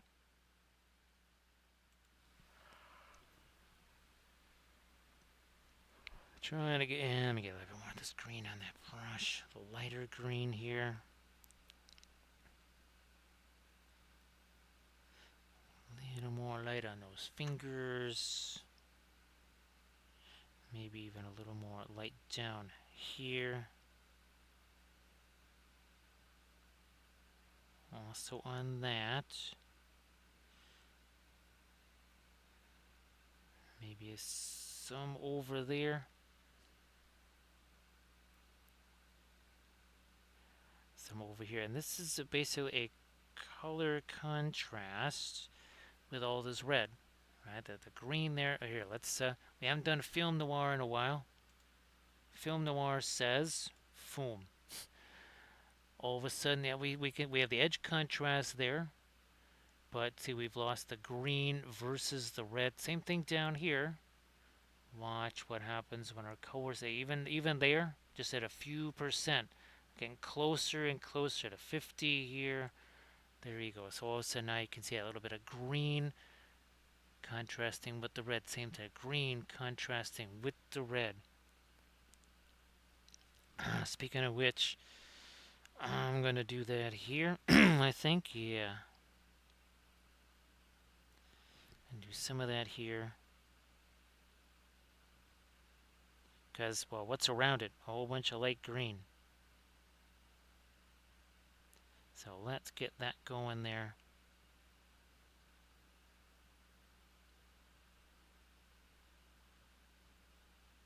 A little more here.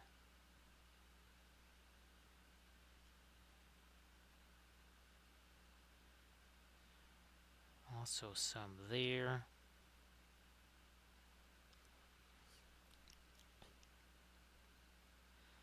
And let's do some of this. There we go. On more of that lighter green there. Again, sorry about the voice. I just looked over. I'm like, wow, okay, the humidity in this room is 14%. No wonder.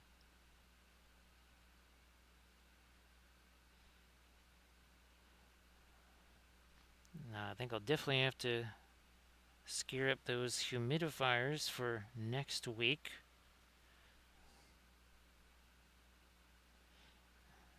Trying to get my lighter green on the top of his eye there. We got it over on this side now.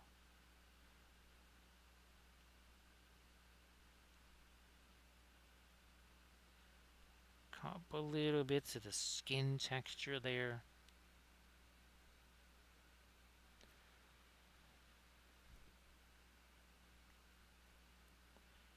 We'll do that here. Maybe a touch under his eye there.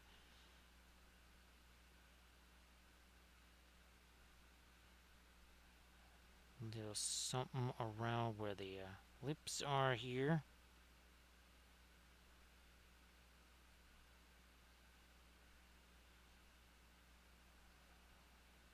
Okay, and around his mouth there.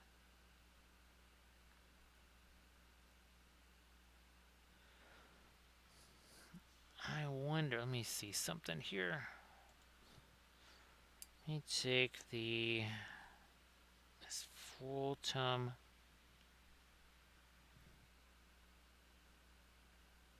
because that lighter color is real thick there. Okay, yeah, we cut that down a little bit.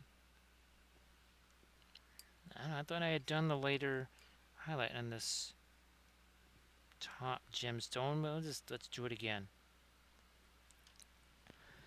Let's do it again. Right there. Oh yeah, Slaan Mage Priest. That's right.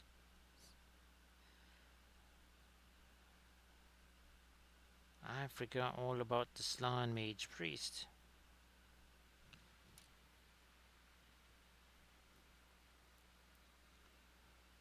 We got some of our real light stuff again for going on the top of that edge.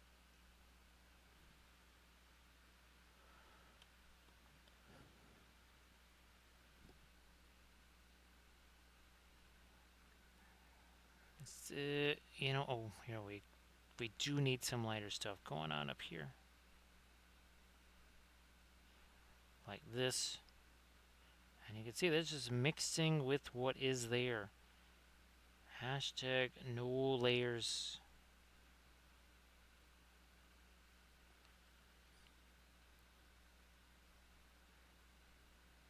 Same thing here. Just gonna let that mix with what's already there. And same deal over here. Go back at it again with this much lighter stuff.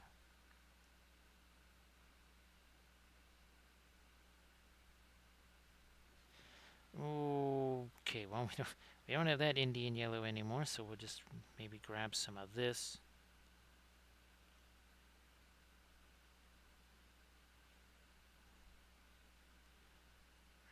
I need to maybe let me grab some of this here. That also has a little bit of our green in it, because we want some a little bit of reflection there. Oh yeah, I never did do the blue on this side, so we're gonna get this out of the brush. We'll grab our ultramarine blue and bam. Now here is a case of that right there. I'm just gonna have to leave that there. We're gonna work on other stuff. Let's leave that set there for about 5-ish minutes at least before we start fooling around with it. We have other stuff we can do. Let's just do the other stuff. Don't be hasty, little hobbitses.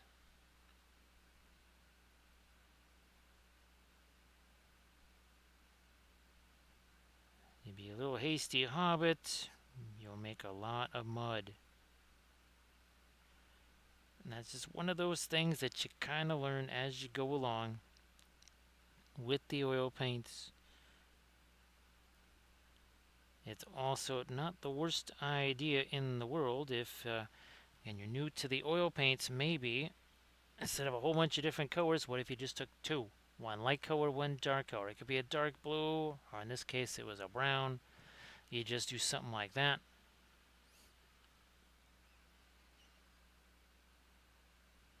So again, you see how shiny that is up there? Not messing with that. Not messing with that till it's a whole lot less shiny. Which is why we're gonna do some of this other stuff over here. We are gonna mess around with this. I mean, we need to do it anyhow. Why mess around in an area where it just would not be good for us to still be fooling around? Let's go somewhere else. Get some stuff done out there. Hey there, Irid, how you doing? Everybody please give Erica a wave of a follow. And of course, Irid, if you want to post your Pinterest links there in the chat, please go ahead. Hopefully your stream went really well today, Irid. Of course, Irid's going to stream again, Saturday, 7 Pacific. Everybody please check out that link that Irid just posted, and please give Erica a wave of a follow. So Irid, I have more of those Lord of the Rings themed cats. Yes, I now have all of the files, which is going to be really, it's going to be fun to be painting all of those. I've got 5 more of them printing out right now. So probably next week is when you'll be seeing those.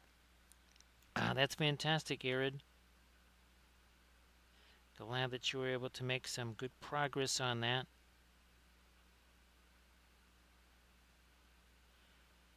Not quite sure how cold it's going to get for you coming up here. Again, that's why we were just discussing the lack of humidity in this room.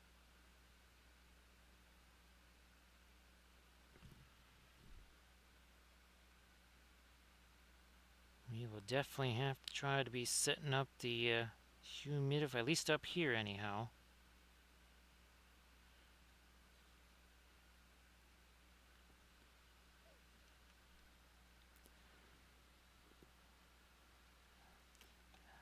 As he saw the post on the cat doll figure, and then told him how we want to try and do a whole collection of them.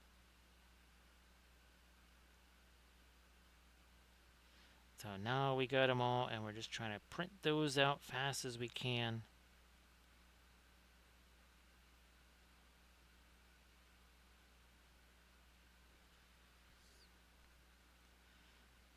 All right, we'll do you as well. Here, let's get this going here.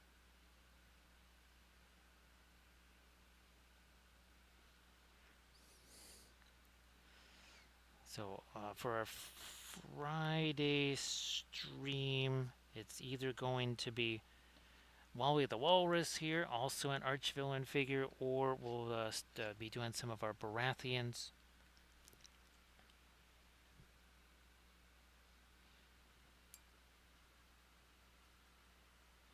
And that'll be a Return to the Cavalry channel.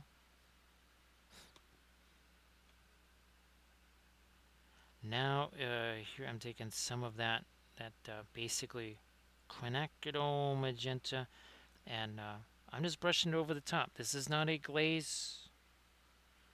This magenta is a super translucent color, so all I have to do is just brush it on there. What's underneath is going to show through.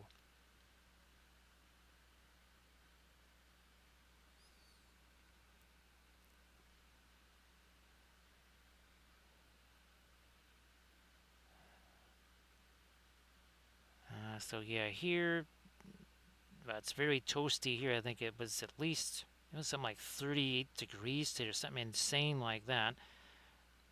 It had been basically in the lower teens, single digits, that kind of stuff. And I think probably in a few days' time, we'll be looking at minus 20 wind chills, maybe minus 30 wind chills, something like that. And we're talking Fahrenheit, not Celsius. Although I know, I think it's what, minus 40 Celsius when the two systems line up.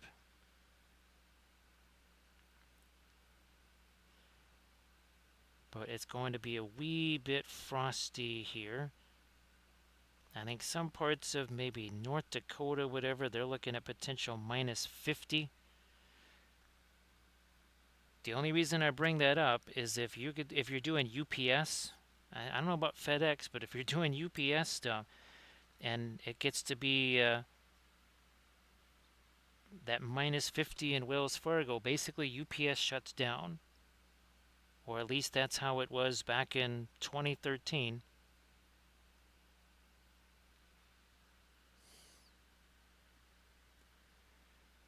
So sorry about that Easter egg there, Aaron.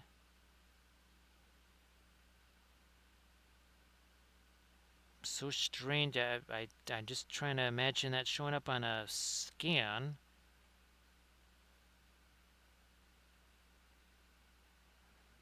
Now, I don't know if there's degrees of it or would just say advanced, not so advanced.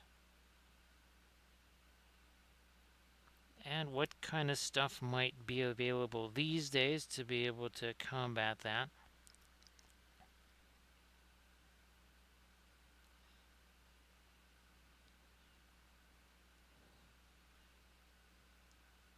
But here's hoping that maybe other scans maybe reveal something that's a little less Easter eggish.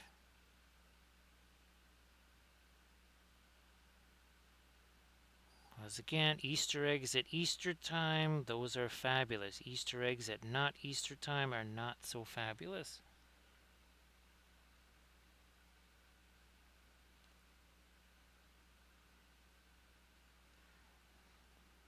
Basically, again, the lighter stuff is just the radiant turquoise. I'm pretty sure we had our radiant colors.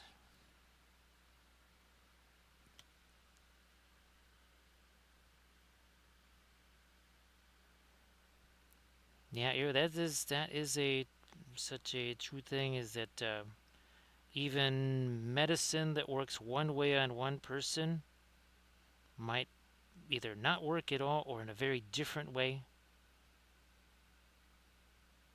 We learned a lot of that stuff.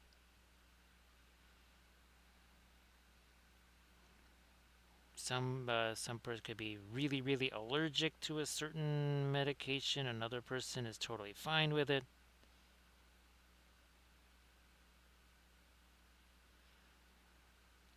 I guess the the mischief is that you usually got to find out the hard way.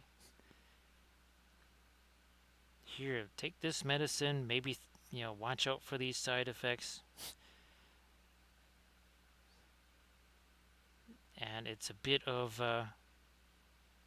witch doctory kind of stuff there, where you're just like, okay, I'll just turn myself into a guinea pig.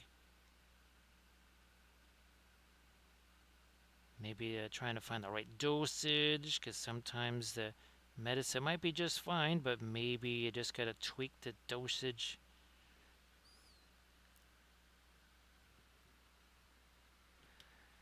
So Era, that just was the case with my sister, where there's a situation that has developed that we've been dealing with and we're trying to plan for, and there was something where they thought, oh, it could be this, and it turned out to be just some past things that were absolutely no relation to what was going on now. It seemed very, very dire at the time, and it turned out to be again just something that from long ago that just showed up in these scans because now they were looking for stuff. Now, of course, things will get dicey in February because, again, this situation's kind of like a Kathy 2.0 here.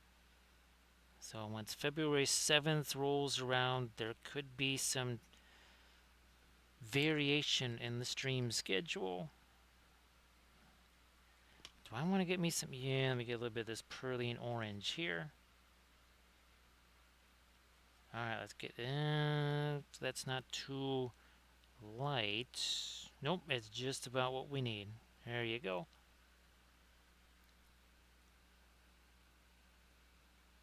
So that was a situation that started in September. There was 6 rounds. Yeah, 6 rounds of the... No, yeah, they tried to do a 7th, couldn't do a 7th round. I think that, yeah, October 1st, yeah, that's where that all began with the new rounds of the chemos. Oh, let's get something lighter down. Ooh, what about this? What about this? You know, I'm going to get me a little bit more of the orange on there because that is going to contrast with these cooler colors. Here, let's do another. Let's do a film noir here. Boom! Look at that. See the red and the magenta basically about the same value. You will notice that one is a little more high chroma also. See, it's got a little bit more of that violet in there. Right, a little more violet there.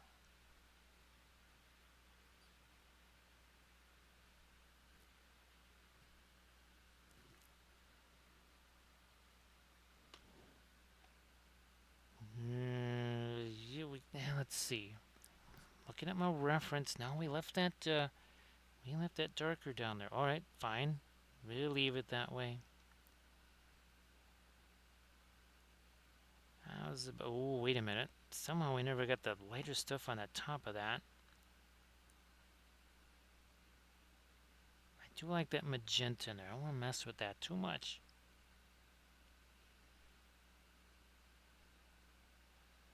So I even gave her the anodyne machine in case the neuropathy was going to show up. That didn't. Other things showed up. Now, of course, every chemo drug is different.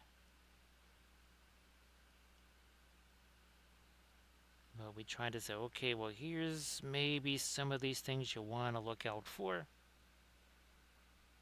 Now, again, getting me a little bit of that reddish stuff on the back of that. Why? Because look at this. There's red sitting right here. How is it not going to reflect onto that? Same reason why some of the green here, because it's next to something that's blue or whatever. We even did it on this here. You can see, yeah, on some of our freehand, right, where it's got a little bit of a greenish touch to it. Look at this. See the sword? How is it not going to reflect that? It's sitting there right next to it. This is shiny. How is that? Or the blue. Look at all the blue that's bouncing off of that sword there.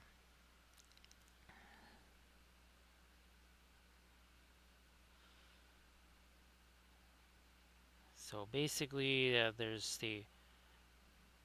talking about a 5 to 7 days in the hospital. Then you're going to, it's the post part of this. Fortunately, I actually know 2 folks, and I've known them for many, many years. In fact, one since he was probably 8. They both had this same procedure. So there's a lot of information that I was trying to pass along just the other day. We're hoping that that kind of info can be useful.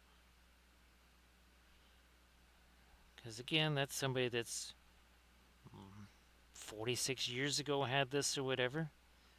That's a whole lifetime of experience and just kind of the day-to-day stuff.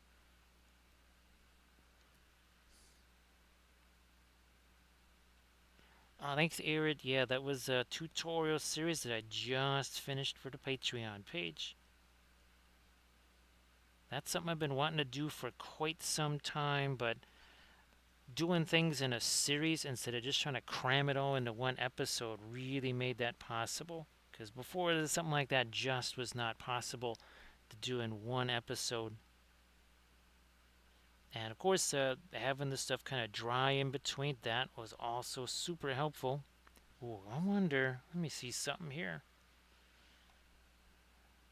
Okay, yeah, I can't really make it as, I thought, wow, am I really making it that much later? No, not that much later.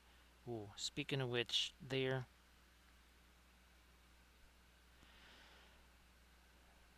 So here I've been experimenting with the bamboo printer and layer heights. So imagine, an FDM style printer potentially printing out a larger thing that would almost have the same resolution as maybe like a 4K resin printer, which is what I got. So if it can match that, and again, print larger things. Now here, these are from Nerickson. This was phase 1 of the experiment. And this again is with the 0.08 layer height. I've got a 0.2 nozzle on the way. We're going to do the same thing, but with the 0.2 nozzle and the 0.08 layer height.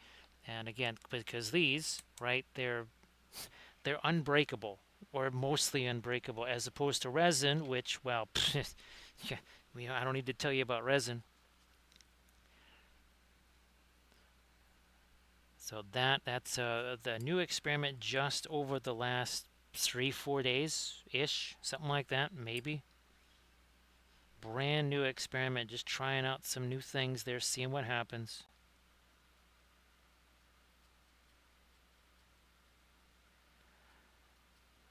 Now that's what's left of our Hansa yellow, some of the white.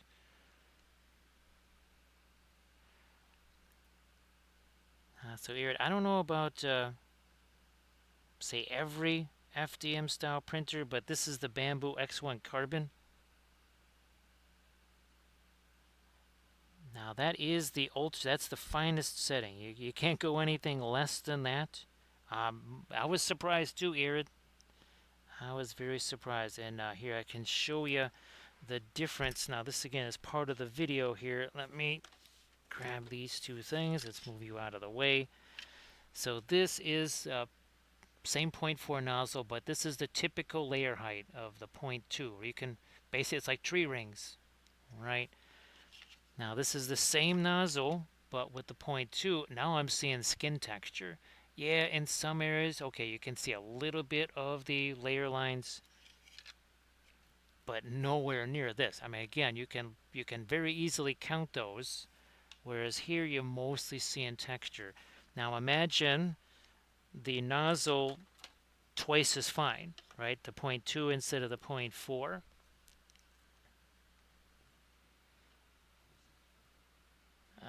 Here's my brush. Now here's the thing, that those two Oliphants there, the one, and you will just say the regular settings took 5 hours. The other one took 14 hours. I would imagine the 0.2 nozzle with that setting, it might take 20 hours. However, that same Oliphant, if I was to print that on a resin printer, I'd have to break it into pieces. You'd have to have supports. It'd have to be hollowed out. And I'd have to print it separately, which might actually make it take longer instead of printing it in one piece. Also, as you can imagine, I could drop one of those on the floor and there's a much better chance that's going to survive, as opposed to the resin thing, which will shatter into 1,000 pieces. Do I have that thing here? Is it this one? Yeah. This thing fell down and hit the carpeted floor and shattered into about 13 pieces. And as you can see, a few of them I have not found yet. I mean, this thing literally was hooves and heads and all kinds of separate pieces. Again, now I'm not going to be printing little miniatures like that. This is obviously for larger things, busts, things that need that finer detail, but are just kind of on the larger side. Well, like dice towers. Like dice towers. Yeah, Arid, that happened on the stream, I want to say last week. It's either last week or the week before. It was a week where everything fell on the floor in a violent fashion. Oh yeah, the Apple Pencil. The $100 Apple Pencil, which flew off of the iPad, because right, you keep them connected, because that's what charges it. It went flying off the iPad, hit the floor, and the tip of it flew off, which means that pencil doesn't work anymore. It's kind of like a pencil that needs to be sharpened. Arid, nobody knew about that because I think there was a bunch of raids and other stuff that were happening at the same time. So that was a silent tragedy. Yeah, that was a tragedy in silence right there. All the while, basically that everything had snapped off of the base except for one hoof. Most of the chariot itself was underneath my chair for the next, I don't know, 3 hours of the stream. I didn't know it until I extracted myself from the chair and started crawling around on the floor for about the next, I don't know, 4 hours, looking for pieces. I did manage to find the Apple Pencil tip in amongst some dust bunnies underneath a shelf, several feet away from where it fell. I don't even know how it got there. It literally, well, it's like the Easter Bunny took it and hid it there. There you go, Arid. Yeah, the Easter Bunny got it, and he hid it. And much like everything else, the way you guarantee you're going to find something is to buy a replacement. And as other folks have heard earlier in the stream, there's at least 4 different things that I've lost in the last couple of weeks, which I discovered them the very moment I either bought a new one or printed a new one. Again, no tragedy, because having multiples of these things will be helpful in the future anyways. So it's not a tragedy, it's more the comedy. Now, that doesn't really work well for, let's say you want to try and make some money. You would actually have to find millions of dollars to be able to then get the other millions of dollars that you seem to don't have. That's a little bit trickier than saying, I'm going to buy a new pair of tin snips. Well, unless they're really expensive tin snips. Maybe there are some really expensive tin snips out there. I don't know. Maybe they're carbide tipped tin snips.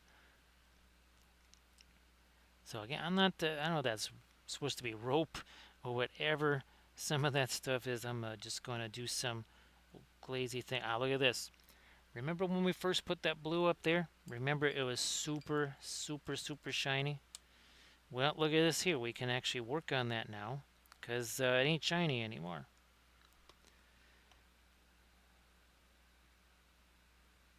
And look at this. Countless layers of paint will be required to... No, wait a minute. No, it won't be. We'll do that. Take a blending brush to it, and then we'll do one more of these.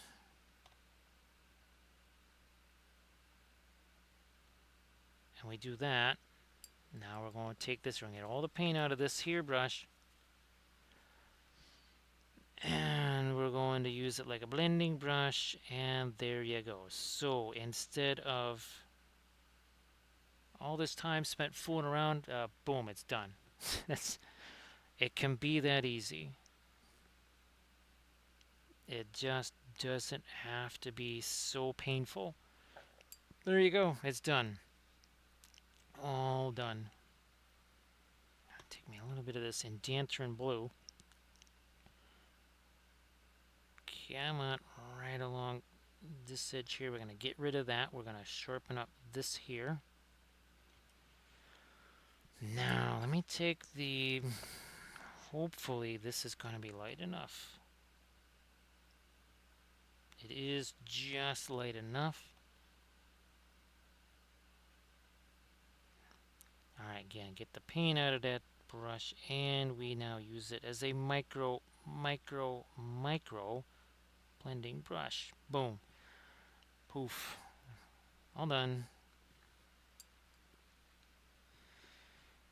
We'll take some of this here. Oh, let me get a little bit of that orange in there. I don't know. We're pretty rock solid on this here with these. Yeah, can't do nothing more with those. These, yes, we can. So we'll do you. Let's get the light on top of that. Now let's get back the other direction. Perling red. Also the violet here. Now, can you see what we're doing? Looks like it. We get ourselves some dark up there. We get ourselves some dark up there. It's the same edge refinement that we've been doing. Whoops, what about this guy? There we go. There's a big old blob sitting there. What about this here? I'm going to take that. Oh, yeah. This over here, it can't be that red. It's got to, well, it's going to have to be some brown or something here. Because what's next to it, a whole bunch of brown, not red or green or even violet. We'll do that. Once again, get the paint off here of this brush. It's got to be a dry brush. Can't have a bunch of liquid on there either. We'll take that and we're just going to mix you that way a little bit. Then, back to our lighter stuff here. And then this interior edge, we got to do a little something on there. There we go. Thanks, T-Cat. Appreciate that. Thank you so much. Oh, T-Cat, we have a new Adepticon. Well, a new Adepticon beverage. Maybe not a medicine. However, Mountain Dew makes these. It's basically like juice. Believe it or not, this juice, I compared it to like a thing of regular orange juice. One can of this had something like 100% of 3 different vitamins in it, but it still also had the caffeine. Remember we were talking about sleep streaming earlier? It hasn't been as much of a problem since we since we started using the fabulous Mountain Dew stuff. What the heck is it called? I don't even remember what it's called. I forget what that stuff is called, but there's like 4 or 5 different flavors. There's like a citrus one. Mountain Dew Kickstart. Mountain Dew Kickstart. This one is the pineapple orange mango. Tons of vitamins B and C and all that kind of good stuff. So yeah, that's the Mountain Dew Kickstart. And again, there's a few different flavors. They do have different proportions. And the price tends to kind of vary. Right now, it's, well, really pricey compared to what it was. So yeah, better not be, well, I kind of keep myself down to one of those all day long. And I basically kind of, try to make that, it's a bigger can. It's something like, I don't know, 16 fluid ounces. It's a pint. Oh, it comes in pints. Wait, what? It comes in pints? So I'm going to have to try and stockpile some of that to bring to Adepticon. And we'll have like 10 cans of that a day. We'll stay up all night for 5 days-ish. No problem. No negative consequences whatsoever. It'll be fantastic. Let me get a little bit of this darker edge up there. We did that over on this side. So yes, indeed. And again, I think the only other flavor I tried was maybe the black cherry one. It was at 15, but yeah, but I think, oh no, I think the black cherry doesn't quite have the nutritional whatevers that the other ones do. Either that or it just doesn't list them. Maybe because there's just black cherry, there's not a whole lot of citrus to it, so maybe not as much with the vitamin B's and such. Now more of the violet, a little bit of the magenta in there, and that's going to get down into some of these darks here.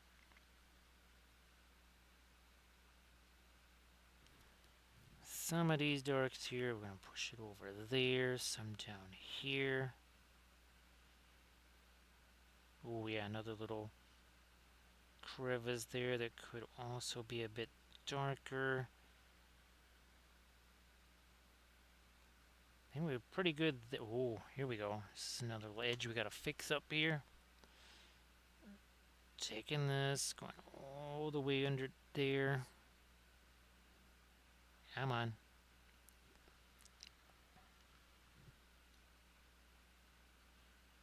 And some of that here.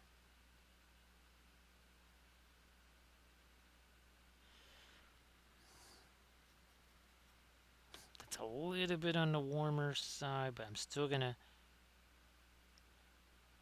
put some of that down here again. I just need to make a little more contrast. Well, that sounds good there, T-Cat. That sounds good.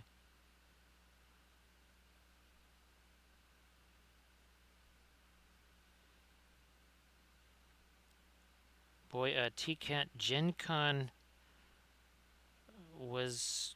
It was almost like... it was almost like being on vacation compared to Adepticon. That was a super mellow thing. Oh, and T-Cat, remember that compressor that I was using at Gen Con there? Well, I just snagged one of those on Amazon. Between that and the new airbrush that Galeri sent, it's been pretty wild. Yes, there's been a lot of airbrush stuff going on. I've actually filmed 3 airbrush videos now. So imagine like right here. So this is the thing. This is where my airbrush is, and the compressor is right about here where my finger is. I'm actually pressing that little button right there. You know, making it have a little more pressure, a little less pressure. And nobody's heard it. They can't, even when I have it like up to, the 7th, whatever, like some 50 some psi, people can't hear it. At least not on camera. So that was, for years, people were like, why don't you film airbrush videos? I'm like, the compressor? I don't do voiceovers. Now I don't have to do a voiceover. So yeah, TCAT, that is literally just in the last 3-ish weeks tops that all that has kind of come together. So really excited about that. Let's put it this way, it's making short work of the terrain stuff. I don't know if you saw that Smaug. Actually, all the paint that you saw there, that was done, I don't know, in about an hour-ish, maybe like an hour of actual painting time with the airbrush.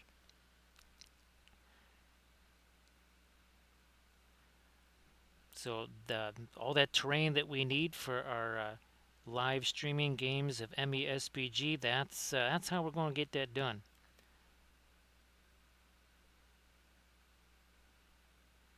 I'm also experimenting with some other things, some different masking materials. So yeah, that was done with the Galeri. Obviously, we're going to paint the rest with the oils,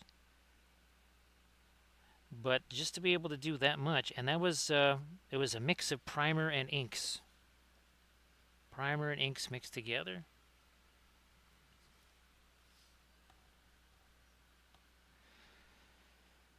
Boy, TCAP, I mean, she's the last time I touched an airbrush before Gen Con was in 2021. So it again, like we were talking about, it's a perfectly logical thing to then go to a convention and basically do live demos with a compressor you've never used before, using an airbrush that you haven't touched in 5 years, because what could possibly go wrong? It'll be totally fine.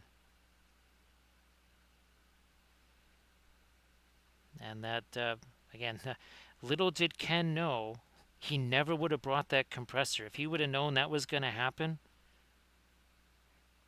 he never would have brought that compressor or ever told me about it. It basically it goes into the legendarium of like the original story. And let me get some more of my red reflected on here. Let me get some of this. Wow, that's already set over there. Okay, that's fine. Ooh, let me try this. Let me see what this here's going to do. So TCAT, I also just got myself a whole bunch of the golden high flow or whatever, these guys here, including this, right? So that we can take some of our darker colors and turn those into metallics, because we do it with oils all the time. Oh, that's not this one. So there's been a ton of experiments going on here over the last, oh, I want to say 3-4 months. Some very interesting results.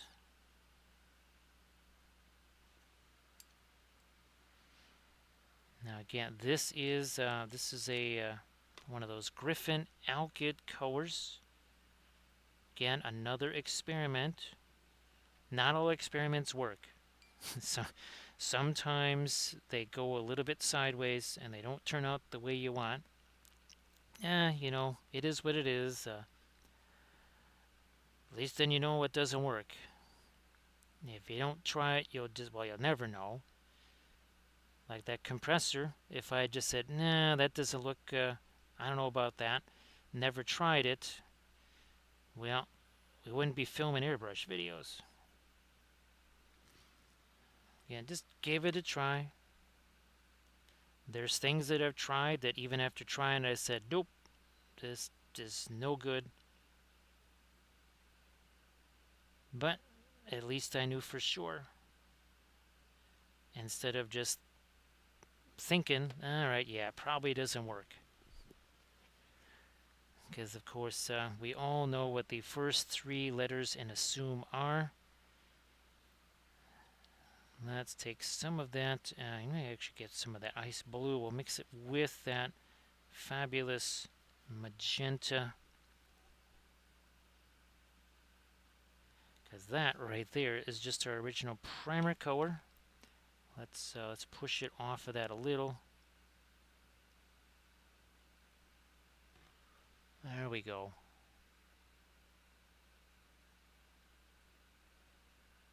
Oh yeah, a little more here.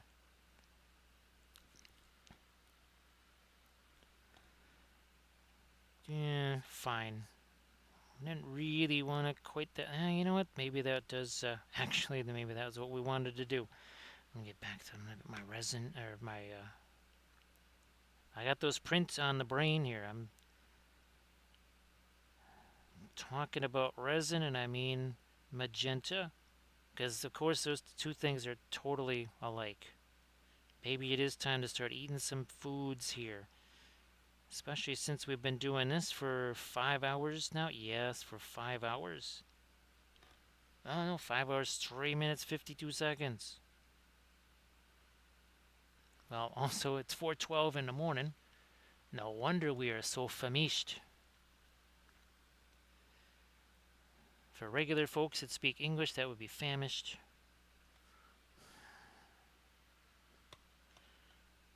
What are we doing up here? Let's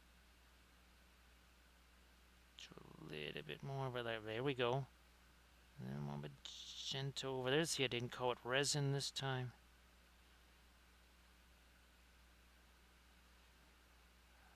Oh, come on, a little bit more right up in there.